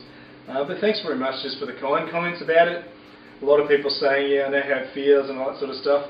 I'm very much a let's use our opportunities in life to make the best thing out of it, and so I get an awesome engine out of this with forged internals.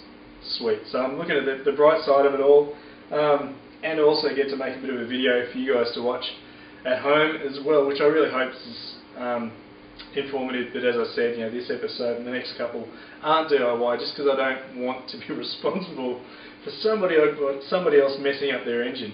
So while I'll do bits, I'm not going to step you through how to put stuff in, just in case it goes wrong. So I'd really highly recommend that you get a professional to do that with you, because I'm just a hack, and yeah, hack. Anyway, thanks very much again for watching, and we'll see you next time. Hi guys, welcome to another episode of Tim's Garage. Today we're doing some work on the MPS 6, getting ready for our engine internals to arrive. It feels like a long time since I've actually worked on the MPS, so I'm very excited to get my hands dirty working on my own car now that I've finished some other jobs for other people and have my daily running fairly nicely. Now it's time to get back onto this thing, which will be a beast when it's finished. Today we're focusing on getting heat reflective and heat resistant materials to help direct some of the heat from the engine bay.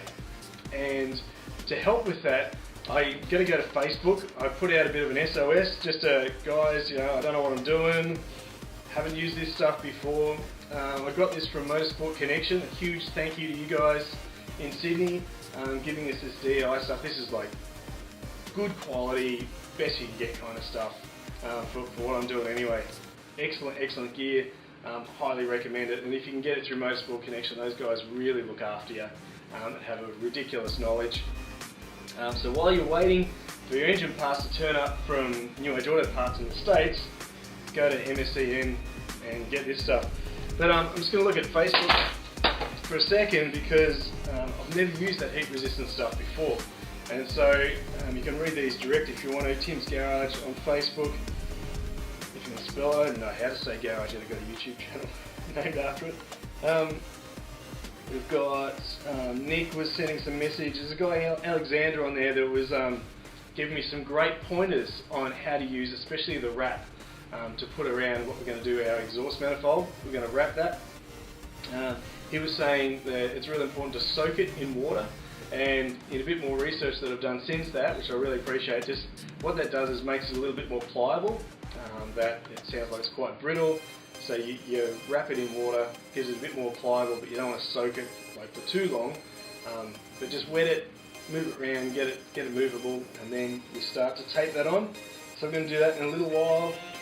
This looks really cool. Sandy, thanks mate, you would have seen Sandy in the video when we pulled the engine out. For now, let's get to putting some heat stuff on. Resistant stuff.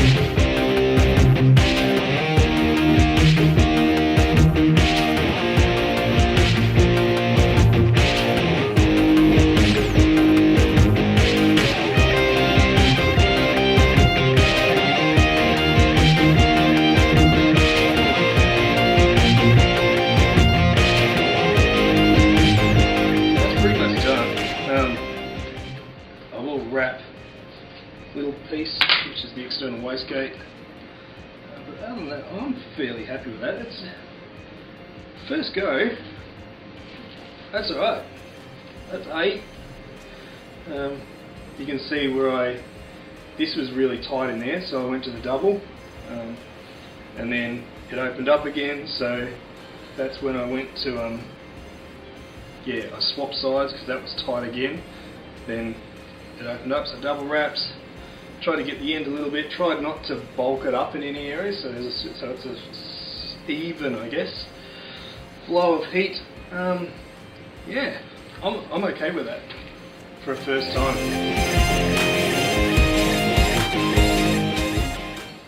We're going to do as much of this as we can. Obviously we've got a bit of stuff to navigate. Should make this very interesting.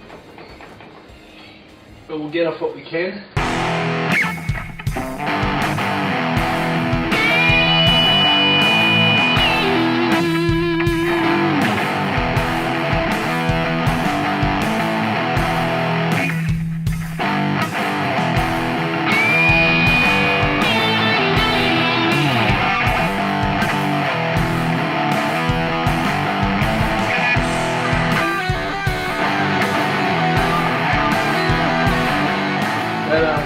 It's probably taken me, I guess, it's a bit hard to gauge, I guess a couple of hours maybe in total.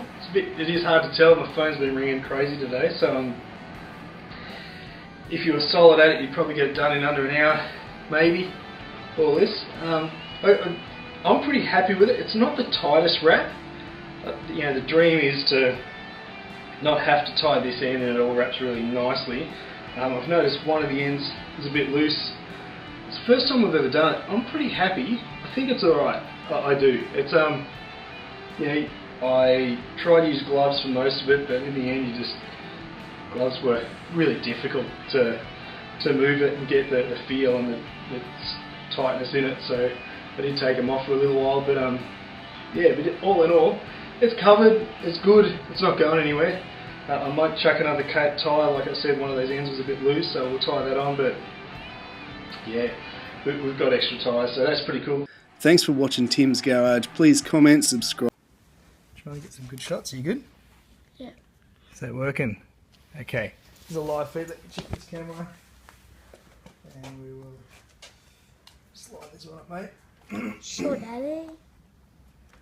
Bottom. People all over the world are looking at my butt, dude. Okay. Yeah. Okay, let's look at this one. Okay, huge thank you to Nate. Let's get into some cameras here.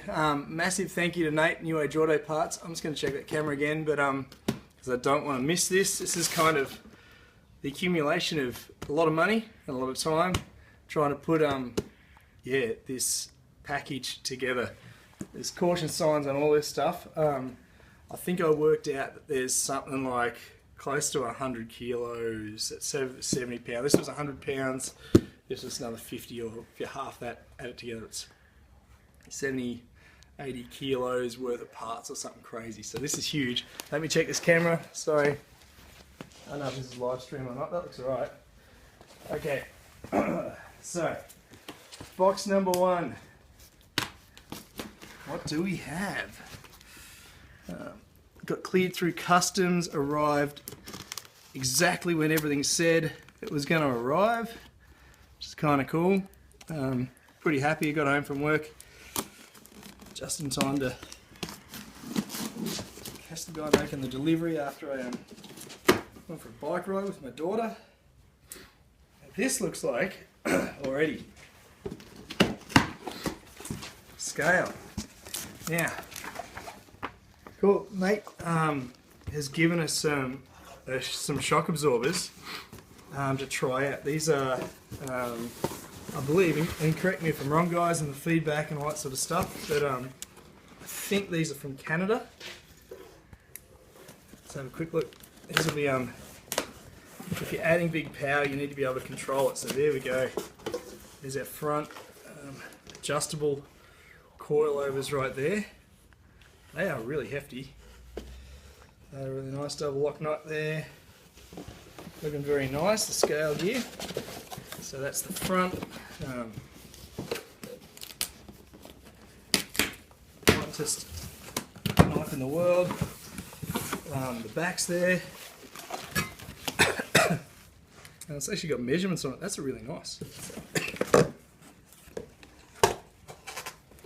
Does the front have that? No. That's a really nice feature already if you're doing a review for scale. It's actually got measurements, see, and there's your soft and hard clips up there, but that's a really cool feature. Excuse me.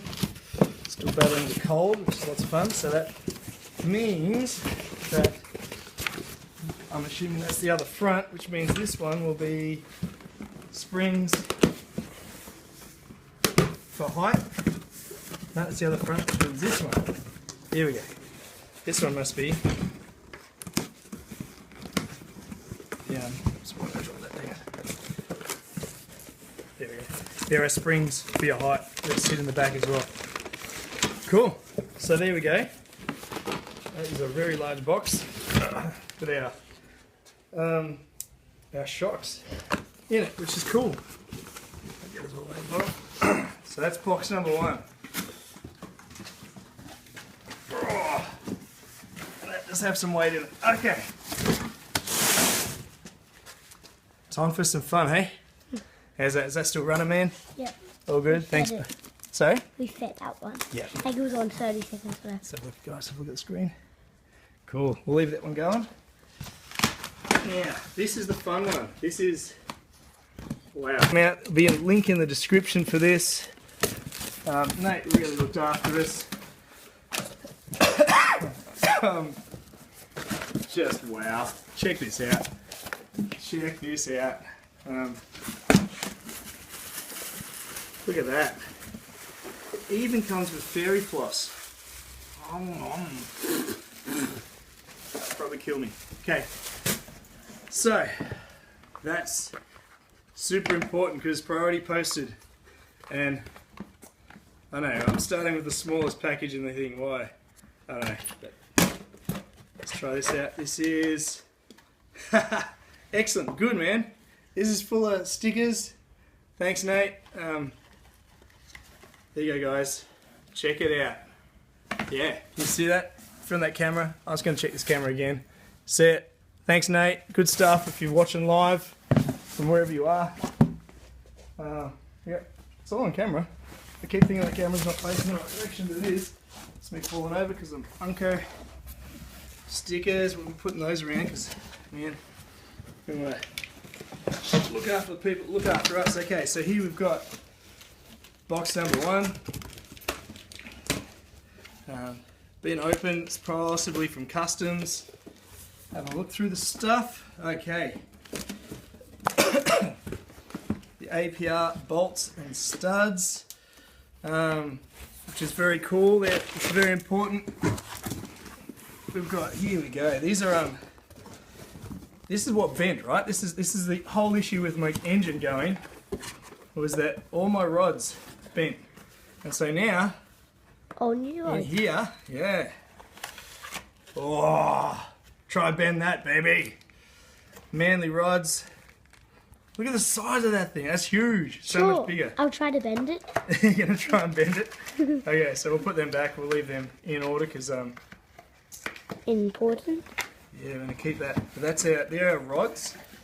So this is if you're just filming in. If you're just wondering what the heck's going on, this may not even be streaming live, who knows.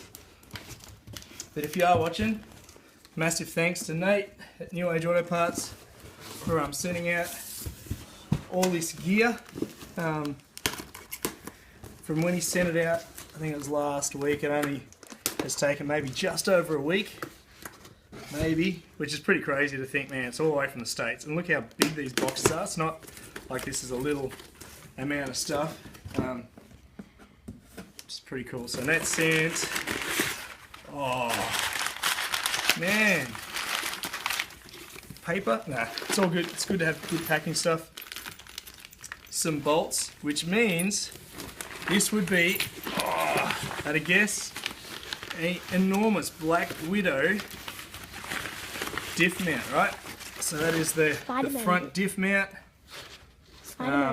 Huge diff mount. Fits like that over there. Always thought it looked different, but that's the way it fits.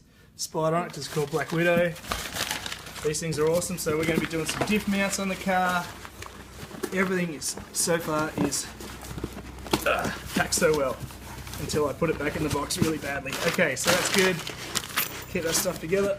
Put it with our fairy floss. Also in this box. Oh wow! We have. Wire. Cool. Our methanol AM stage 2 methanol kit to wire that straight in. That's pretty cool. Thanks, Nate. I know you hooked me up for that, so I really appreciate it. That was a bit of an odd one.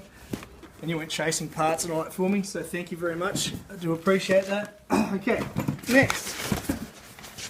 Anybody that owns an MPS and has seen this CPE will be wondering what is going on in this box, because CPE are phenomenal. Fragile, handled with care. Okay, so we want to, yeah, if you've seen that too, you know what that means. Yeah, that is ridiculous, man. South bend clutch. While we're in here, we're going to be doing that, but let's have a quick look in here, shall we? Let's see if I have any idea how to open up this box very carefully.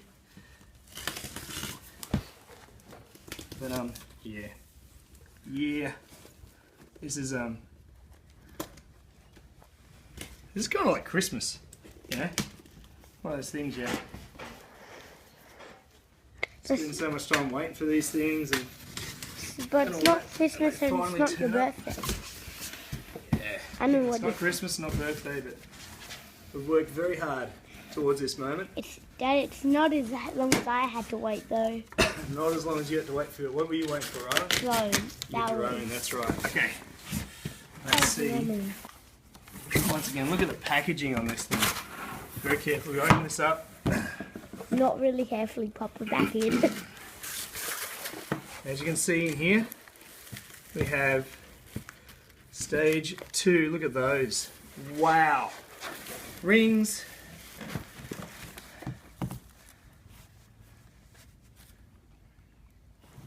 So now, I do have clean hands.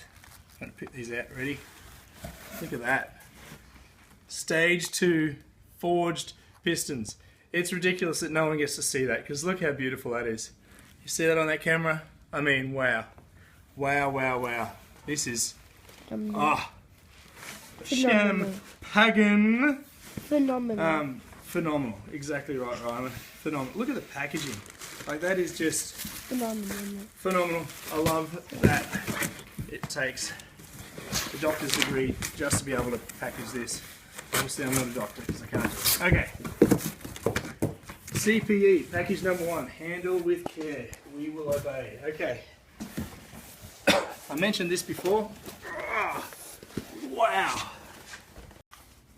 Once again, look at the packaging on this thing. Very carefully open this up. Not really carefully pop it back in. As you can see in here, we have stage 2. Look at those. Wow. Rings.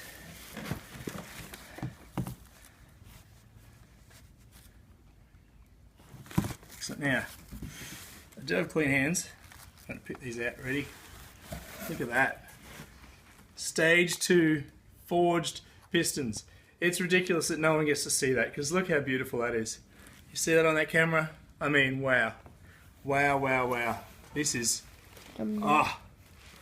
champagne. Phenomenal. Exactly right, Ryan. Phenomenal. Look at the packaging. Like, that is just... Phenomenal. I love that it takes the doctor's degree just to be able to package this. Obviously, I'm not a doctor because I can't do it. Okay. CPE, package number 1. Handle with care. We will obey. Okay.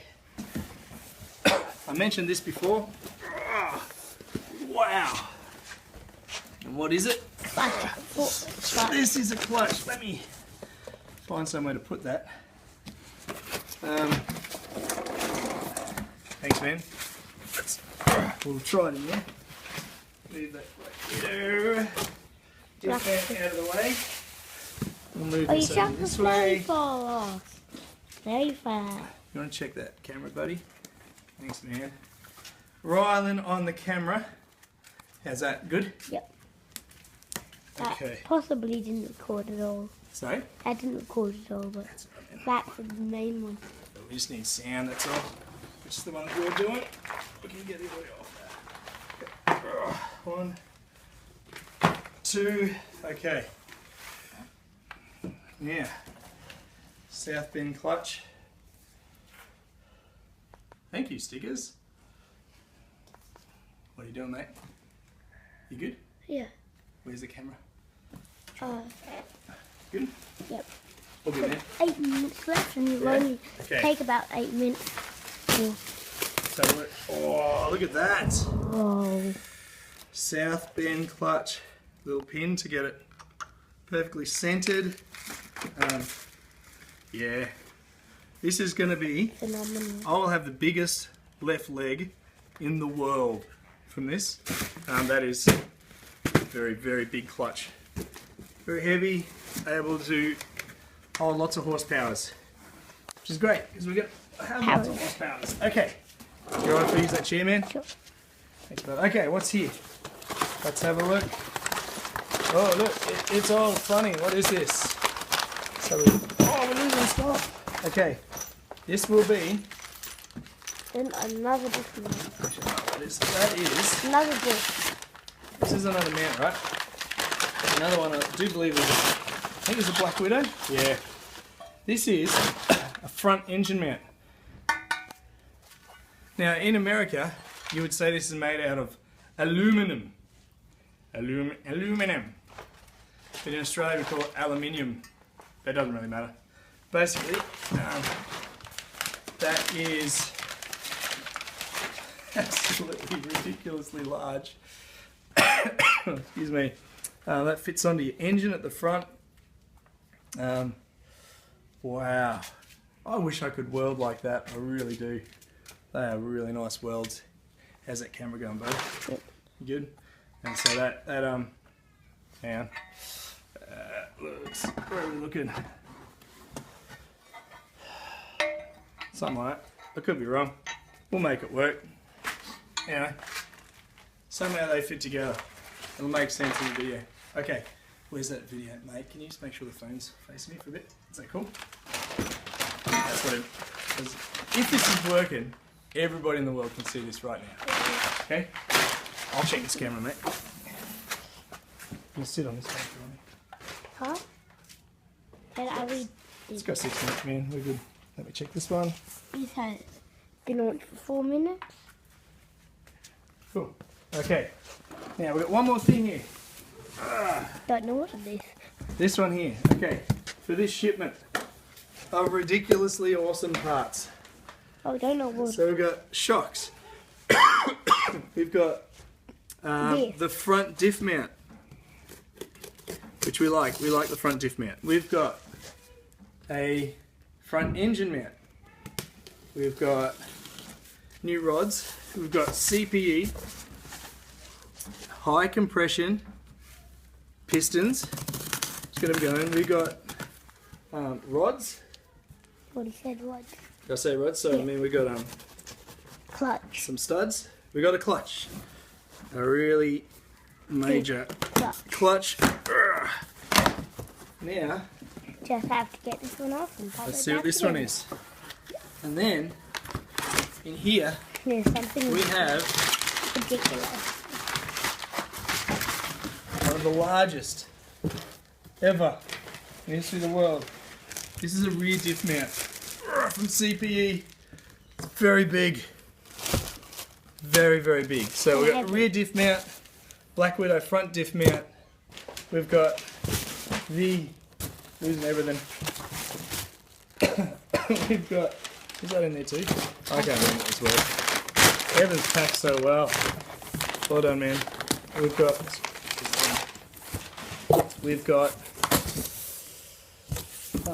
rods,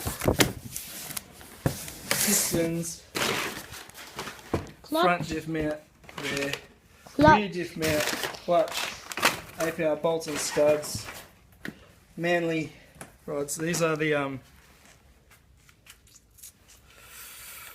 which ones are these? So we got some different ones with these. Yeah.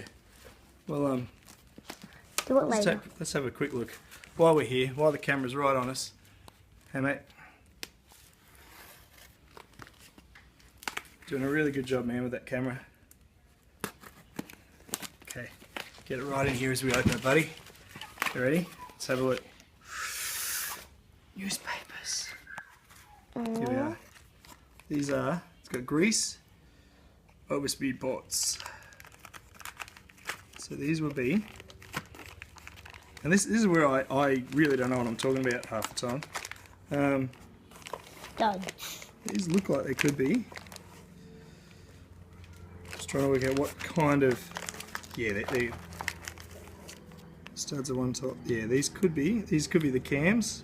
Actually, they look a bit big. The cams. They'll be studs of some sort. We'll work it out. This is the reason that I'm not building the engine myself. Where's the camera, mate? Okay. Because I don't know what half this stuff is. I know that I had a big list when I ordered it, and I needed everything on the list. But You're gonna help do it though. oh yeah, Do most I get of my it. hands dirty always. But I'm not going to put all this money into something. Like, we'll go kaboom. Yeah, so I want to make sure it's going to work. So we'll. But APR make really good gear, so I've gone mostly APR for this stuff. We've got all kinds of different bits and pieces, but mostly this is APR. APR. So basically we're almost, I'm assuming this could be the exact same kit. No, a bit different. Respot. They're a bit different. Bit better Don't size. touch mate, just in case, yeah. Just in case. So one will be the the main And one won't be the main. bearings. That's the main stud. That's all? We didn't. Yeah. So they're main studs. Which means they must be the other ones. So anyway. Oh, that's all. So, thank you. I don't know which camera to look at. I'll look at you all. Look, thanks Nate. Thanks New Age Auto Parts for hooking us up. We really do appreciate it. Thanks Ray from Ray Tune. Thanks Wilksy, Luke Wilkes, Wilksy Built, Luke's Engines and stuff. Thanks for your advice on what to get and what to put this stuff together. Really do appreciate it. And yeah, that is it. There's another shipment on its way. And once that arrives, Ready I to do build. believe that we are done and we're ready for The build. the build. So thanks very much, guys. Can I grab the cameraman? I'll do. Okay. Cool. Okay, this is video 3, package 3, which I think this was supposed to be due Monday. We only got the other 2 packages yesterday. What do you reckon, George? You gonna open this up? Have a look. Cool, man. So Geordie and I are opening up. Oh, careful, mate. Just give us a knife. How about I do it away from here? Is that alright? A little bit. Ready? Sorry, mate. A bit worried about your hand being there, buddy. Good help it, eh? Okay. What's in here, buddy? Let's have a look. Whoa. Oh. Okay. Get rid of all the packaging, nothing in there. Excellent. So in here we've got, oh look, genuine OEM stuff. This is called the rear main seal. We need that. Let's have a look at this. Go very gentle, mate. So that stuff doesn't fall out, buddy. Slow down, slow down, slow down. Thanks, man.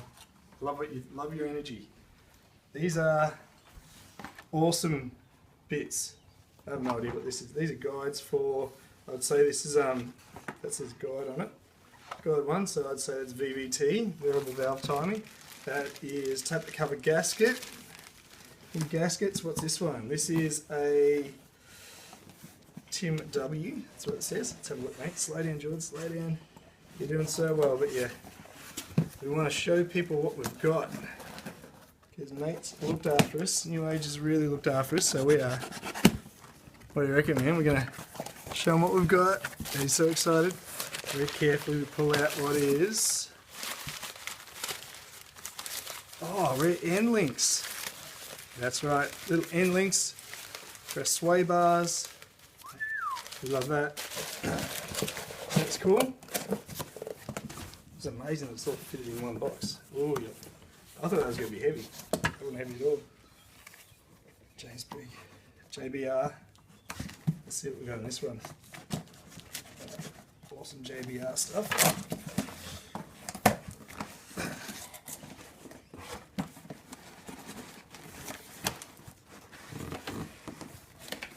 See this one, mate? More paper. Oh look, this is our filter and stuff for our that plate sits underneath for our oil, so we don't need to worry about doing some of our timing balance shaft stuff. So it's a balance delete kit. Excellent. Pop the sticker. Do you want that sticker? You can have that sticker. This stuff just keeps going. Washer tappers. These are. Oh yeah. This is just rebuild stuff. Part of the rebuild kit for the engine. Kind of looks a little bit boring, really. But it's all very important. So these are a lot of what they call OEM. If you have no idea what we're doing, OEM is just stock stuff, stock Mazda parts. Obviously, end links aren't these. Look like more end links. These would be. I can't remember which one's the front, which one's the back. The adjustable end links just mean you've got more control over your sway bars. And if you haven't put your sway bars on, you haven't changed them, makes it so much easier to put on. We've got more bits. Right, collars. Dad, how do you keep this? Tensioner, that will be BBT again. This is, what's that? Bubble The wrap. bubble wrap. Yeah, we love a bit bubble wrap. Oh, that's a heavy one. Chain, so VVT chain. I've got, that could actually be a VVT. Yeah, that's actual variable valve timing. VVT actuator, excuse me with a cough. Our head gasket.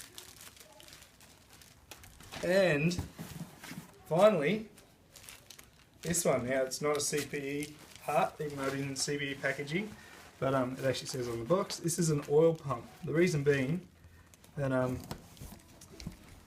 we'll show you when we put this back together, but the oil pump actually sits in underneath, right up in the engine, and it's just one of those jobs. If you ever did your oil pump and had to replace it, it would cost a small fortune in labour, and all the gaskets, half of these gaskets, or some of these gaskets need to be replaced anyway. So we've got a brand new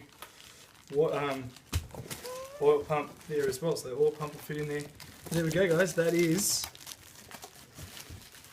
it. That is the engine, ready to go. Previously on Tim's Garage, you would have noticed that I probably wrecked my car pretty nicely. The MPS 6 had a boost leak, which we've previously diagnosed as being the cause of the engine. Put too much boost through the engine and bent 3 of the 4 rods. The only way to fix this was to remove the engine, pull it apart, and rebuild it from scratch. And so sit back and watch this episode of Tim's Garage as you see the process of taking this to the engine builders and how we got it ready to be built.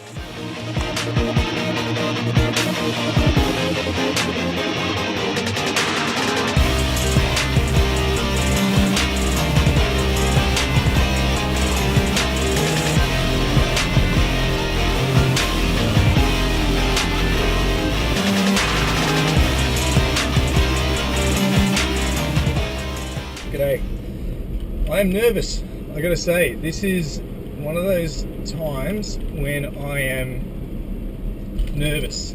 The reason being that I'm on the way to the machinists, the guys that are gonna, thanks Siri, gonna tell me if my engine is good or not, if the cores, the sleeves of where the pistons go are reusable, to see just how badly scored they are when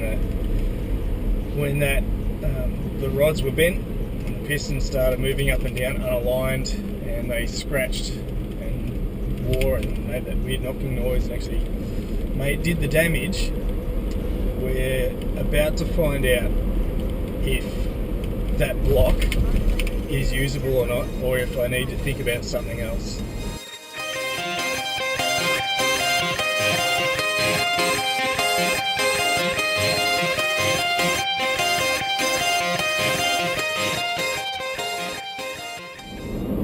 Just left the engine machinist dudes, the reconditioners.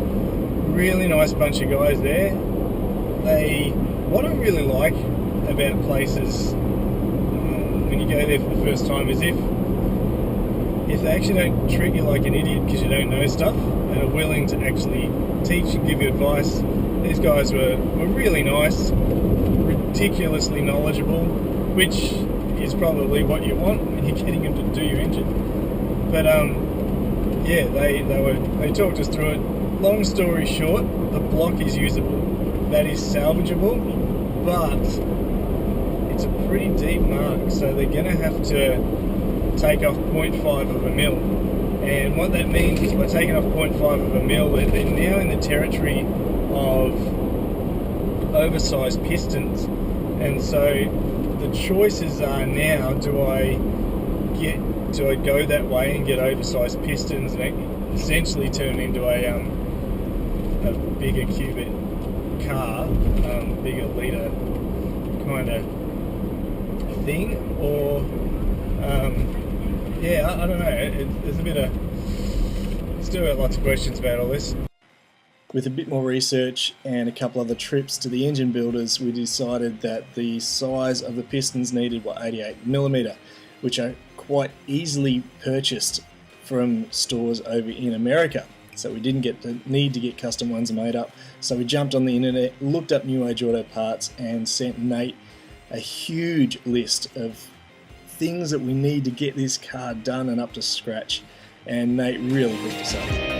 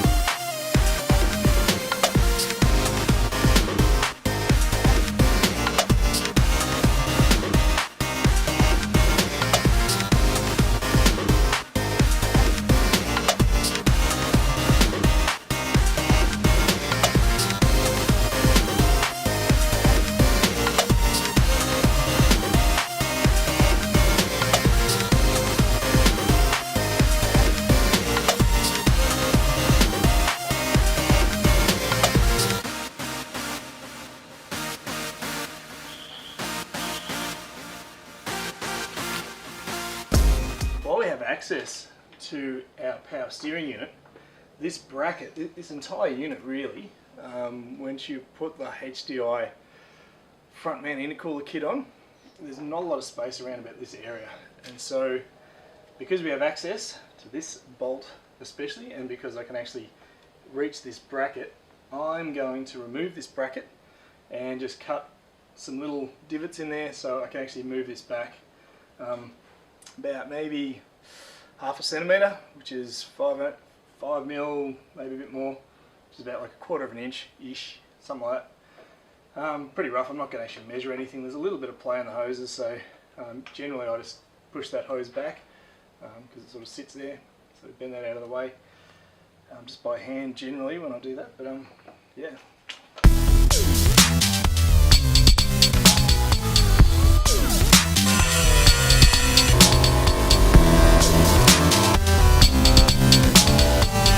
So in preparation we're running some wires. So I've run 2 quite large grommets through the firewall, and we've got a massive spaghetti of wires coming through there.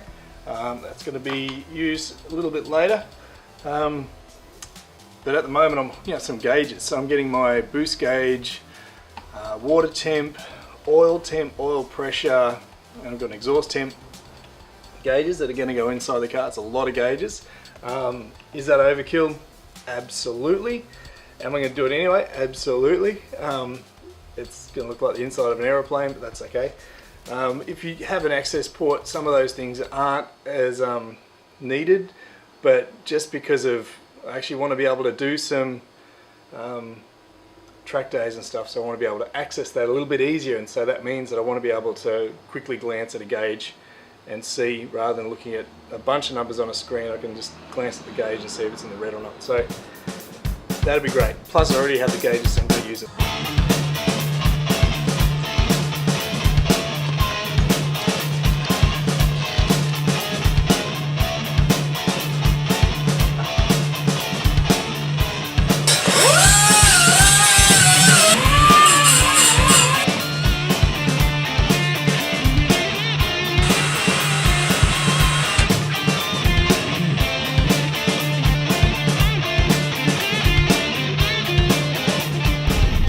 Well, today's the day, going to pick up the engine from the engine builders. So pretty happy about that.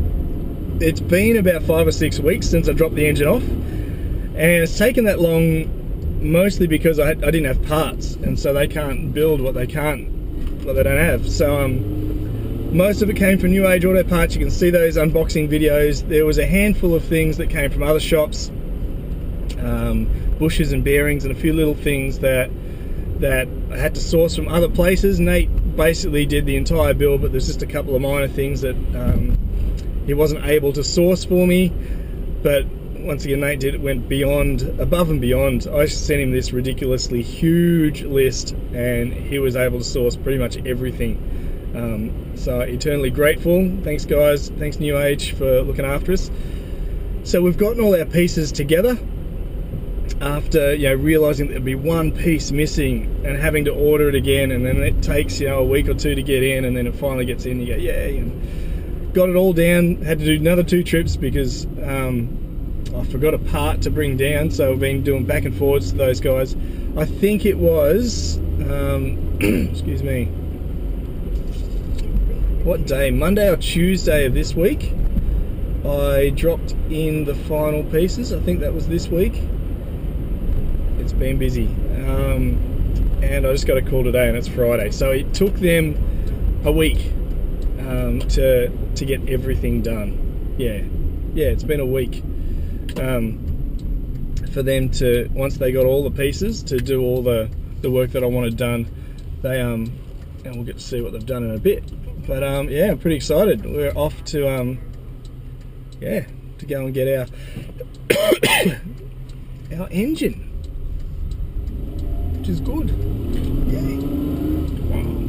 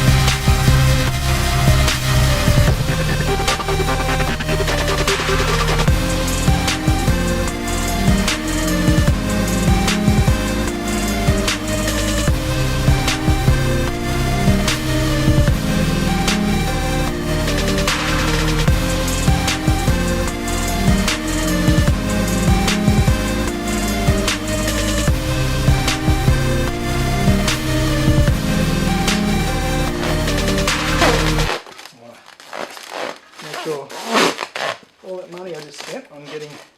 Wasn't white.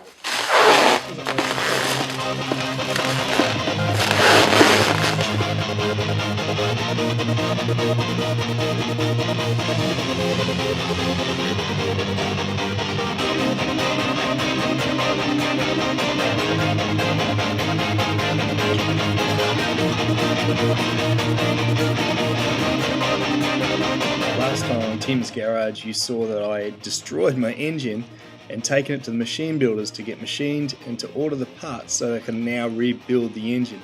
In this episode, you get to see us rebuild the engine on the MPS.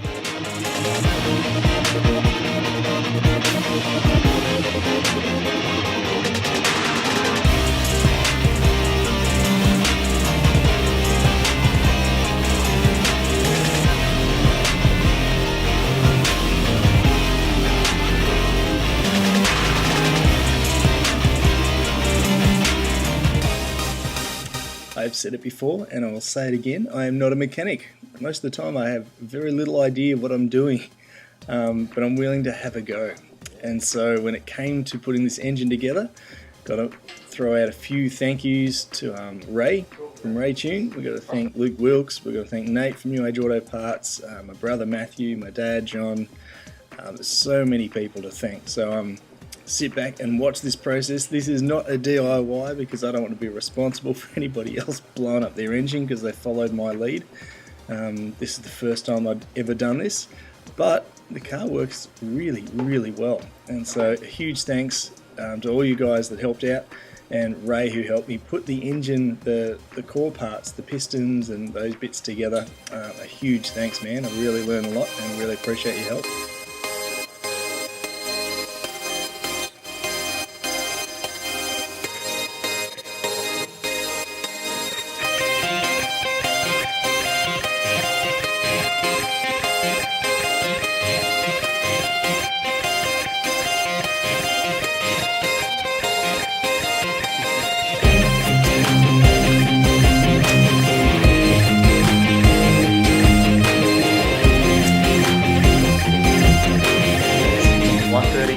PM and building engines.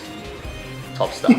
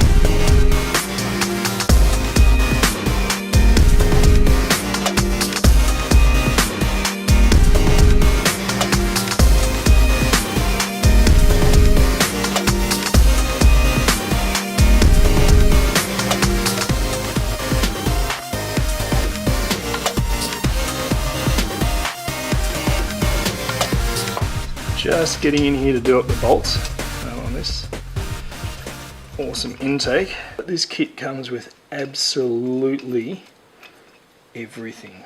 It's pretty comprehensive.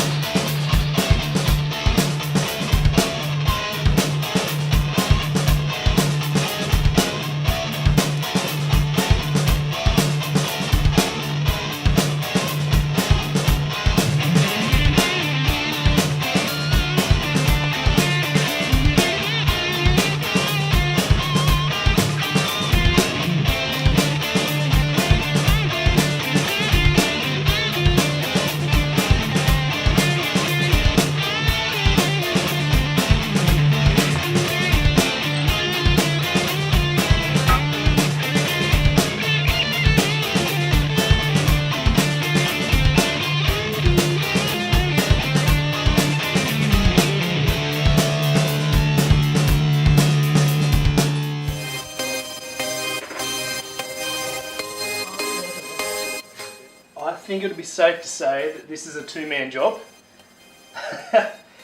Yeah. But it is coming together.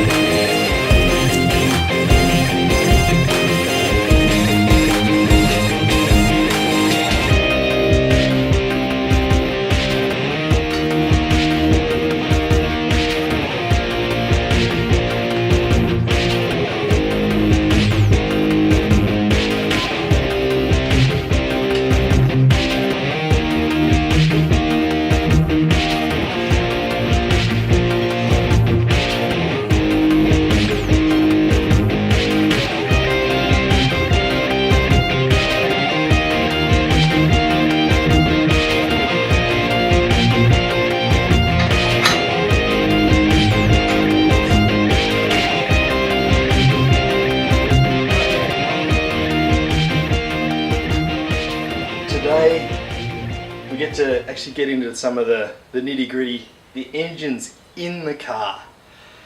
Whew.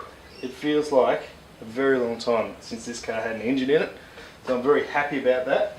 We've got some hose and we're going to start wiring up or hooking up our PCV valve. We've got a perm plate in this one. There's different options, so basically it just vents some air from your block. So as the pressure builds up in there, you've got to get rid of that gas. And so we're going to hook something up there. This has got a double vent, so there's two. So we're going to go 2 to 1. Could run separate outs, but we're just trying different stuff. We've got a special hose for that. We're going to run that into a catch can, which I think I'm going to mount over this side of the car. That's the plan at the moment anyway. And yeah, so that's where we're at. Then we get to start hooking everything up, which will be a lot of fun.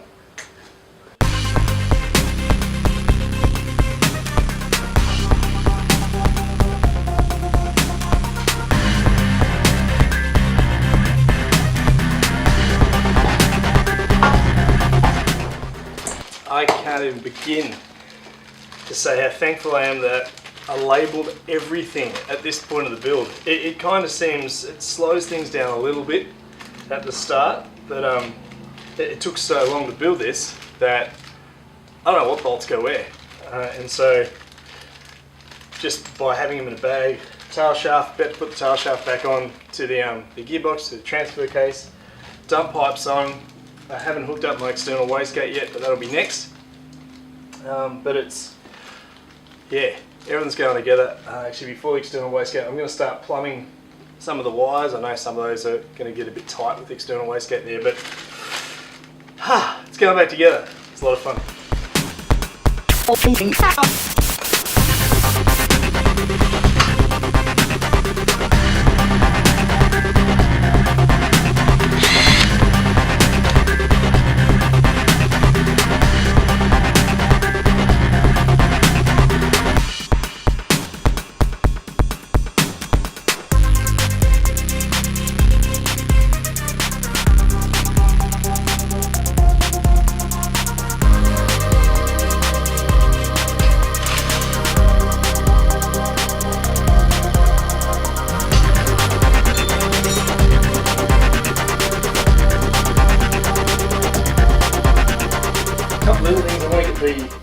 The intercooler on now, which we'll finish plumbing that and getting our bracket lined up, ready to take to the welders to get that cut. You know, the mod, if you've seen my intercooler install video, see there's a mod we do with that. We'll get that done, then intake on, battery in, and then we've just got a couple more fluids. I need to check the plug on this, it's snapped off. But we're ridiculously close to getting this together.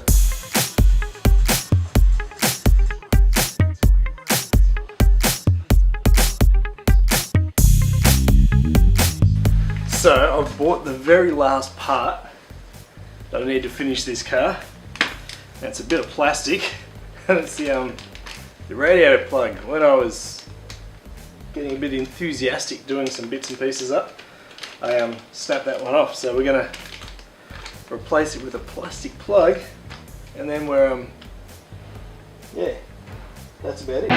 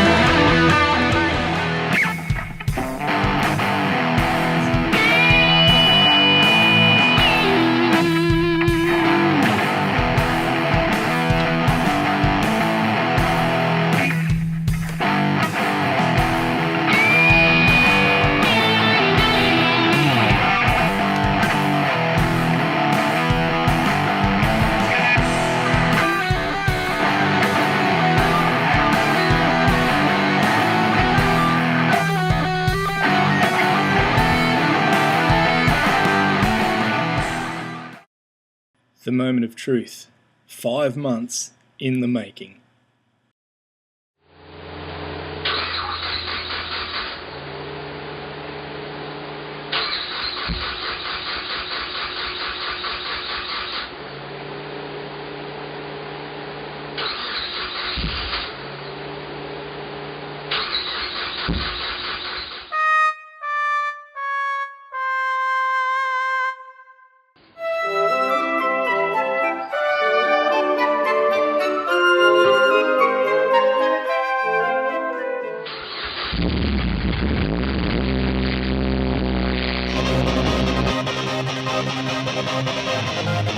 So for the first time in 5 months, this is about to sit on its front wheels again.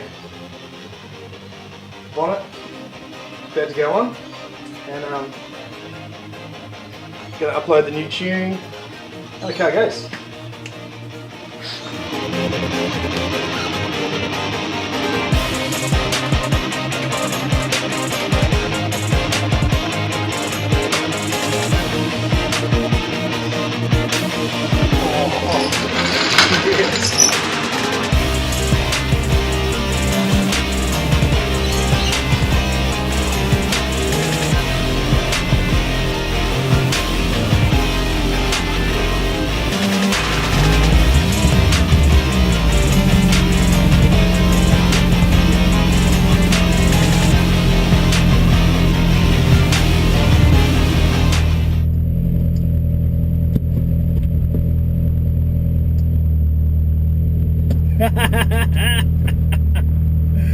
Yes! Oh yeah.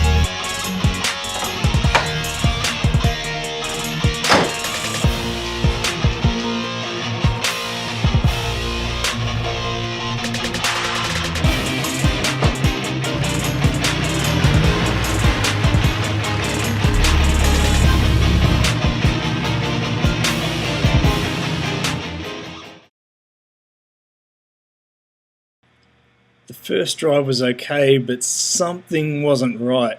The engine seemed fine, but it felt like my clutch was slipping. I couldn't believe that I may have to take out my gearbox again. But then we found the source of the problem. I am tired. Look at the bags under those eyes, baby. Woo! Yeah, I am very tired. It is...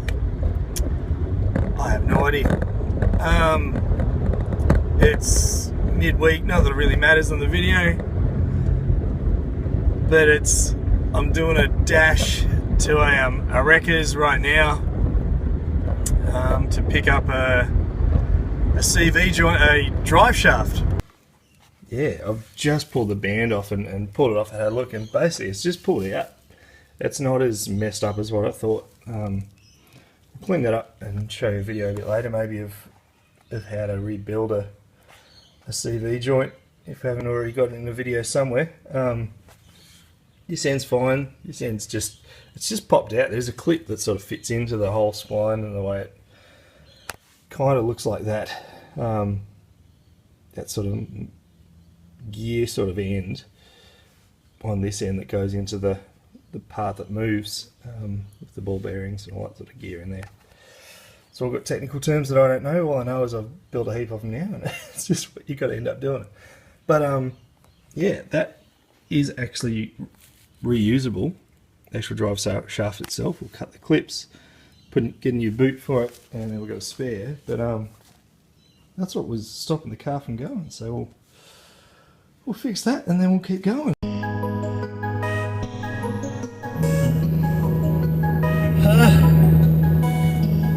Sitting on the freeway, just driving because I can in the MPS. That's cool. Sitting in the car that I built with the engine that I put together with my own hands on a freeway. Wow, just wow. There's something this is just crazy. There's something amazing about this. It's just that there's like a level of nervousness and anxiety all the time So every time, just if I've got my windows down because I haven't got the aircon regassed yet, I'll drive past some cars and I'll hear a rattle or something, and so immediately I think, what could that be? What have I done to my car? What's rattling? What's not working the way it's supposed to? And then I realise that the next set of cars, that rattle isn't existent. It actually wasn't my car. This car is running ridiculously smooth. It's just full on. I couldn't be happier, to be honest. The car is running fantastically. I'm kind of at the mark where after this drive, just getting it out and doing a big, long, semi-long, just a bit of a cruise up and down the freeway, just totally for the reason of getting K's in the engine. Once I've got some K's in the engine, then I'm going to get it home, I'm going to dump the oil, check the oil, see if there's anything in it, see if there's any metal bits or chunks of stuff floating around in there. The way the car's sounding and driving and performing, I doubt that's going to be the case. Yeah, so I've just done about 200 Ks in this. Car's nice and warm, so now I'm just going to dump the oil, the running in oil, because we've done a couple hundred Ks. We're going to check that to see if there's anything in the oil, make sure that engine's wearing in really nicely. Then we're going to top it up again. Then we're going to do a larger stint, about 800 Ks. I'm going to dump that running in oil, and then we're ready for the full synthetic proper stuff, the really good gear that we're going to put in. But we're going to keep using the running in oil. Just going to give this a general check now while I'm underneath here. Check all my lower control arms, all the stuff that I undid, CV joints, all that sort of stuff, especially because I had to replace one. And just make sure everything's right while I'm underneath it. Then, yeah, but first let's give it some oil.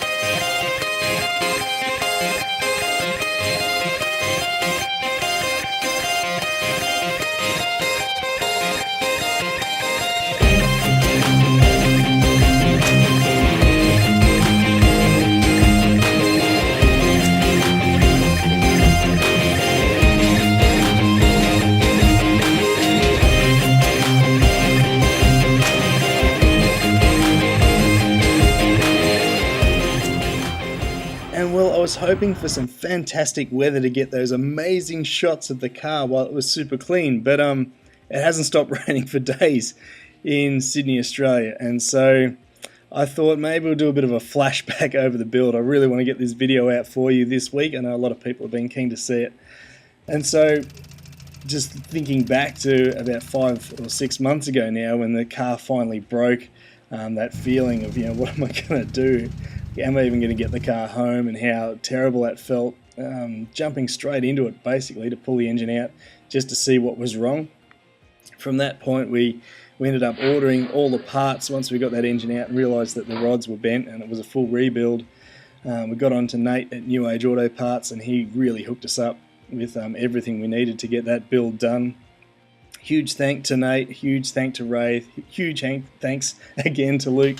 Also got to thank HDI for supplying the intercooler for this build. So we got to putting the car together, and at the end of the day it actually worked so well. I wouldn't recommend this for anybody just to have a go. This is quite a huge job. It took months, a lot of sleepless nights, a lot of hard work. You can see I've even got the HDI gauges in this shot. And yeah, and the car's not finished. I've still got coilovers to put in, diff mounts, sway bars, the list keeps going. So this is not the end of the car. You will see it again. This year the plan was to buy rims for it.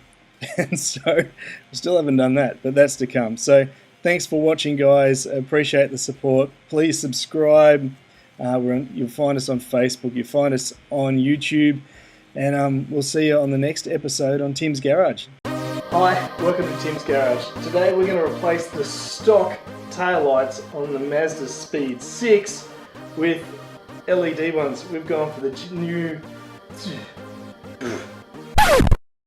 Hi, welcome to Tim's Garage. On this episode we're going to replace the stock taillights on the MPS 6 with LED ones. GTR lookalike on a Mazda. It's good. Okay, pretty fun.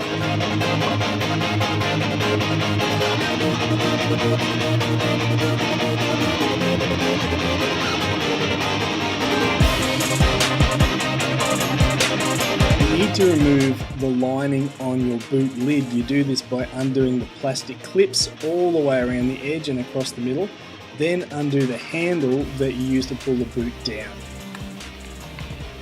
So we've got our trim there done. That's pretty self-explanatory. It's kind of easy. But these side trims a little bit different. You can just pull them down, and that'll give you access. And that's what I'm going to try to do today. Just seeing if we can just pull the tucks in just behind the plastic trimming there. Actually comes out quite easy. So if we can get away without doing too much dismantling, that's what we're going to do. I've just laid out this kit in the boot just to get an idea, and thought I'll have a bit of a read of the instructions. Always very important. The instructions say this: Skyline LED taillights for Mazda 6, G1 and MPS. 2016.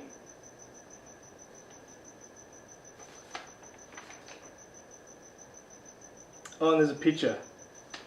Everything else is in, I can't read it. But this is the picture. So I'm happy it's pictures because I'm a kind of visual kind of guy. So as long as we can make out that.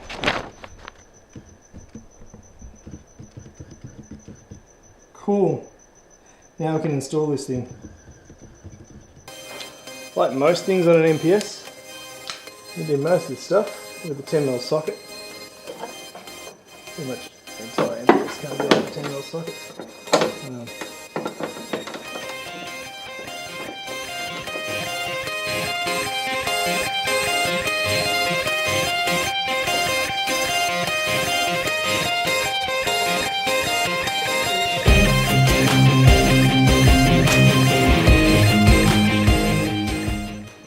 These are held on with these clamps, right? So the way this works is that so this clamp is there. So this clamp slides in it, and you can see it fits up against the edge there. So once that light's in, push that up, that does up against here, which pushes it into place. Obviously there's a piece of, that's where the chassis part goes, and anchors it there. So these two little bits of plastic will hold your lighting.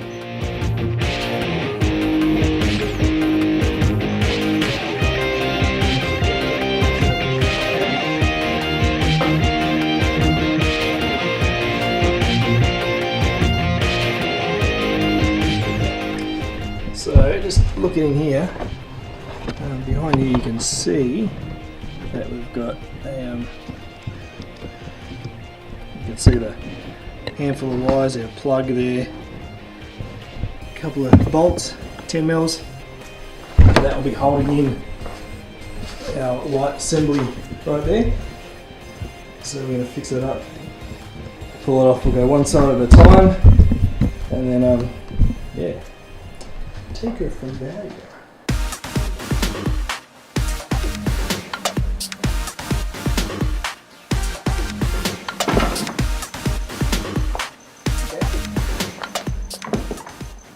So the only bit that was missing on that was this.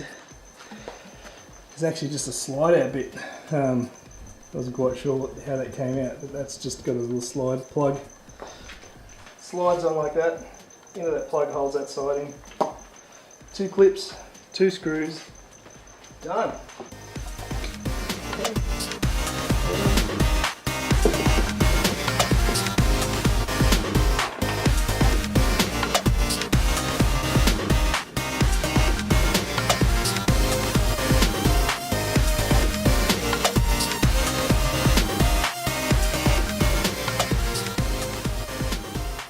The next day, and we're going to keep going with this. I just ran out of time last night, so we're just going to replace similar sides, same thing. It's pretty simple stuff.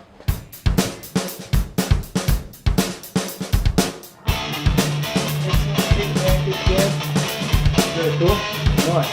Now I want you to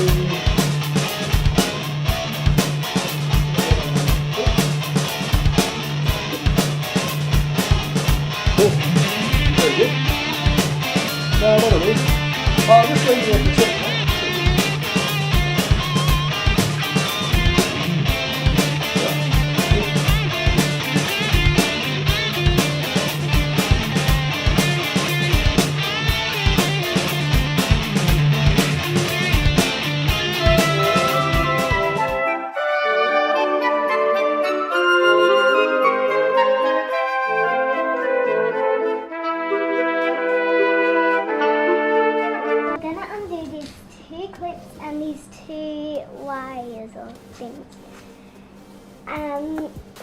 I bet it's going to be hard.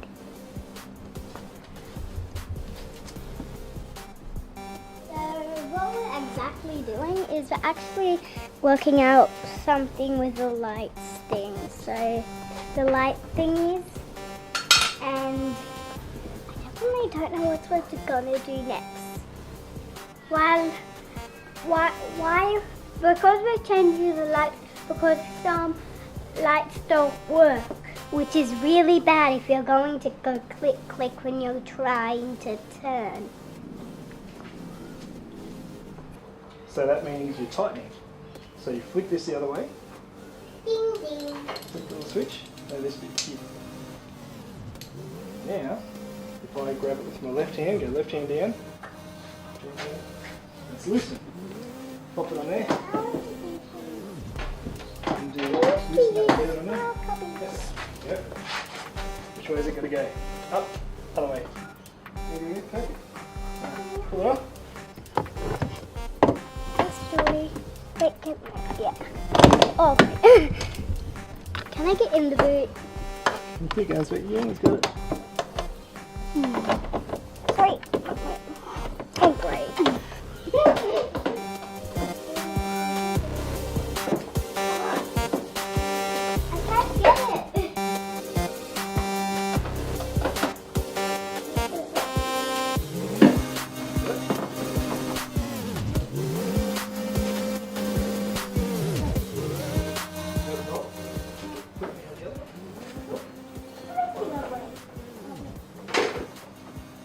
Now the tricky thing is to get out.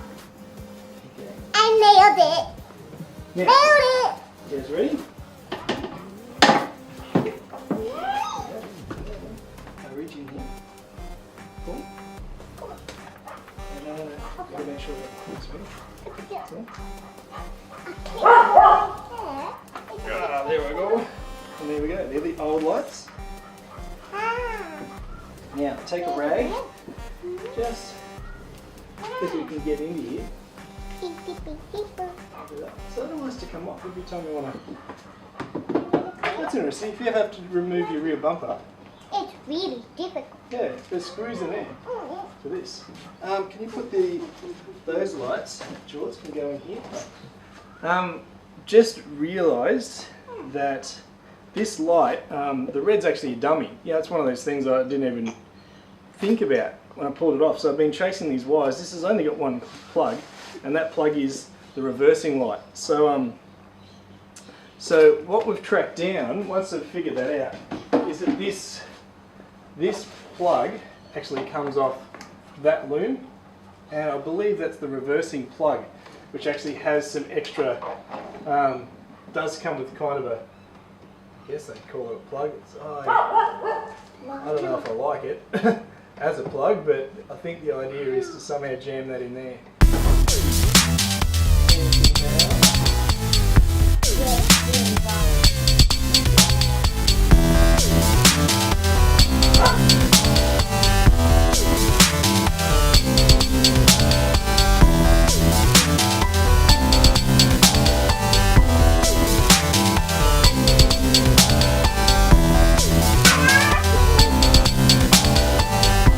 This actually worked out a lot easier than what I thought. So just got all these extra wires because you can obviously program this to do different things, which sort of freaked me out for a start. But I've just connected this up. This has worked really easy. That's fantastic. I'll make sure I tape that really well so it doesn't touch.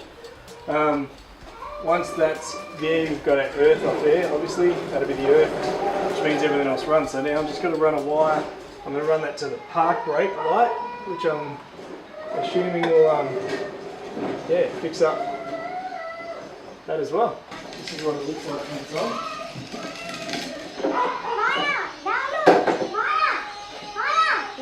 Ready? Watch. That look cool? They all on? 1, 2, nice. Go where? You want to see the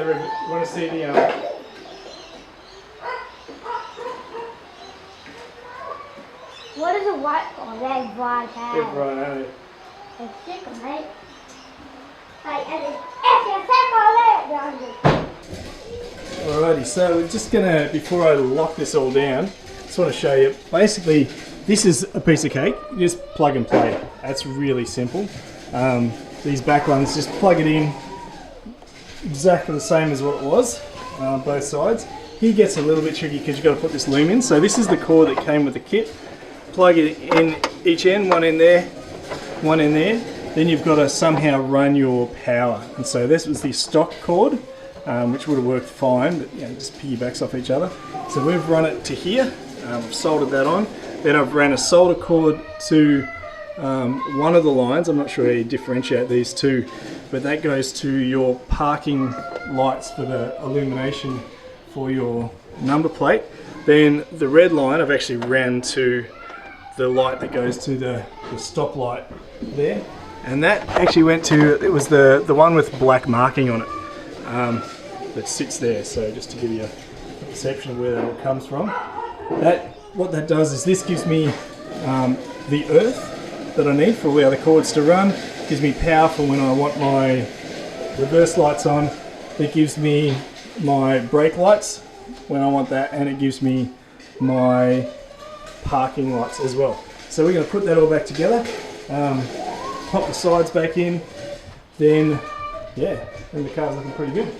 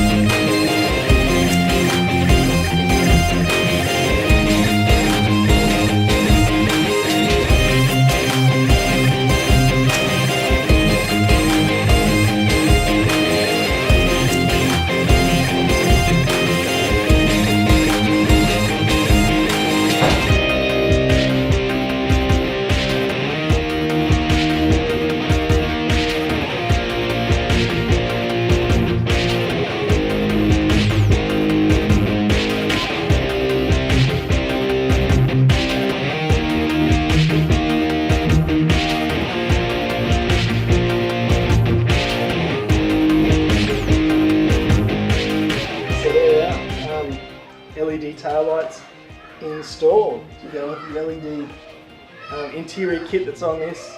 Pretty happy with it. I think it looks really good. Thanks for watching. Catch you next time in Tim's Garage with Maya.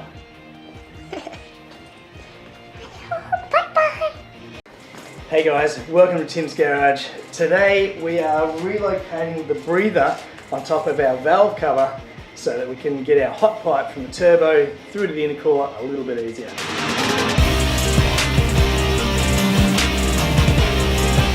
So what we're talking about today is on the MPS 6, you can see one of the parts that I really wasn't happy with when I rebuilt the engine was that the turbo pipe that comes out there, you can see it's pieced together by all kinds of funky stuff because we've got to dodge this breather, which then goes to an oil catch can that's buried down there.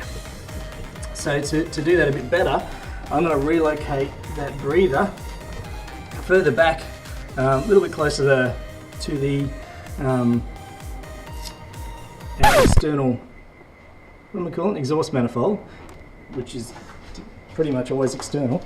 But we're going to move it back where we've got a little bit more room back here, and then we're going to run the pipe along there. So obviously we don't want it to touch there, but it'll actually give us a direct straight up angle on that. So let's get to it.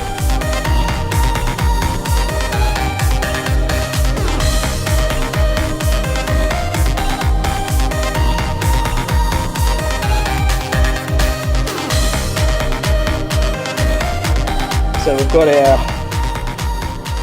cover right here, the tappet cover, and this is where it usually vents from. It's got a little valve there and some screws there, and so basically we're just going to relocate that point to up here a little bit more in the hope that that will work a bit better.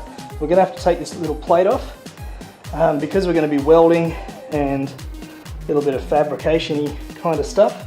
Got to take the gaskets out. I've got a new gasket sitting there if I need to, but this one was new when we did the engine build.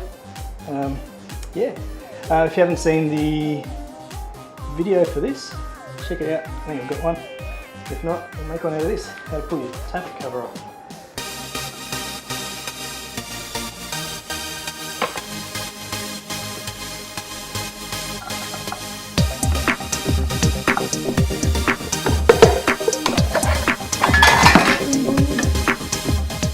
Making sense to me now.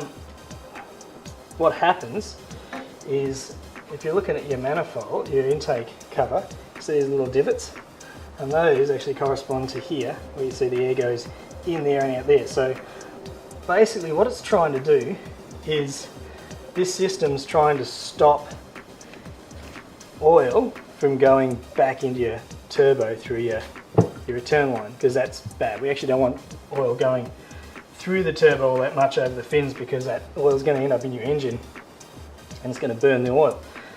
So this little plate which sits over the top allows air to go in, like some oil will get there, but air goes in this gap and this gap only, and as it pressurizes underneath here, these little razors allow the air to go. So the downside of what we're doing, because we're moving this back, it doesn't give it the flow that it usually would, which means that it's going to possibly, probably most definitely, use more oil, unless the only way I could see around that is if I decided to move this vent from there to on top. Now the only downside of that is it's really ugly.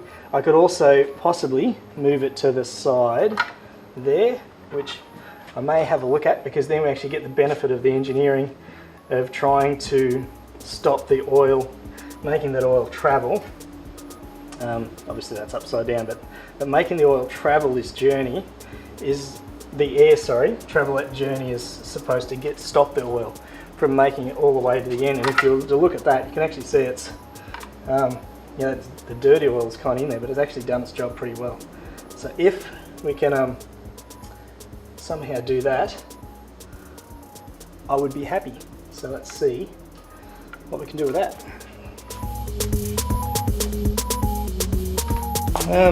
Just gave that a degrease, sort of make sure that if I'm going to be cutting and welding on this, I don't really want oil all over it, because that would be bad.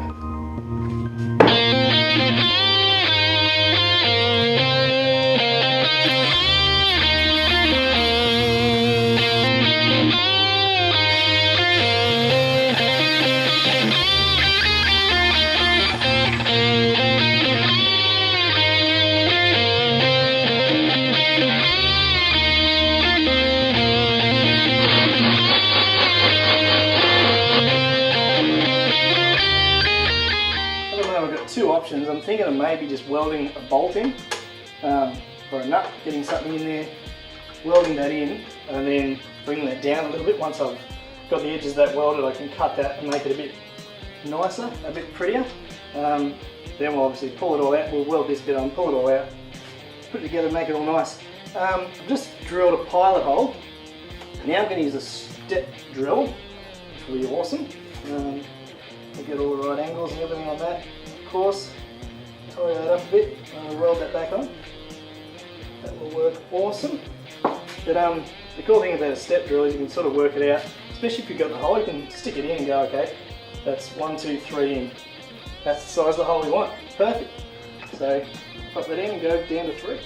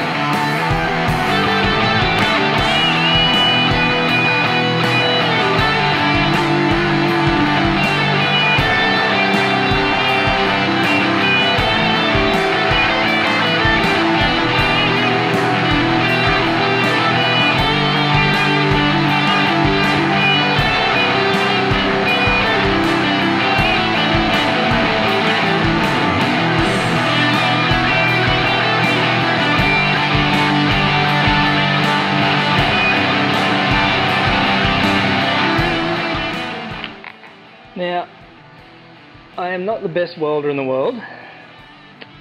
I'm happy to admit that. But what's happened is we ran out of gas while I was welding this thing up. And as you can see, this is just a plug, so it's not pretty at all. A little bit more tidying up of that one. But that's the old hole, and we've just kind of made that fit a bit better. This hole actually looks really nice, but you can see it's had a lot of work around it. And the reason being that this horrible looking, terrible mold, like just slag infested, blah, just won't take. I cannot seem to get that to take. I've tried TIG, then I ran out of gas and tried the stick. I've read up so much on this is like a cast like head, and so I've read up on how to weld that, and it cannot seem to get it to work. And because I ran out of gas and I'd really like to get this done today, I shot down to my friends at Motorsport Connection and grabbed some fittings. So the way this will work is now I'm going to drill that out a little bit bigger. We'll put our nice fitting on there and seal that with a bit of gasket. It'll be heat resistant. Then we mount our joiner on there, and all good. And that's the solution to our problem.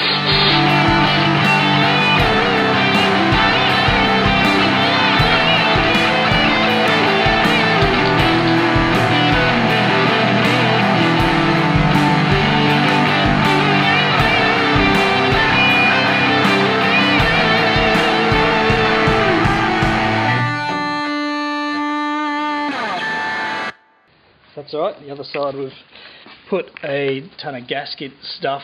It was pretty sealed, but I just want to make sure nothing comes out from the old hole. The new hole, we've got our fitting in there. It was really quite hard to thread that in, a lot harder than what I thought it was going to be. Once again, gaskety stuff just went everywhere. It's quite a mess. And this side, just because it didn't quite thread, it felt like it was threading alright, but then when I looked it wasn't. So I've actually got some JB Weld on there. I went to the shop looking for some JB Weld. It was sort of my original idea, is to actually see if I could get the stock pipe put into that fitting with some JB Weld. What is JB Weld? This is going to be amazing, okay? Just having a bit of a read up. This stuff, probably have to order it from the States. It says made in the USA. Where is it? I don't know if you can read on there, but it is tensile strength of 3,960 psi and can withstand temperatures up to 287 degrees Celsius when fully cured. So that is what I'm going to pin some hopes and dreams on a little bit. It's actually threaded in, so that bolt threaded in alright. I just wasn't 100% happy with it, and it's definitely gasketed. As you can see, there's gasket everywhere. I just wanted it to be super good. So I'm going to let that dry now, which means kind of not a lot more to do for today. I'll let that dry, cover everything up. We've got our new hose, hydraulic hose sitting there. The reason we use hydraulic hose is it's oil resistant. It's a little hint, rather than using normal air hose. If you know there's a chance of getting oil in there, use some hydraulic stuff.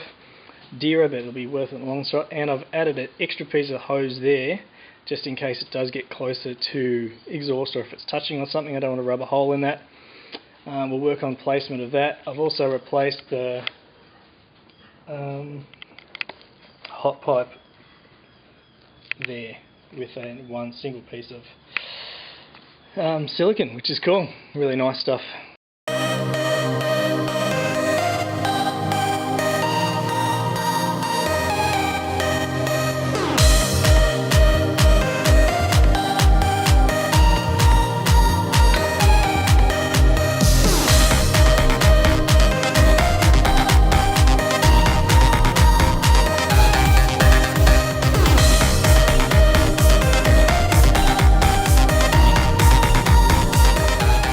Is the end result.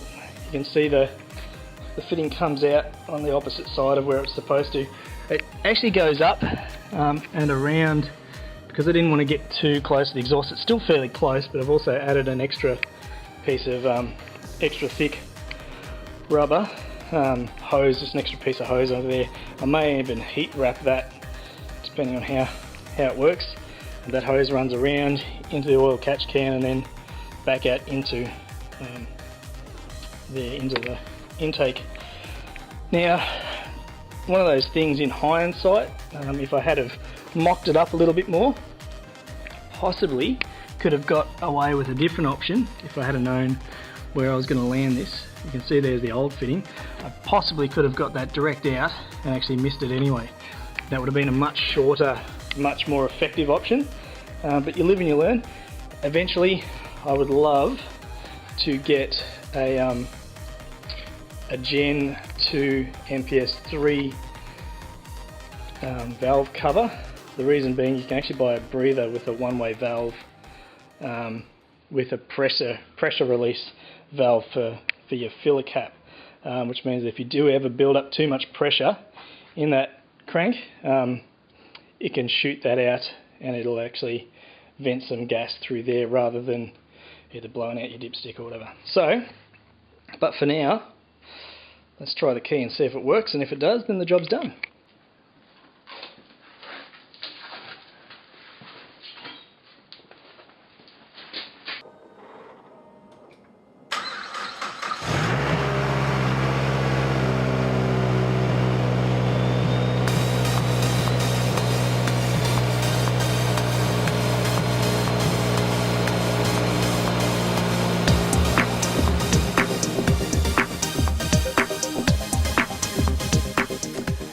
Yeah, well that's the relocation of the air breather. I guess I would just encourage you to follow the principles. Don't follow that exact job. Find the application that works best for you. Like I said already, if I happen to get my hands on a Gen 2 MPS 3 valve cover, I'd really like, because it's got the screw-on adapter for the pressure valve release. If it does clock up too much pressure, I'll actually change what I've done already. Once all the pipes lined up, I guess it's a real, good example of make sure you measure twice, cut once kind of thing. Make sure that if you can mock it up and get an idea of what it'll look like with the new pipes.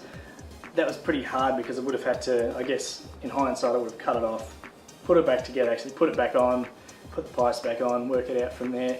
But hindsight, always fun. So always learning, the mods never seem to end. And so wait for the next video when I will be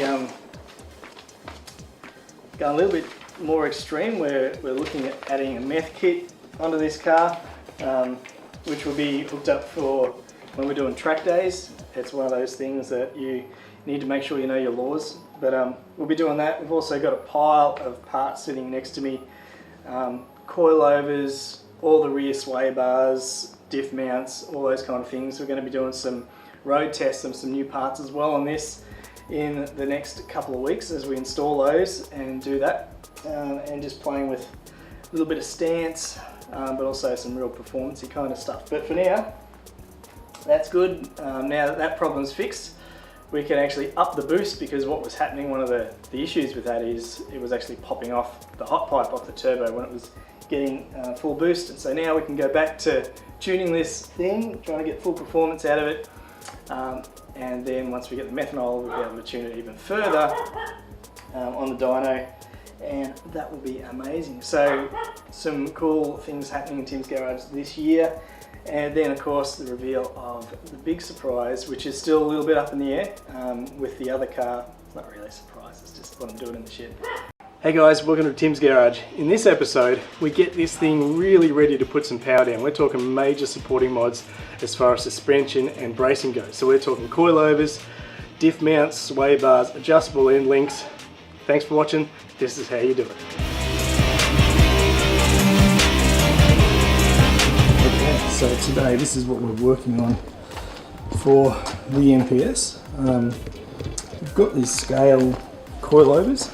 These are really nice looking shocks. One of the reasons I really like these is it's got some smart stuff on it. Actually got measurements on the side.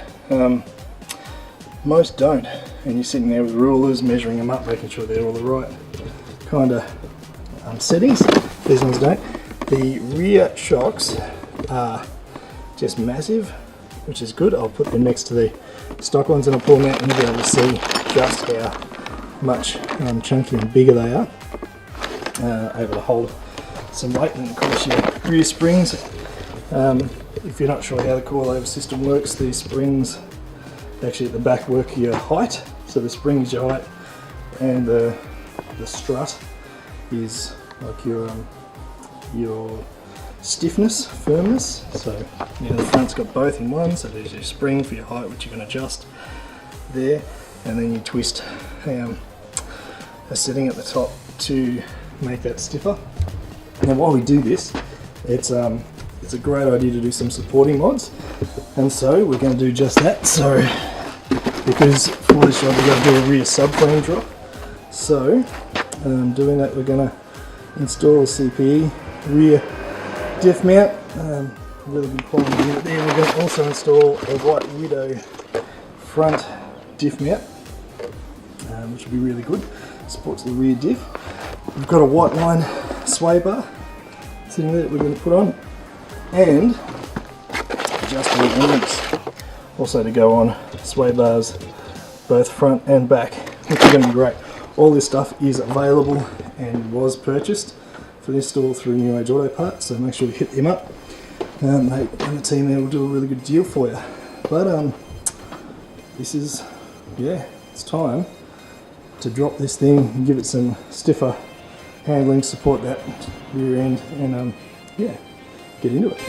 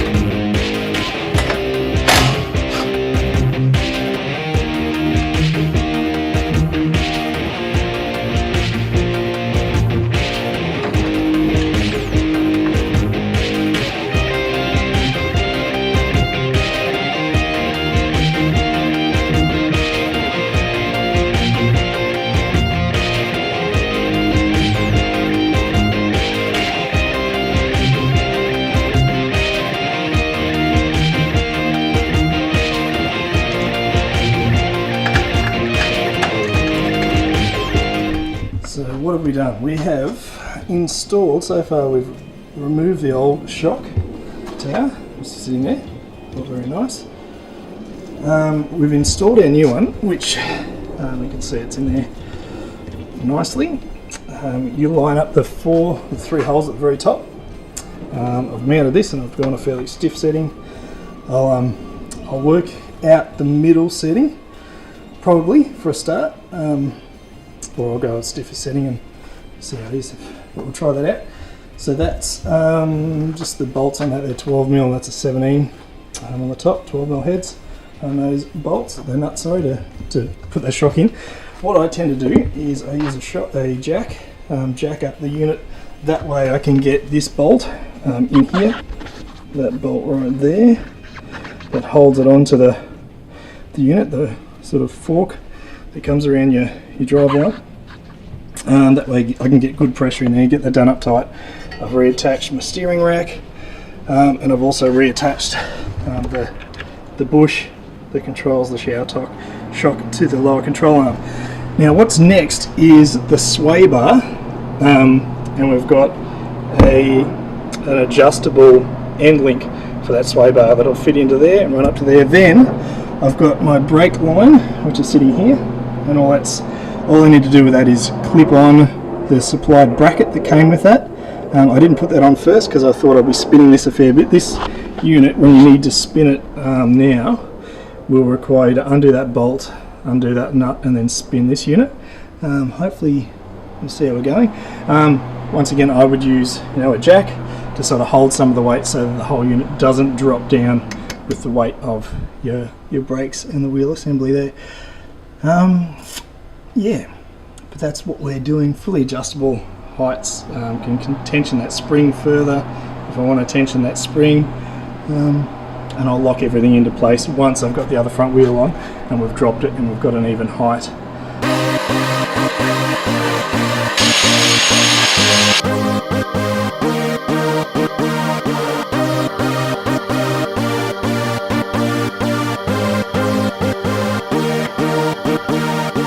End links.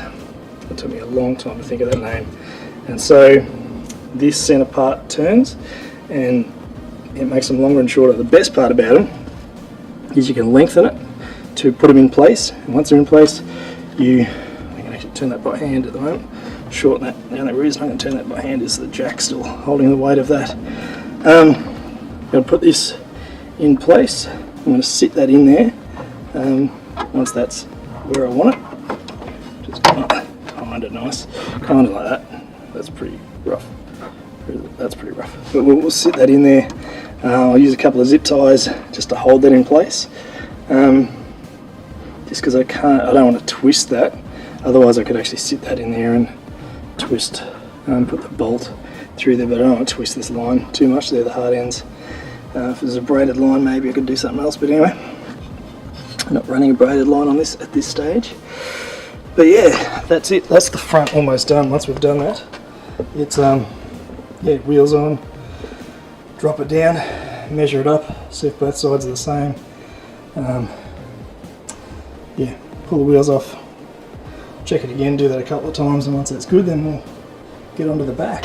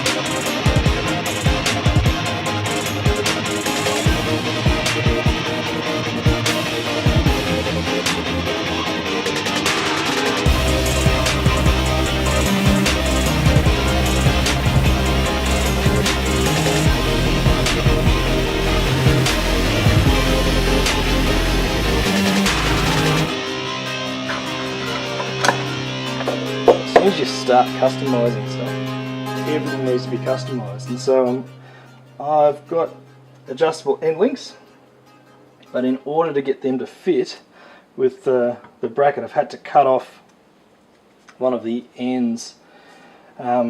This actually isn't going to get a lot of movement this way. It'll flex mostly, sort of, yeah, it'll get a little bit, but it's never going to get that much movement there, where it actually needs, because it actually hits against the end. So I'm just going to pop, I've had to cut off an end of one of these adjustable, the part that fits the rubber O in there, the O sort of soft pad, as you'll see in the other one. Just working on getting this end back in there, very close right now, which is a good thing. There we go, almost there. A couple little locks, if I can just stretch that a little bit, it means I don't have to take any more metal. Kind of don't want to start shaving too much more off anything.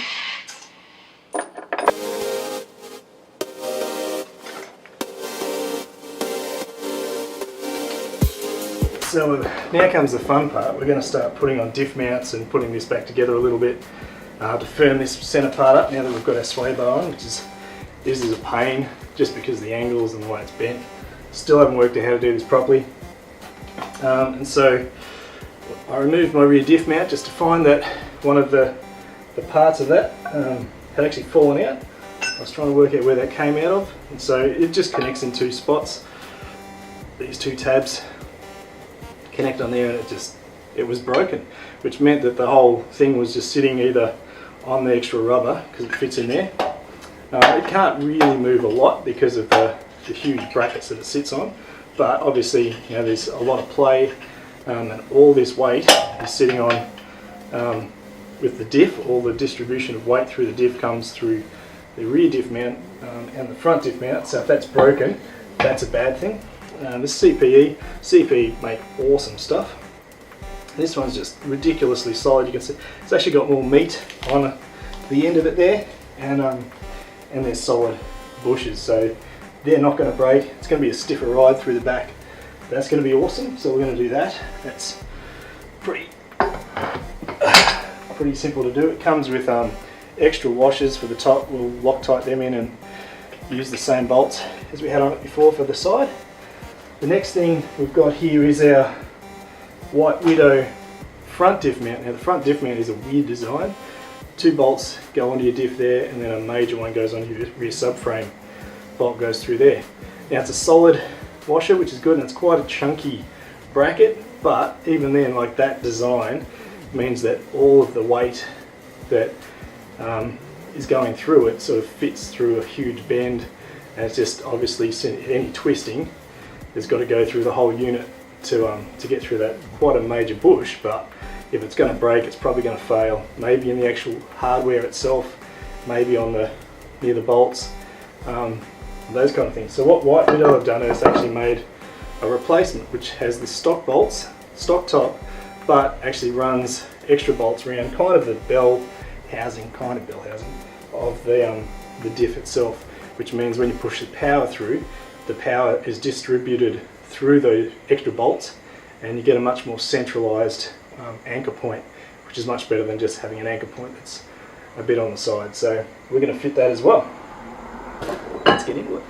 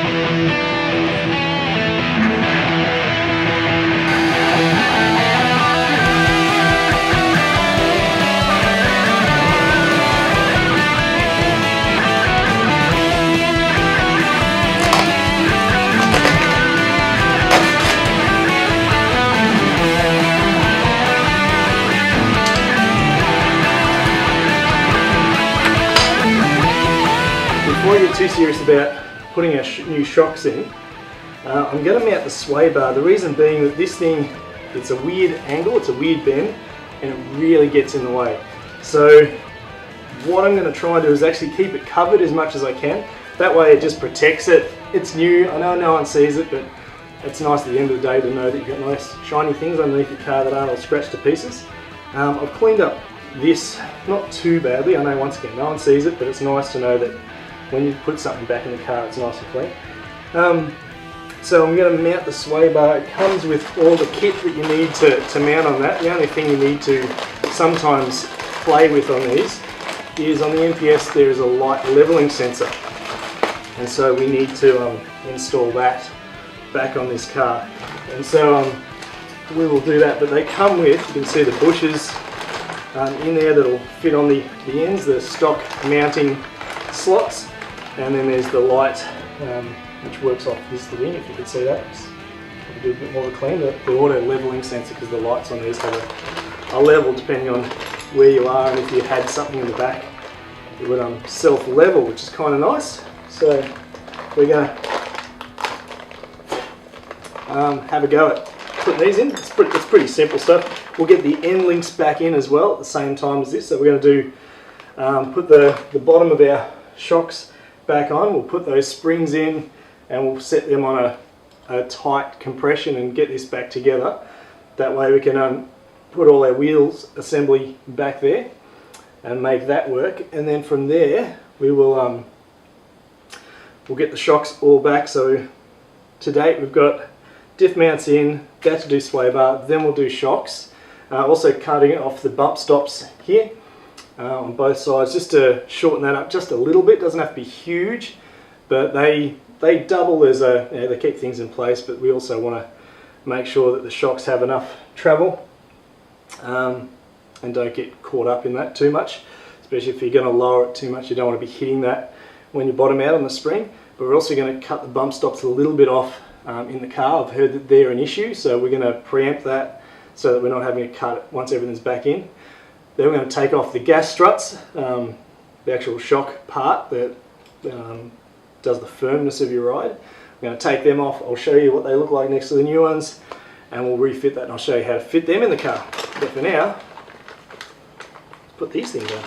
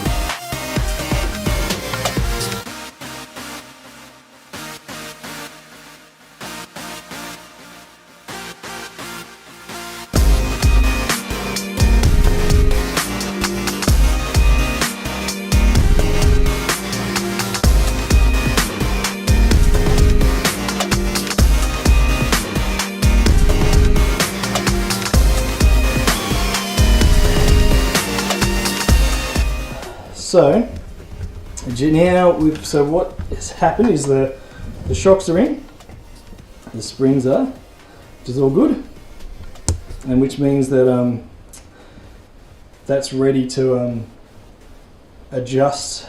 I've sort of got them in a middle setting there, so about halfway. So there's a little bit of space underneath, and I've got them the same on both sides. Actually, that side could probably go up just a little bit, just to meet the other one. We can measure all that, of course, and we want both sides to be the same. I've also done up our adjustable end links, one there and one there, and I've modified those to fit. So the rest of the sway bar is in place, so it's not going anywhere, but now it's time to tighten that up. Now this is quite fluky, but I guess that's a good thing. this looks about spot on. You can see there's about that much gap on that end, about that much gap on that end, about identical. If I can get a shot that shows both sides, you can see that it looks pretty similar, which is awesome. So we're going to do those ends up.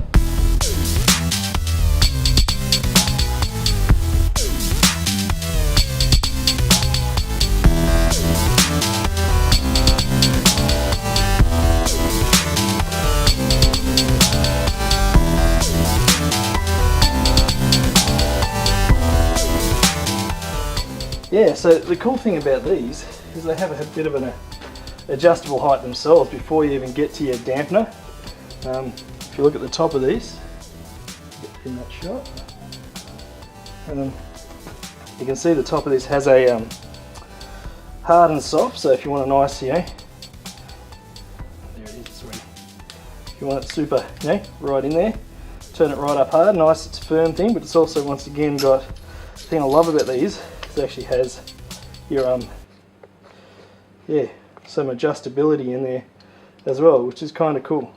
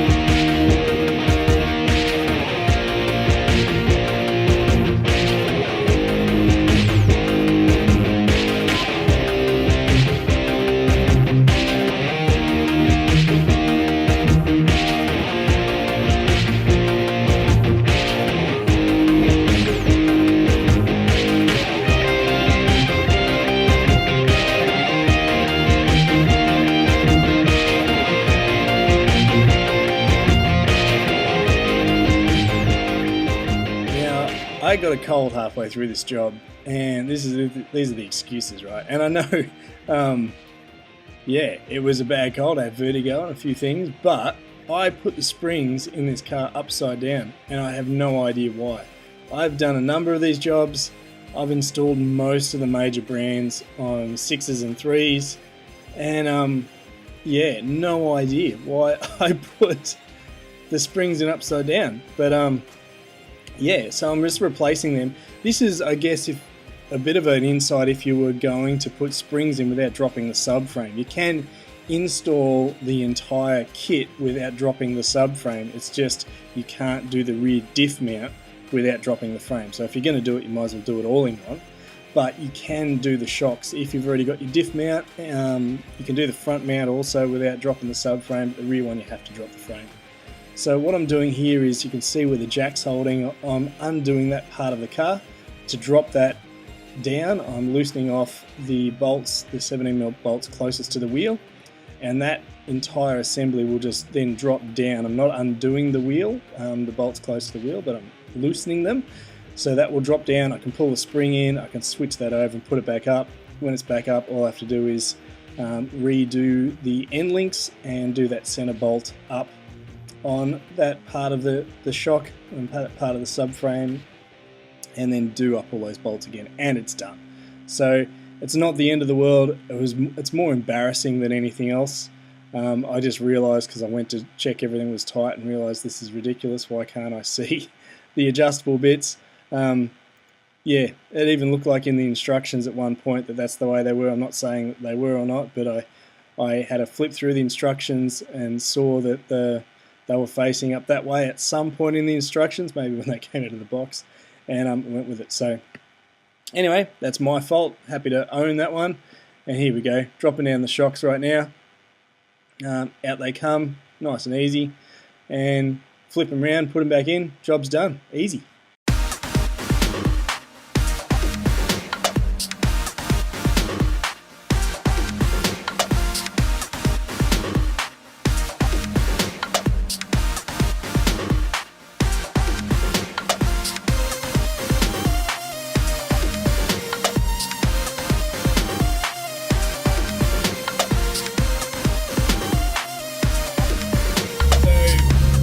Have been in for about a week now, going for a bit of a cruise to see how they're settling in, see if there's any knocks or creaks or anything else happening when we're going around corners.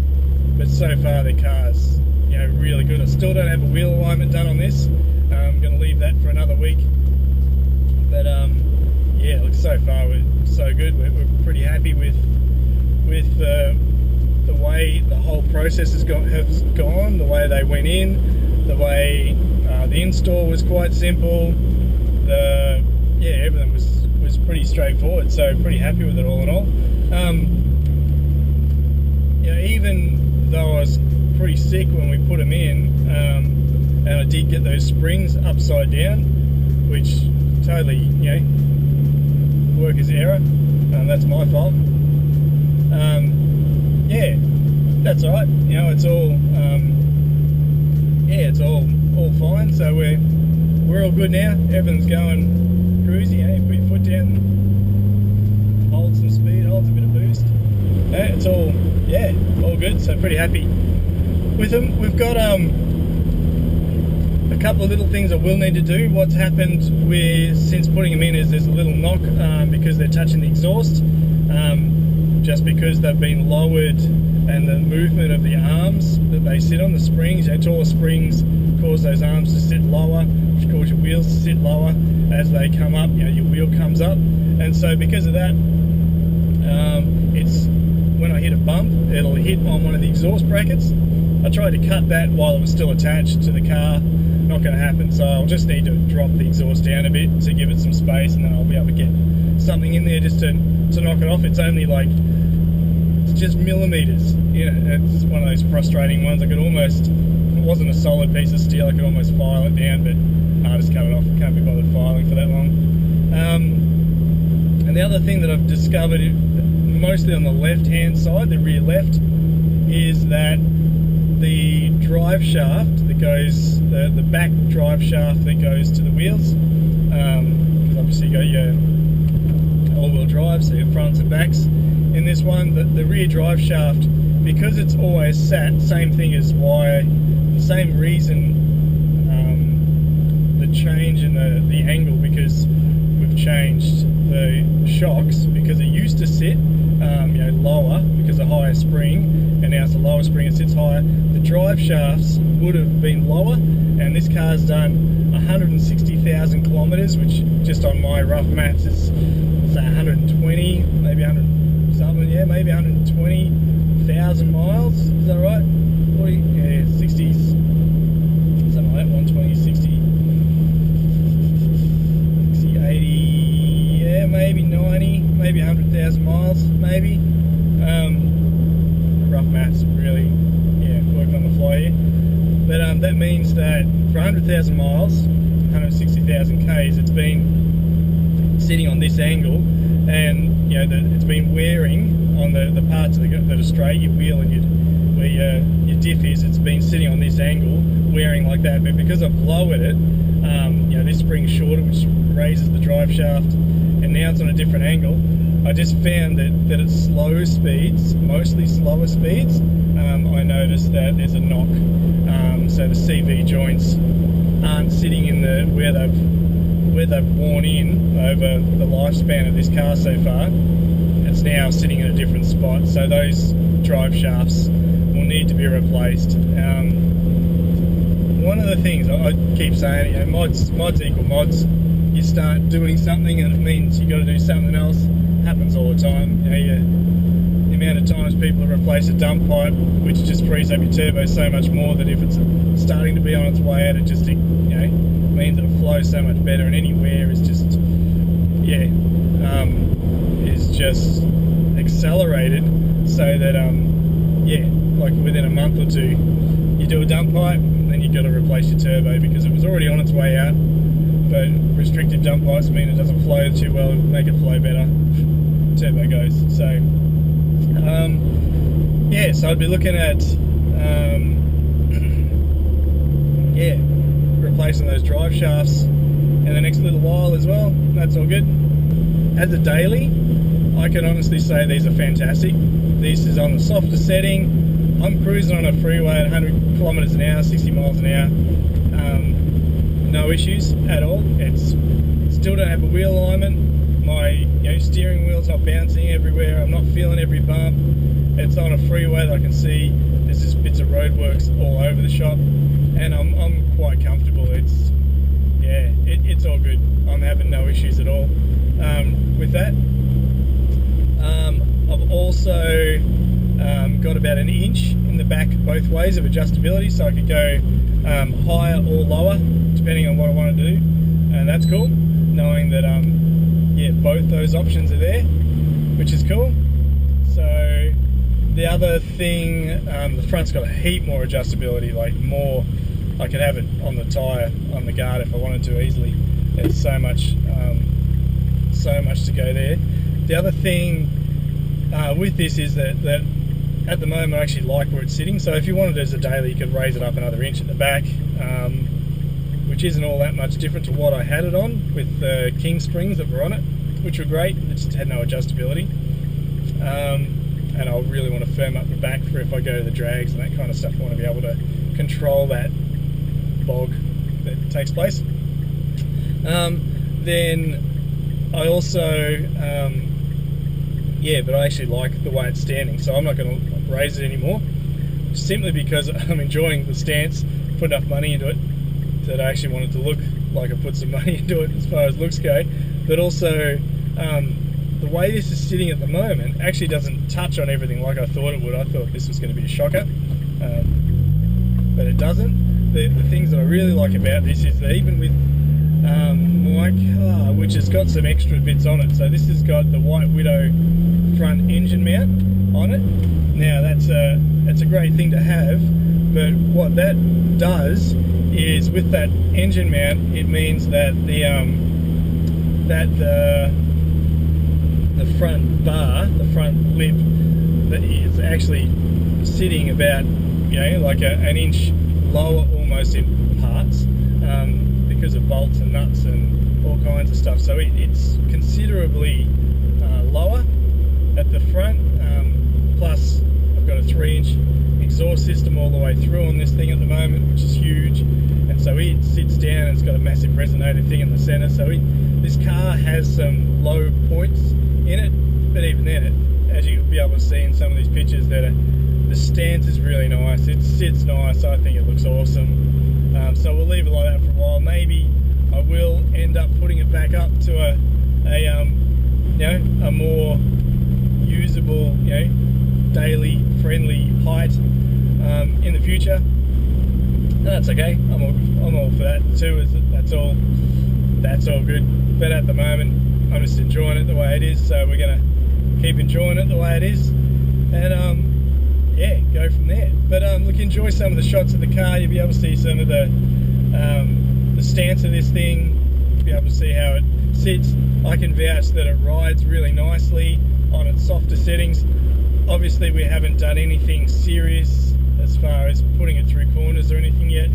I'll wait for everything to settle in, then I'll get it aligned, and then we'll go for a cruise, play with some of the adjustments and stiffness settings while we're doing that, and see what we come up with on that. But we're just going over a terribly bumpy section of the road, and like I'm feeling it no worse than I would on any other car. You know, I hear a rattle at the back, which is the exhaust touching, and then I'm out of that. It's nothing. Nothing's bumping, rattling, everything's fine. So, yeah, pretty happy with it. Got to say, good shocks. If you want to get these shocks, Nate, New Age Auto Parts is the place to go. Nate was looking after us when we were looking for the coilovers and set us up with these. Said, hey, have a go. They're a new brand. I've actually been asked by a lot of people, and I mean a lot, about why I've gone these shocks, and not other better known brands. And I can really only say that the only reason I went them is Nate said, can you try these out? I think people deserve to have a go.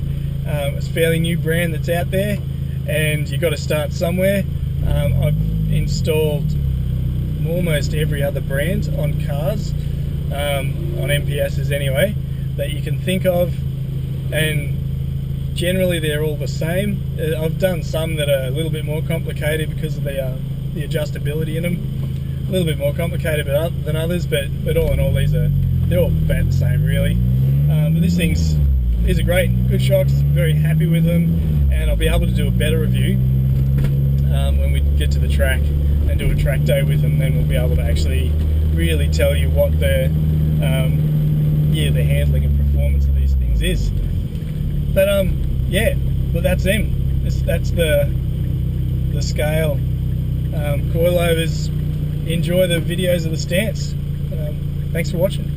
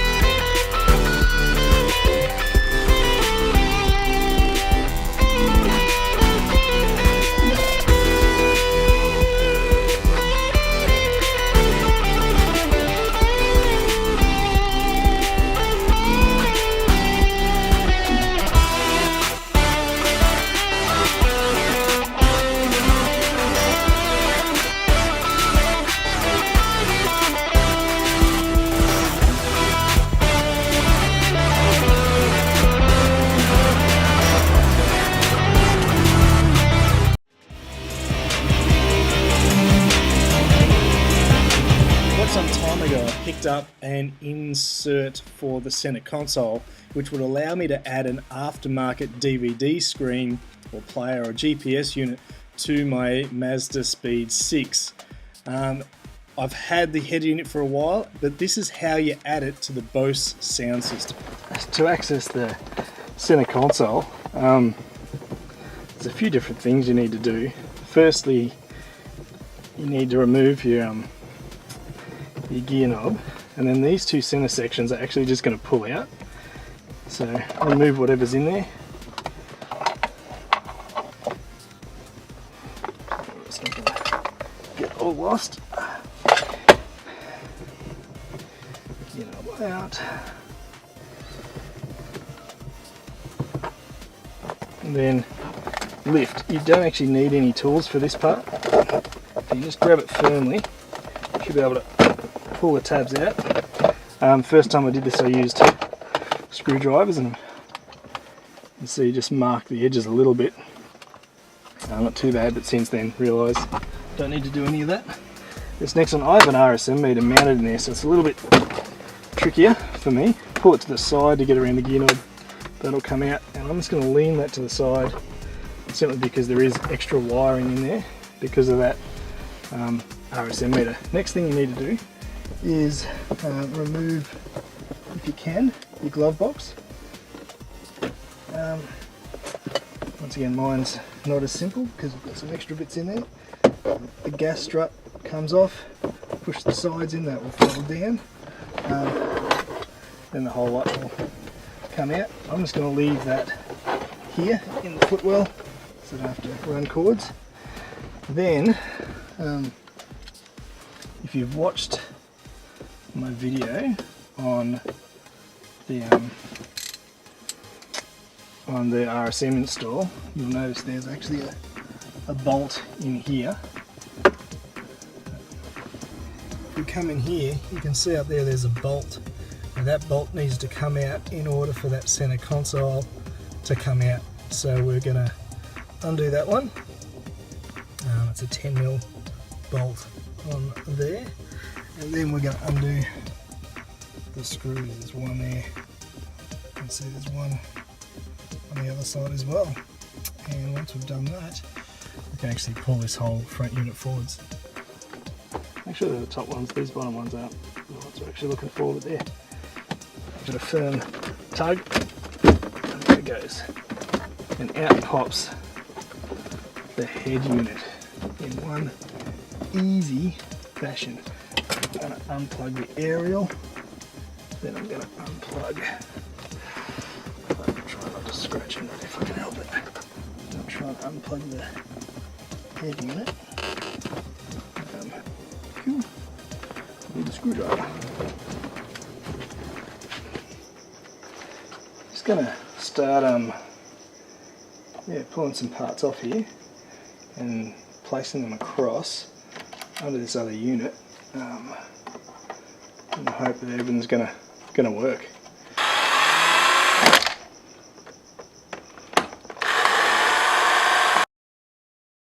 That comes off. If you want to do a boost gauge, then you pop out that center part, clear it through and run your boost gauge through there, then put a block off of some sort through it, which is all good.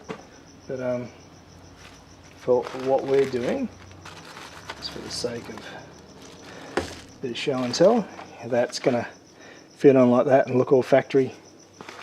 Very nice indeed.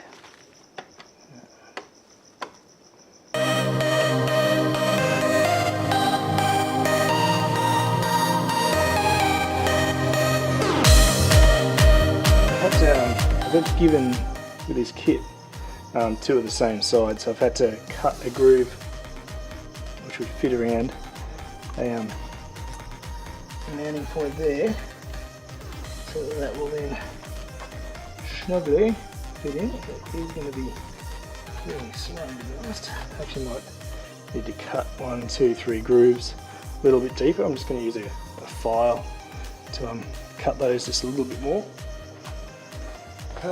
The other thing I've got with this kit is what I found is, because I bought it so long ago, I've had this lying around for quite some time now.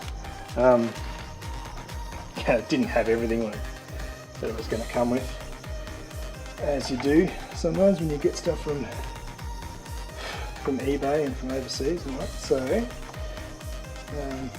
1, 2, 3 grooves, recutting there. And it didn't actually come with all the bolts that I needed, was required for the job. So I'm going to see if I can make do. I'm going to have to make that a little bit wider.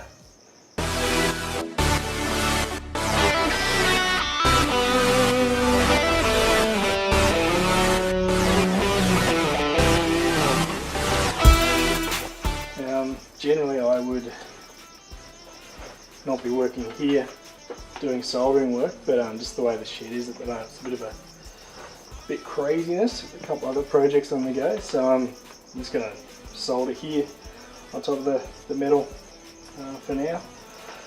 But what I've printed off is, this is the instructions that came with the head unit, and this is a pinout of the car stuff that's come as well. So I'm hoping between the two I can work out which is which on here.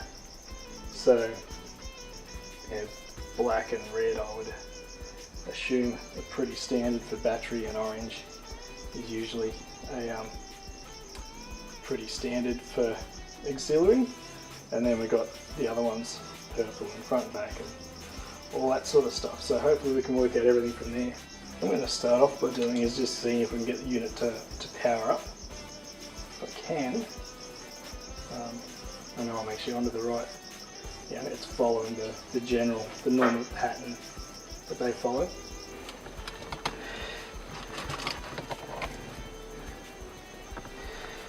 This one fit into there.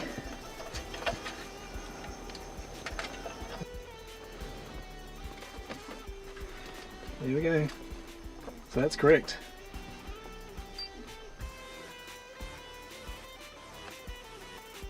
That's working.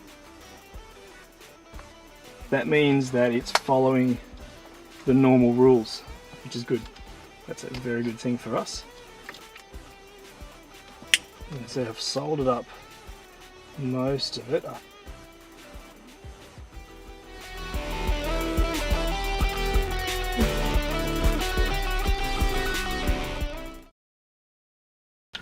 So it's all looking pretty nice now. We've lined up our wires. We've had to do a little bit of a trick here where I had to change some of the wiring. There's a low voltage thing that I had to allow for. So you can see there's some different coloured extra wires. Yeah, that took quite a bit of reading and sorting out, but that's alright, so that's all good now. So pretty happy with that. Tied it all up, it's all good.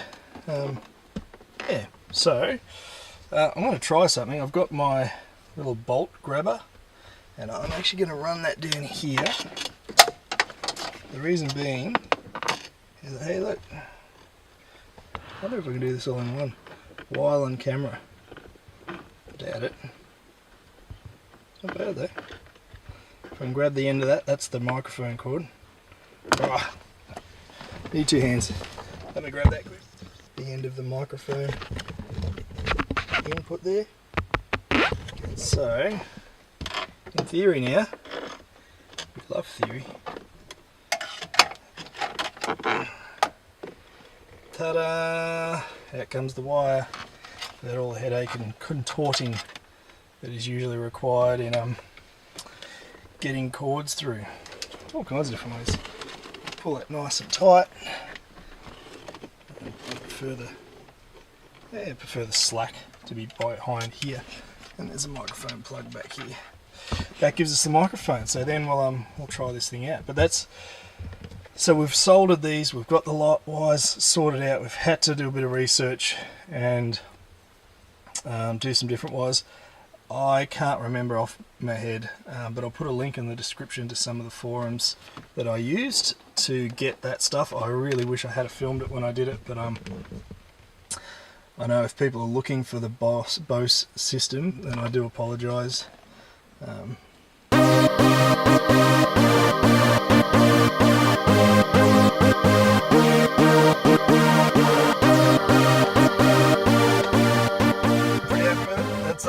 That's our head unit. Very happy with the install, and yeah, it's all pretty cool.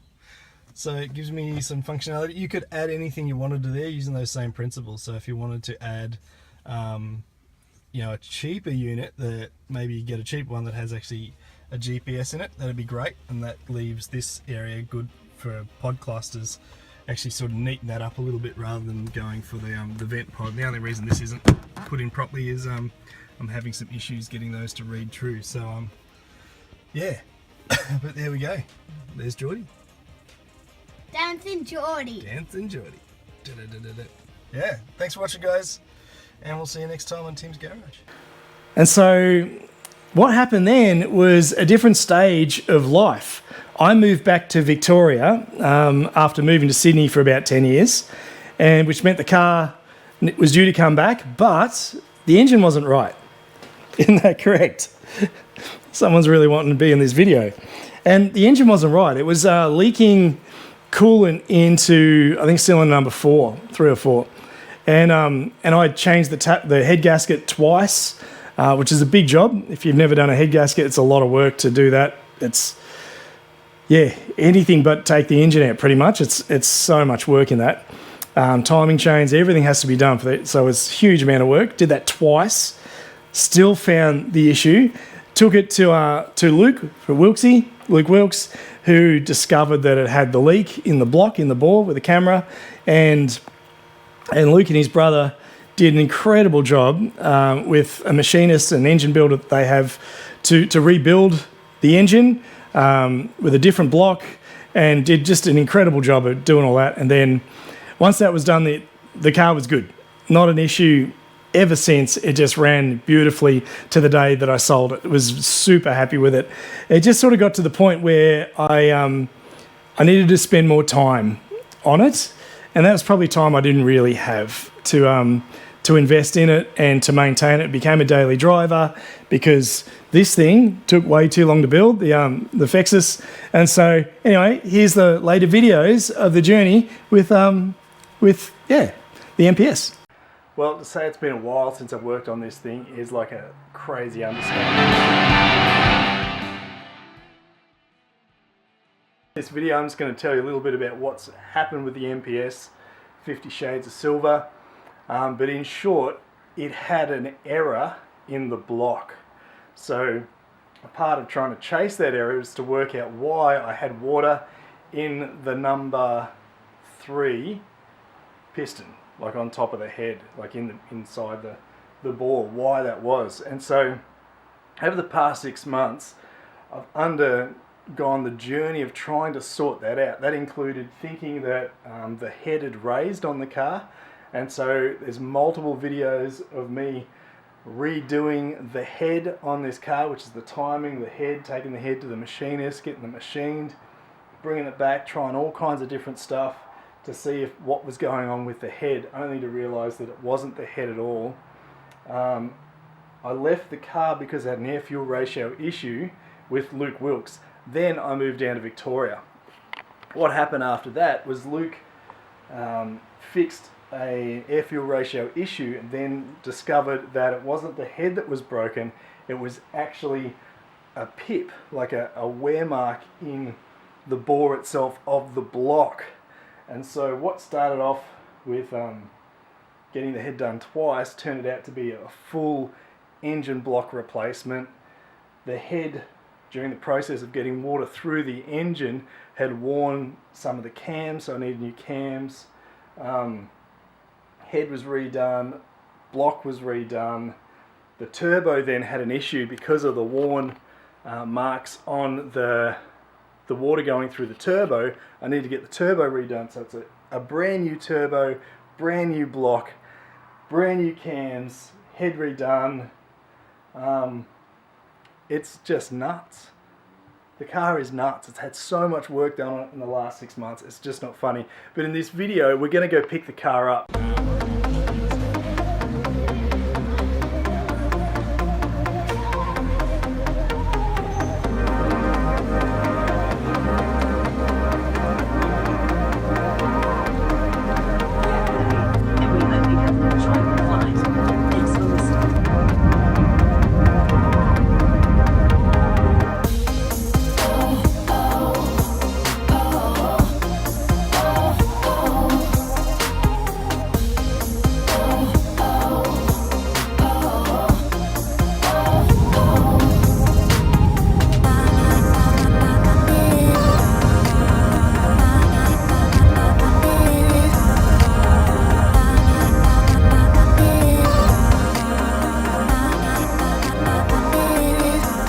Driving, but this is awesome.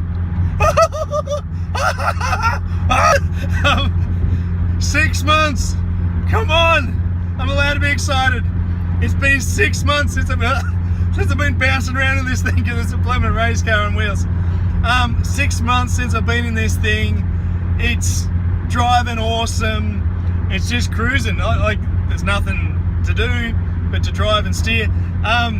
It's 36 degrees outside and I'm having to turn up the heat because I am so cold inside.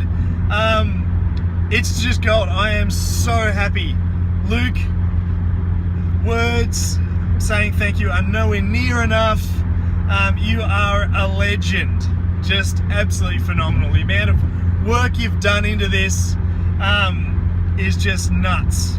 Just nuts. So I'm going to turn off these inside lights, but thank you. This is so cool. I am loving this drive. It's about 12 o'clock.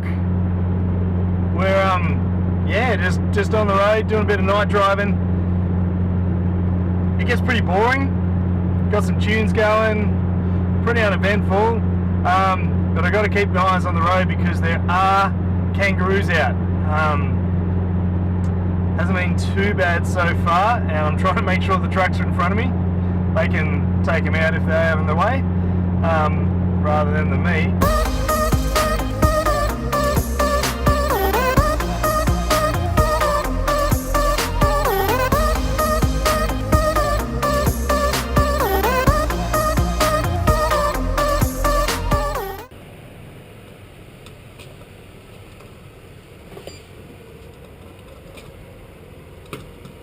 Well, that is 2:30. It's now 2:30 in the morning and I'm wrecked. I'm done. So we're a Gunda guy. I'm gonna put the seat back. I've got a pillow, I've got a blanket. I'm gonna get some sleep. Yeah, just waking up. That's I don't know what time it is. But it was good. Let's go check some water and oil. Back on the road.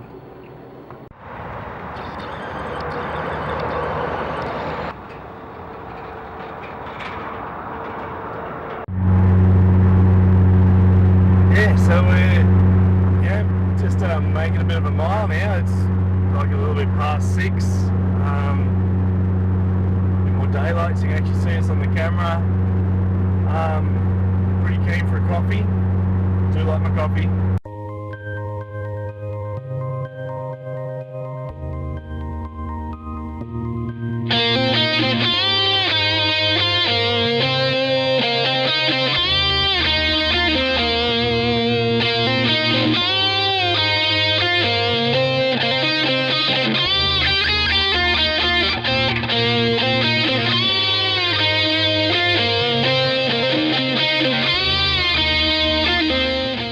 So I thought I'd give you a bit of a view of what my world looks like. What does my car look like? What am I staring at during this trip? So it is a bit of a mess. If you look in the back, you can see there's a tub of cleaning stuff. There's a bunch of brooms. There's an esky. I think there's an old oil catch can back there. I think there's actually the turbo underneath there somewhere as well. The blown turbo. Yeah, but this is what I'm staring at as we drive around, right? So this is what I'm staring at most of the time. There's my the dash, pretty standard stuff there. I've got my pod gauges up there, which aren't really, I can turn them on. I put them on a switch. They're very, very bright at night time, and so generally, I don't use them during the day. They were kind of a bit of fun to put up there, but I'm not using them as much as what I thought I was going. Anyway, that's all good. There's GoPro, lots of footage, lots of camera stuff. Head unit doing a great job of pumping out the tunes while we drive around. It's nice to have some music. I have been using the GPS unit up there from time to time. That's pretty good. It tells me the speed. Look at that, 109, 110, right on the dot. Being a very good boy, but while I'm doing a big trip, I don't need distractions and stuff. I just want to get into a zone. So that's cool. My access port sitting there telling me that I, at one point today, have got a mighty 9 PSI of boost. I know. What am I going to do with all that power? Possibly dry my hair or something. But anyway, that's all good. Then this is kind of the messy bit, but this is my backpack that I grabbed from Victoria. In that was a pair of shorts, a t-shirt, and that was about it that was functional. Oh no, I had a jumper and a pillow. Everything else was camera gear. So I got cameras, GoPros, tripods, headphones, laptop, spare batteries, phone batteries, camera batteries, lenses, just that kind of stuff. So it's all, the whole backpack was pretty much dedicated to this video and making that happen and getting all that gear to Newcastle and get them in the car on the way back. But yeah, so I'm pretty much just sort of staring at that.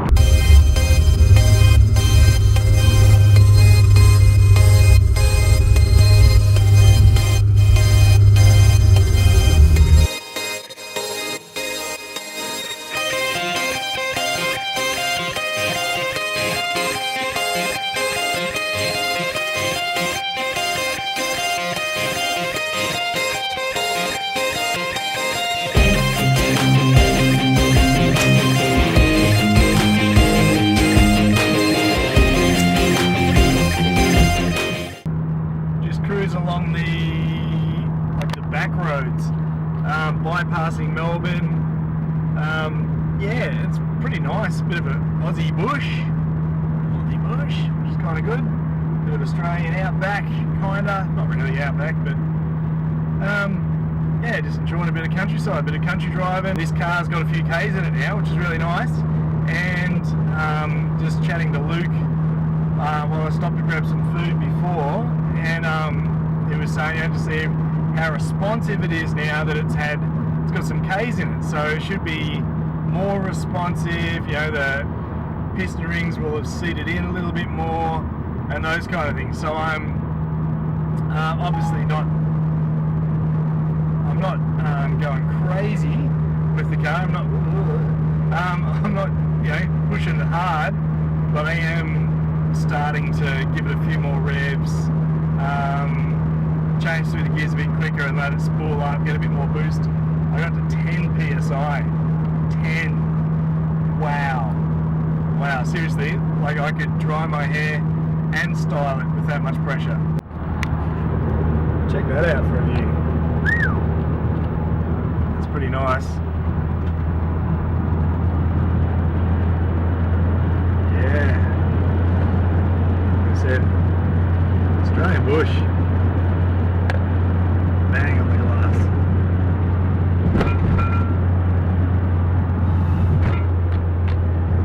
Holes and everything banging around the back.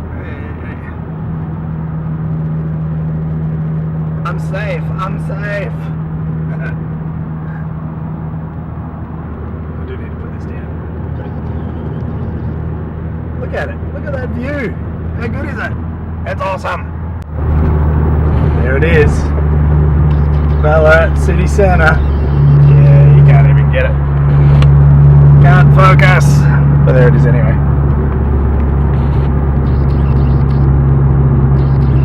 Ballarat. Woo! Coming into town. That's pretty darn awesome, I reckon.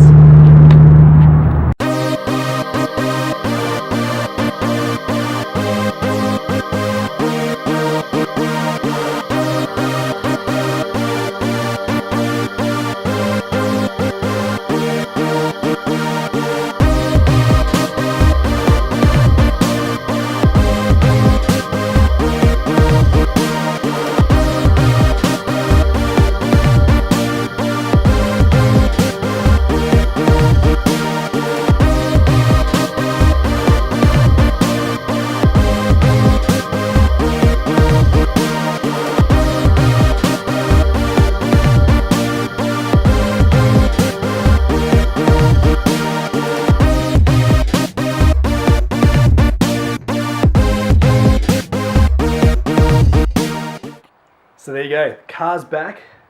This is the first oil change since we got the car back. I got back late last week.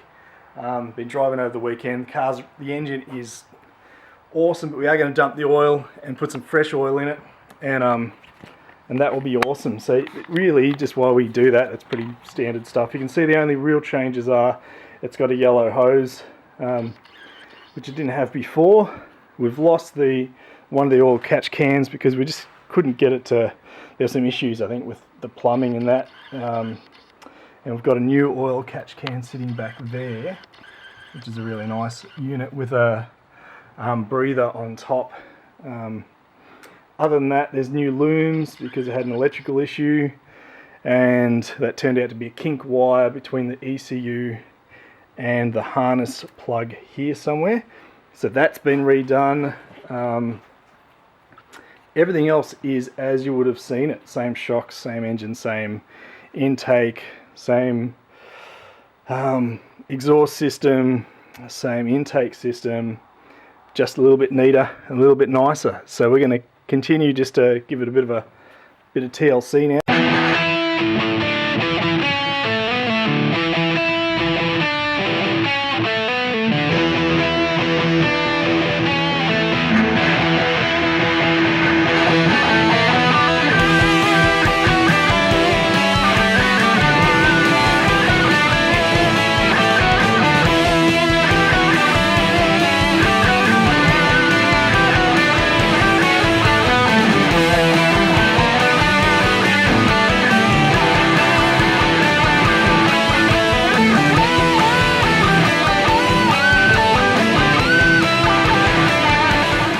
Well, that's the MPS. I just took it out for a bit of a drive to see how responsive it was with the new oil in, and it was awesome. Fantastic. The engine is so good on this thing. Really excited. So thanks guys for watching. Thanks for subscribing. Next video will be about the MPS, doing some stuff with this 6 and seeing what we have to get done to make it a bit safer and not draw too much attention, because we've just moved states, so I need to do something about that. But also we're going to start tuning this thing. We're going to get it back to where we were when the issues started, and finally get closer to finishing the car. Thank you so much for watching. Thanks for subscribing. Really appreciate it. The channel is nothing without you. Really do value your comments and feedback, and please keep the feedback coming so I know what to upload, what to film, what to shoot. Keep the questions going. More videos about Ford Territory, more videos about the Lord Fexus, more videos about MPS coming out, plus the new build one. That once that's done, we've got 2 more builds lined up. Really excited about those. But at the moment, we're just going to focus on this thing, get it dialed right in and reliable and fun, and then we'll start with the next car. There's a handful of jobs that I need to do on this car.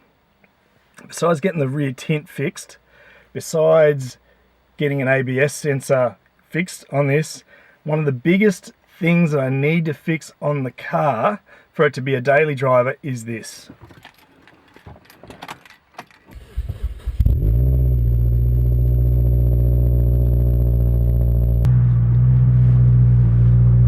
It's really loud.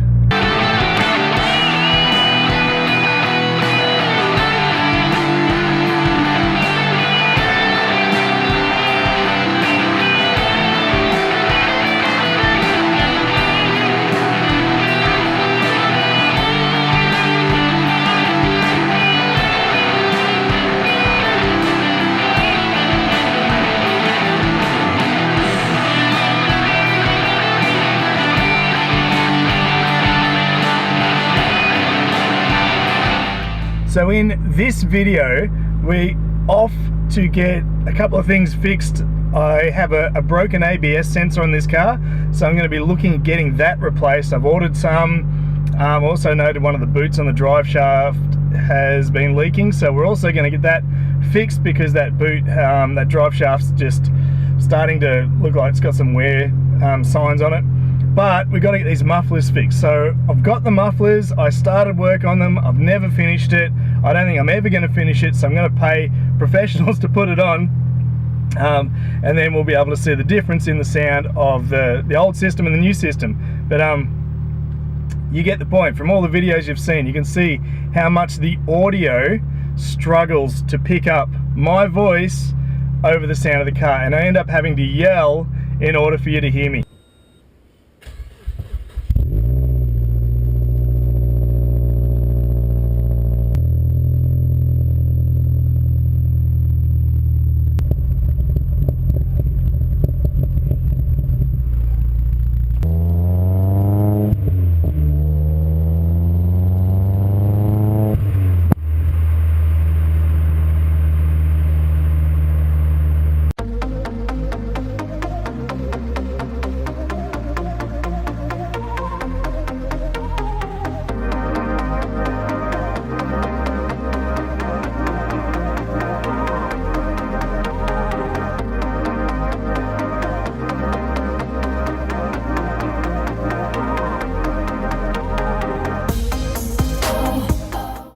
Yeah, so the new exhaust is in, and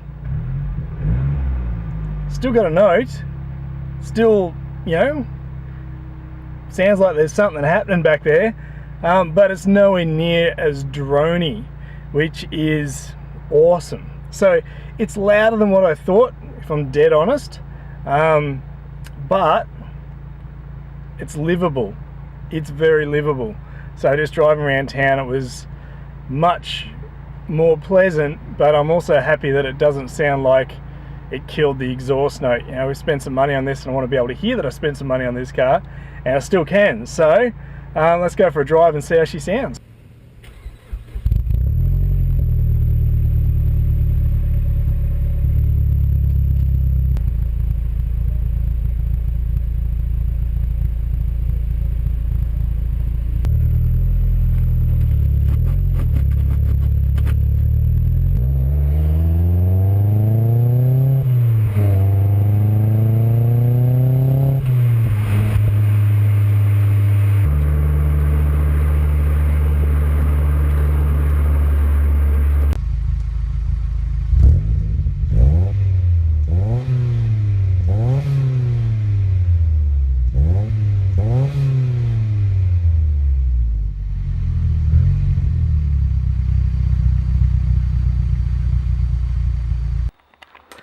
So now's time just to check over the car, see how it's going. We're going to check a couple of things with that. The main thing we're going to check is compression. When new pistons are put in, they have a new set of rings which helps the piston just seal against the wall of the sleeve. And as the rings wear in, they wear in against the sleeve and actually make a better fitment. So as you wear in the engine, you get better compression because they fit better. So we're going to check the compression, especially on number one on this, because number one had the electrical issue. There was the kink in the wire, and so it didn't have as high of compression as the others. So we're just going to do a compression test, see how they're doing. I'm not expecting any issues because the car's running great, but we're just going to have a look anyway.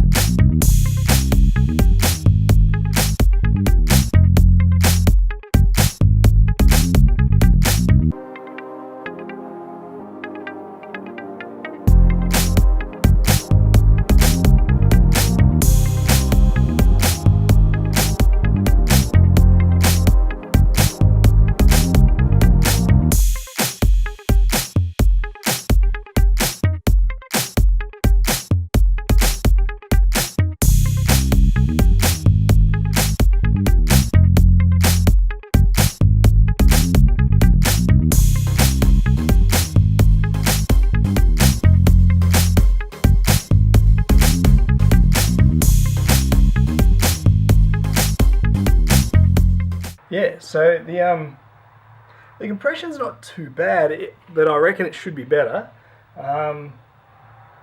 We tried with the cord and it got stuck and all went to pot really. All went really badly, so I've just tried the push down test one, which is, you know, this one. You just push down, much better reading across the board all the way through.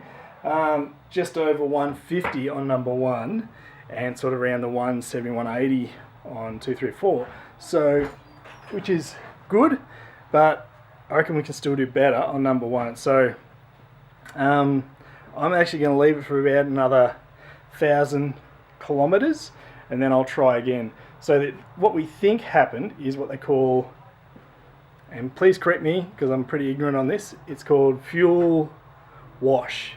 So number one wasn't running properly, and because that fuel was going in but it wasn't getting used, so the fuel was just kind of sitting there, not sparked because there was an issue in the coil pack, and just sitting in there, and so it wasn't actually wearing properly. So we're going to give that a little bit longer to to wear in, and we'll go from there.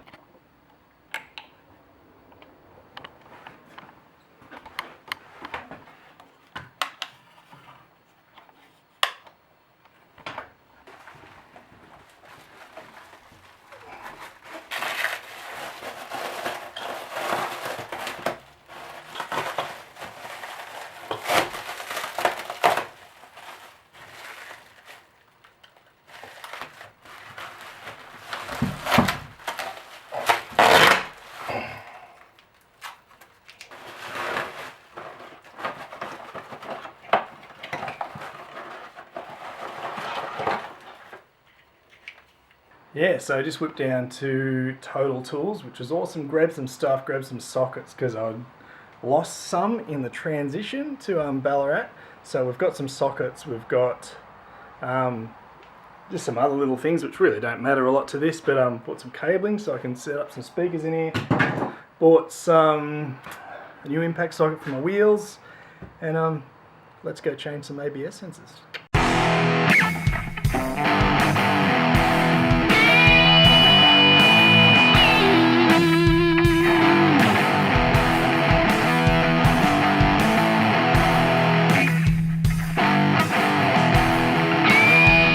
So what does an ABS sensor, what does it actually do?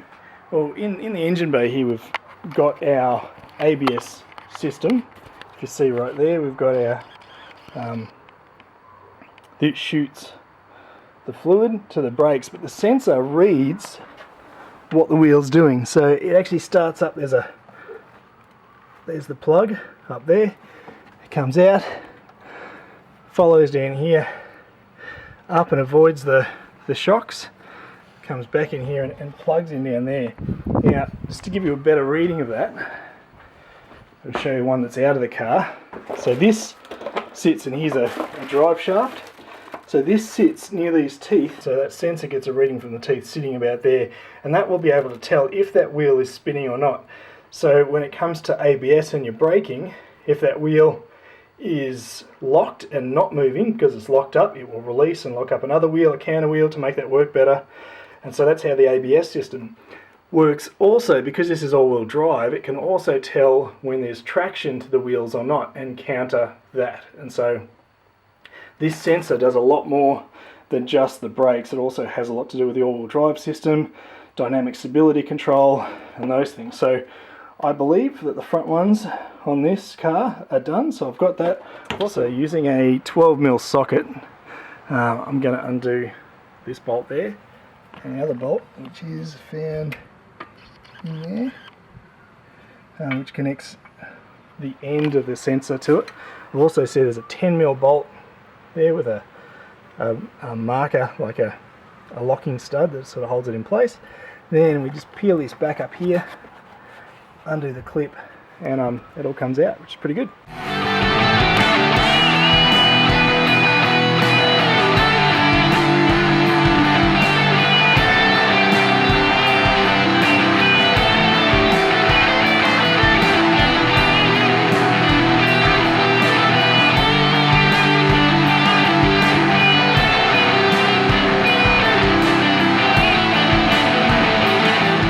This is moment of truth time. Let's see if we fix this thing.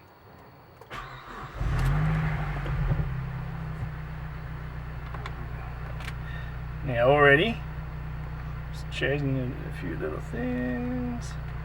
Already I can see, which is obviously a good thing. I can see all the ABS lights are off.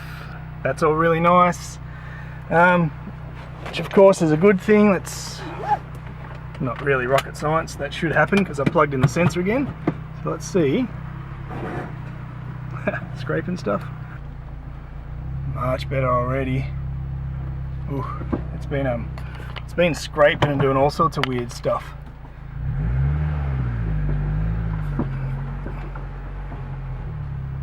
Brakes feel better.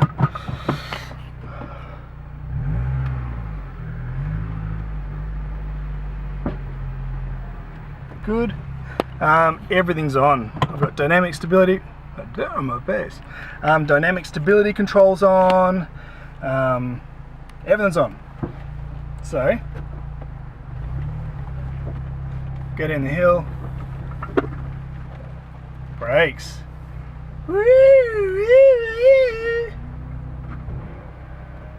Oh no!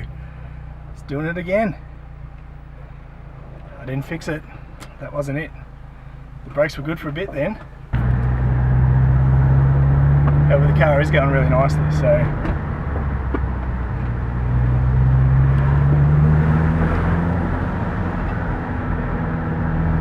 it's driving much better. I was hoping it was one of those sensors. Anyway, try this way. See what we can do.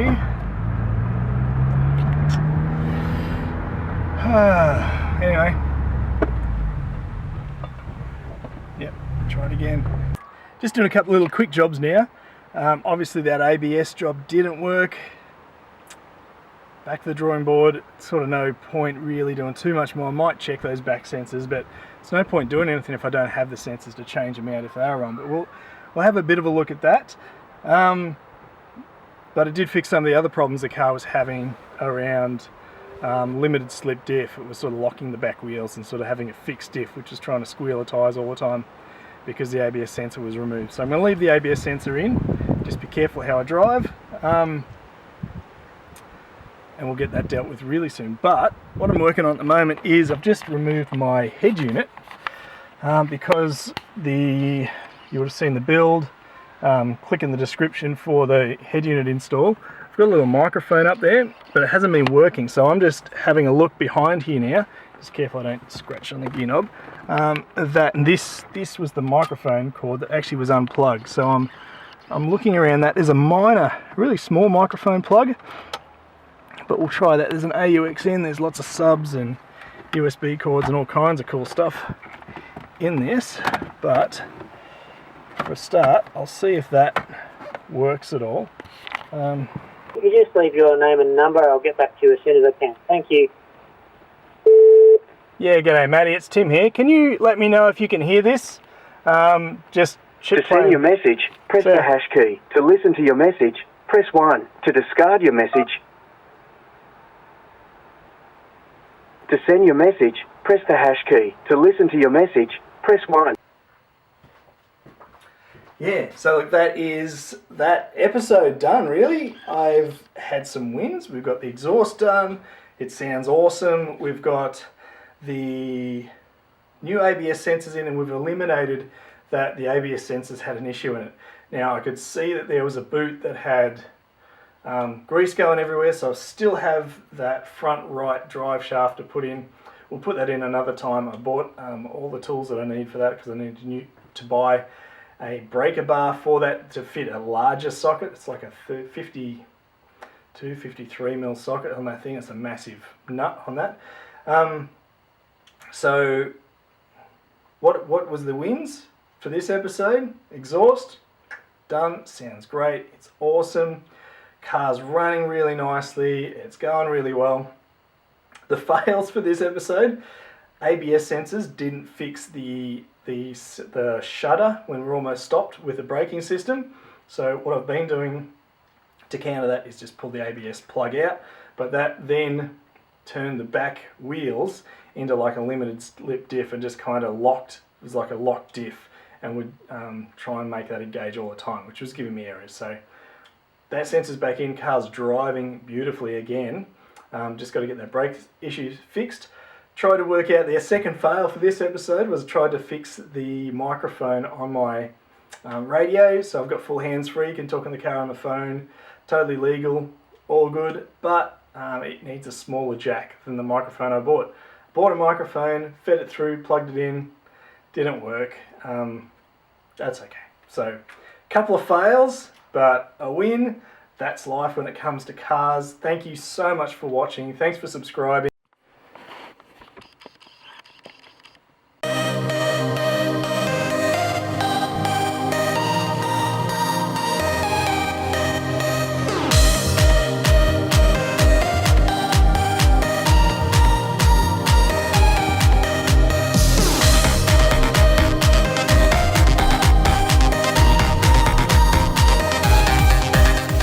Hey guys, welcome to the vlog. Today we're doing a couple of quick things on this vlog just around the car. We're installing a new microphone on the Bluetooth system, which I'm going to do after work. But right now I'm reflashing, putting a new tune on the car. I was able to do a couple of logs over the past few days. Logs as in logging how the car's going. Sent that away to Ray, my tuner. He sent me back another tune, and so we're uploading that. We're going to try it out on the way to work.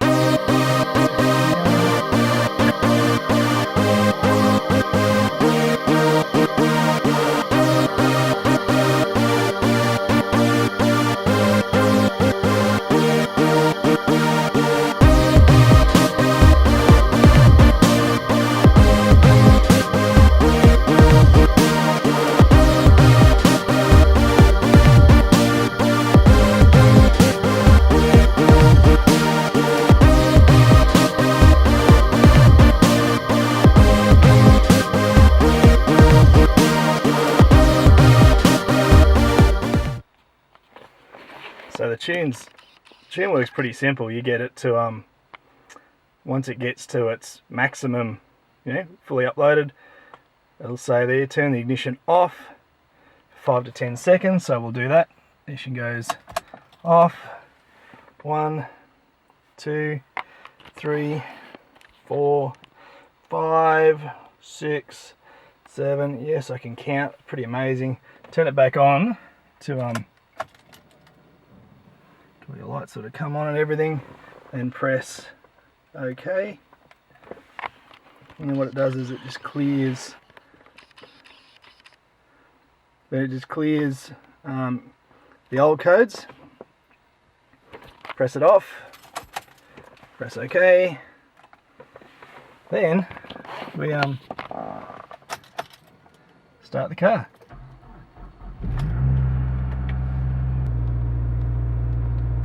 Monitoring stuff, and we'll do some live monitoring, bit of live data.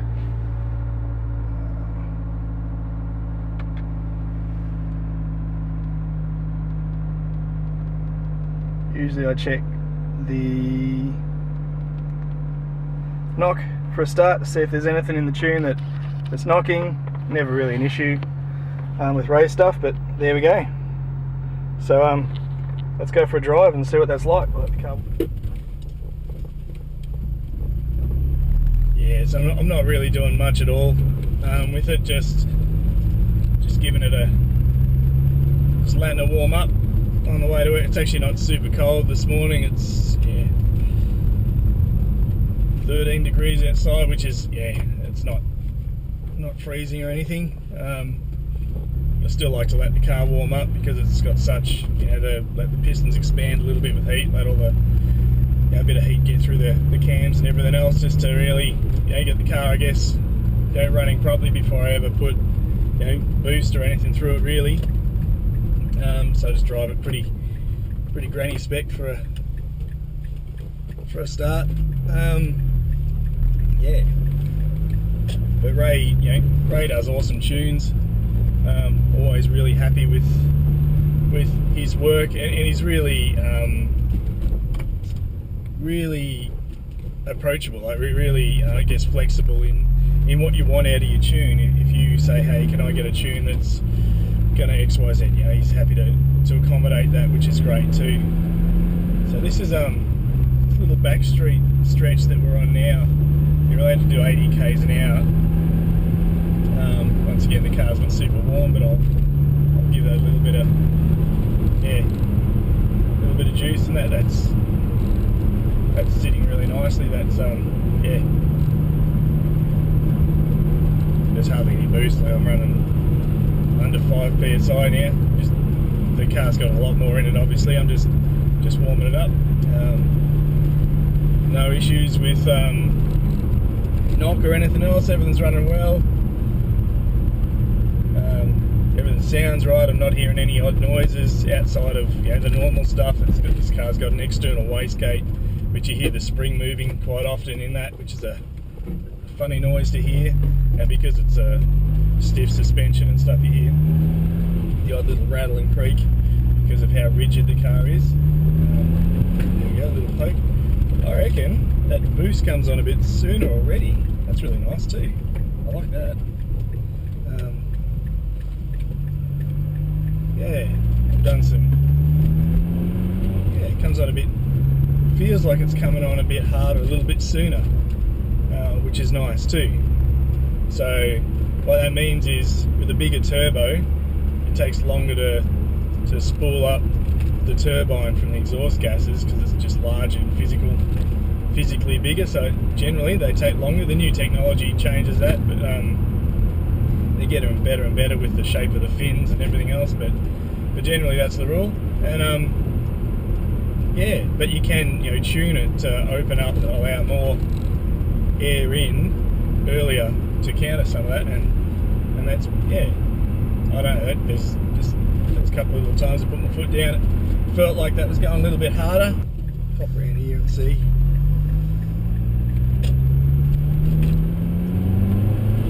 It comes on a lot quicker, I reckon. It's really nice. Cool. That's really nice. turbo comes on. So what generally with your stock tune with the little turbo, your boost comes on earlier, and it just sort of, it's an exponential gain of power. So it starts fairly small, and then as you get more, quicker, it gets bigger. And the idea being that it's more, you feel the boost come on and it pushes you back and everything, but it's more sustainable, more controllable. It's a smoother ride, which is mostly what they're wanting for, with a stock tune and a stock engine. They want a really smoothy ride with punchy power. But smoothness is the goal, where once you start tuning them bigger turbos, I mean, there's more power, but you've got to get that down somewhere, so it becomes a bit more, go-y as that power gets laid down. I love that, under, it's just over 2,000 revs now, so 2.5 grand of revs, it's still a pretty mild, normal drive, but between 2.5 and 3, and by the time you're on 3, you can feel that boost really wanting to get you going, which is pretty cool. So third gear, 2.5, there it goes, straight into it. Yeah, nice, very nice. Yeah, cool. So the other thing we're going to do in this vlog later on is going to fix up our hands-free system. Australia, they brought out laws, if you're watching this in the States or in the UK, I know people watch this all over the world, but in Australia they brought out laws where you're not allowed to have mobile phones in cars and stuff. And it's funny, some people, the minority ruin it for everyone. There's definitely times in Australia where I would say it's really safe to be on the phone in the car. It's not hard, we've got such open roads and clear spaces that, that was the wrong gear, but anyway, it took off in third.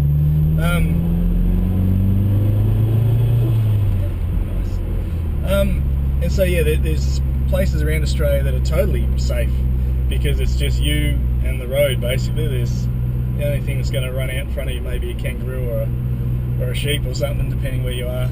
And then really it's on you. If you're not paying attention, then that's on you. But what happens is generally peak hour city crazy traffic, people start speaking on their phones and they're not paying attention, and they start trying to take notes or something, or they're looking at their phone rather than looking at the road. And of course accidents happen, and it's all because they weren't managing themselves properly, and so the result of that is that we're not allowed to have our phones operating in the car in a way that we can touch it. So we have to have, if you want to use your phone in the car while you're driving, you have to have hands-free by the law. You can't even do the hands-free thing on your phone.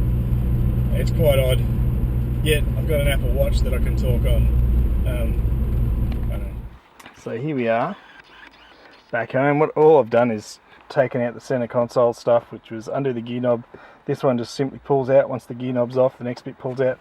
I put the gear knob back on so I don't scratch this when it's off, because the top of that's quite sharp. Plug, which is a headphone jack, which is too big. So I've got an even smaller plug in this kit that will fit in there. Because I've actually run this before, comes out up there. I've just got it hanging at the moment, but I'll see if I can actually thread the other one and pull it through with that. So that'll pull it through where I've ran it previously.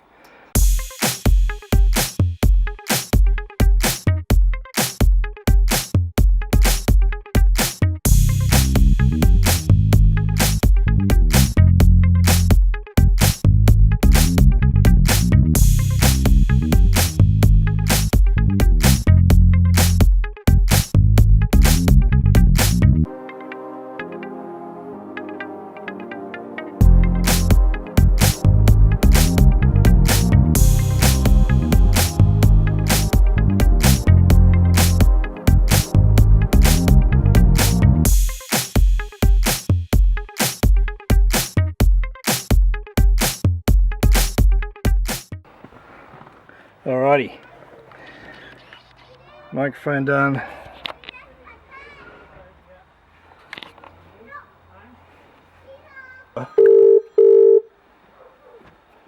Hey. Hello. G'day.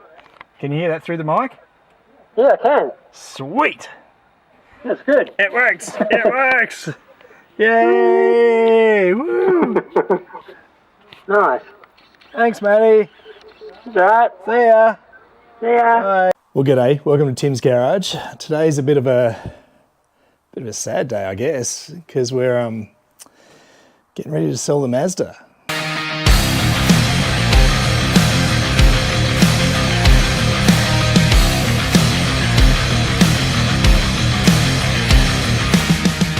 The beast is, yeah, there she is in all of its glory. It's getting ready to be sold, which is, yeah, like I said, it's a bit sad, really.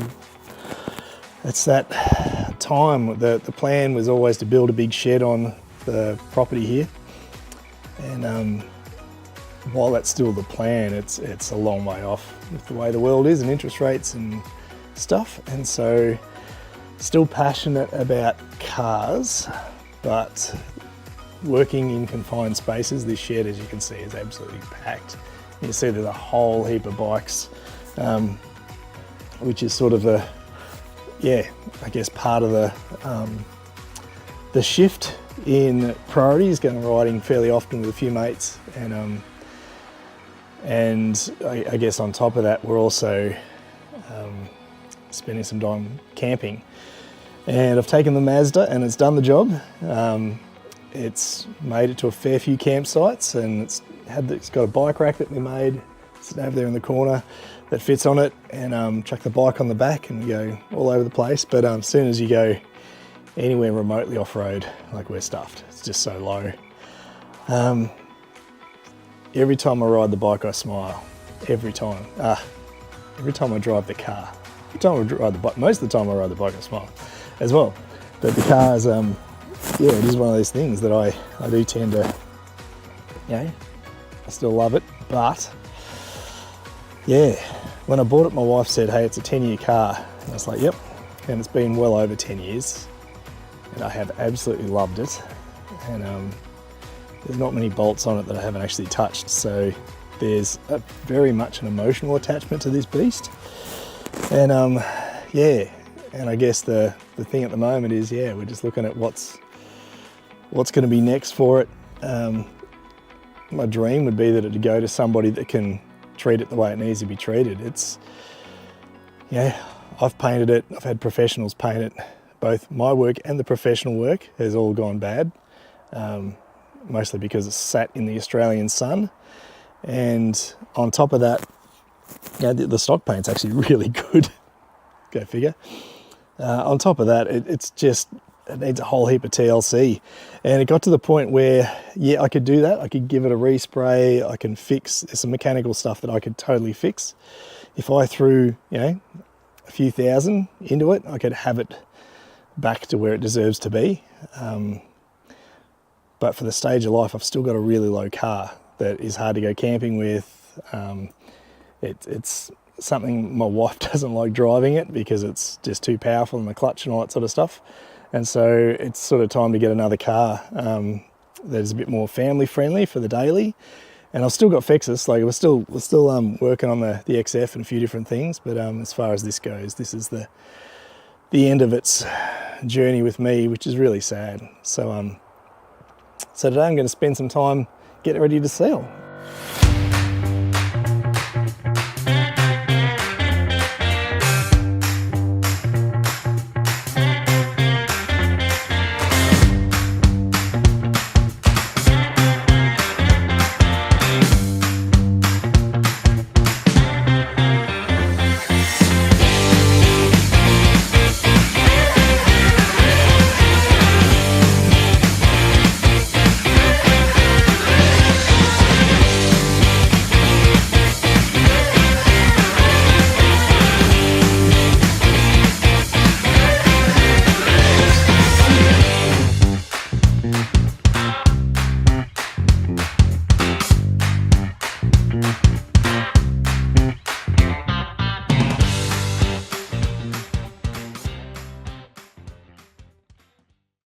This is it's a little bit sad. potentially heading off in ye old Mazda to go and meet a potential buyer for it. So meeting halfway, found a guy on one of the MPS forums, social media and the Facebooks, and yeah, and he's been really good to communicate with so far. I think his brother's coming as well to have a look and ask him, you know, all the right questions. And as always, I know it's really dark, especially with these lights, I have been 100% honest. So selling the car without a roadworthy, I know it needs work, and as I said when we were cleaning it, yeah, I just, as much I would love to keep this car forever.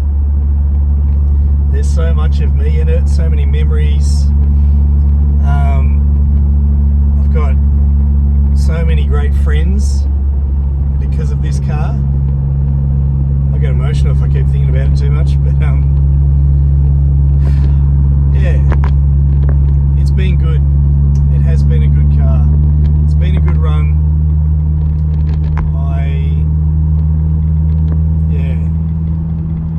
I won't ever own anything like this again. I don't think.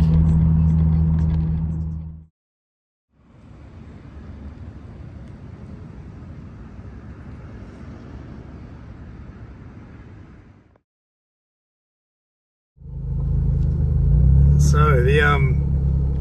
we're just heading off now from showing a couple of guys the car. Really lovely guys, really good blokes actually, which is great. But yeah, wasn't going to work out sadly with the car, so that's okay. It is what it is. It's always tricky trying to yeah, sell some stuff, but yeah, they were saying it just needs a little bit too much work, which is fine, and I would rather be open and honest about something than I'm trying to sell something and doing the dodgy on somebody. And so I've got a bit of integrity, hold my head high, and I get to drive the beast back home. Yay! Because I do like the car. But yeah, so yeah, so the guys were really good guys, really nice being able to get to meet them. They are MPS guys. They watch the channel, so if you are watching this, guys, you're amazing, and you are the kind of people that I want this car to go to, because you're MPS guys, you love the cars, you're into them, and yeah, that's what it's all about. It's about having that community stuff. That's my DNA. That's what it's about. Keeping the community thing going. Yeah, but yeah, it just needs too much work, and that's fine. It is what it is. So I did have a couple other people that were looking to it, so we'll message them next, and we'll go from there.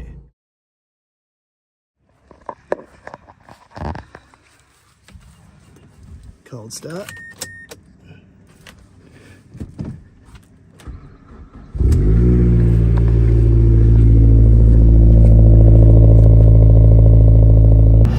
Yeah, so this is yeah, like I said, sadly the last day of Rego, so we're taking it out. We'll just go for a nice drive. I've never thrashed this thing and don't intend to do it now. It's just, yeah, time to go for a drive, that's all. And get some air in here, there we go. Yeah, so I'm just on my way to work, and yeah, it's all just going well.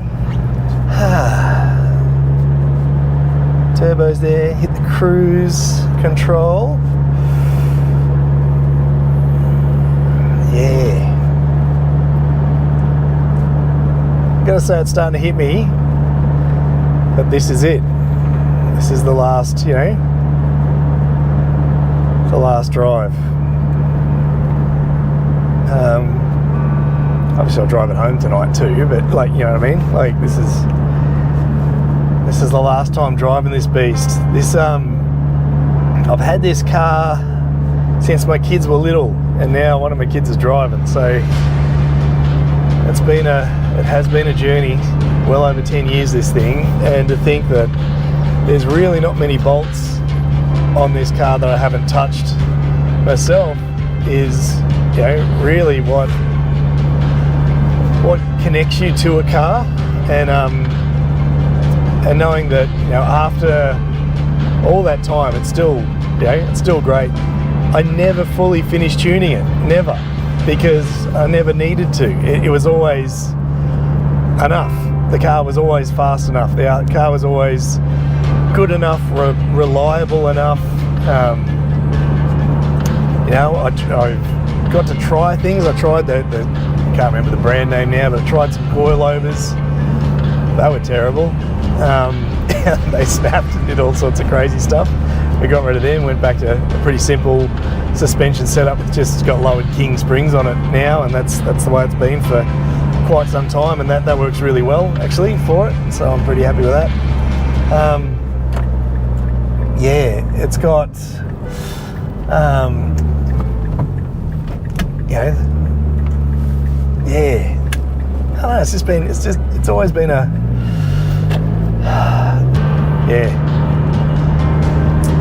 I said that turbo drain needs replacing. I said that to the guy that's looking to buy it, and I hope he does buy it. Like, obviously this video is for nothing if he doesn't, because I've got a few guys looking at the car, but yeah, the guy that's looking to buy it wants to put the engine and the running gear in his, and that's all ace. So I'm really happy with that. But that's the plan. So it's Wednesday today. That all takes place on Friday. Yeah, he's going to come pick it up. So, which is the plan, which is all good. So with that, we're just yeah, taking out for a nice sort of last run, and everything's working like it's as it should. Nothing's busted. It's just as it should. It is the car that I've loved and cared for the better part of 10 years, and it's a beautiful thing. It really is. So, I'm getting emotional.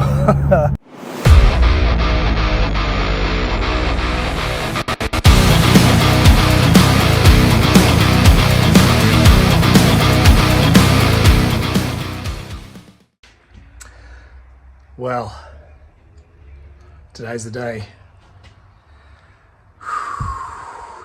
All the feels, all the emotions.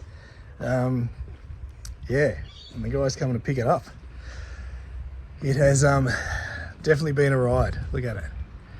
Sort of in the process of giving her all a real good clean, so it's ready to go for the new owner.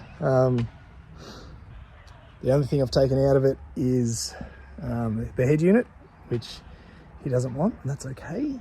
Got a whole box of original parts if he wants it, plus all of the things that I was going to do to the car are sitting in the back, because I want this car to live on. And so yeah,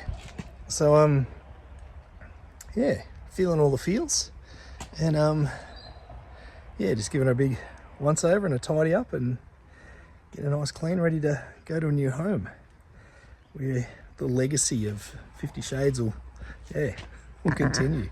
The old 50 Shades of Silver. Man, I wish I knew what the book or movies or whatever were about. Never seen them or read them, but I just thought it was funny calling it 50 Shades of Silver, and then I realised there's movies out. Probably not an appropriate name, but anyway, the old Mazda has it's done me well. Been a great car, great family car.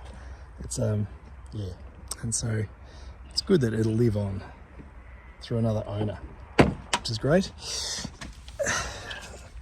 Smelly trees. Anyway, we'll keep tidying her up and get it ready to go to its new home. I was waiting for it.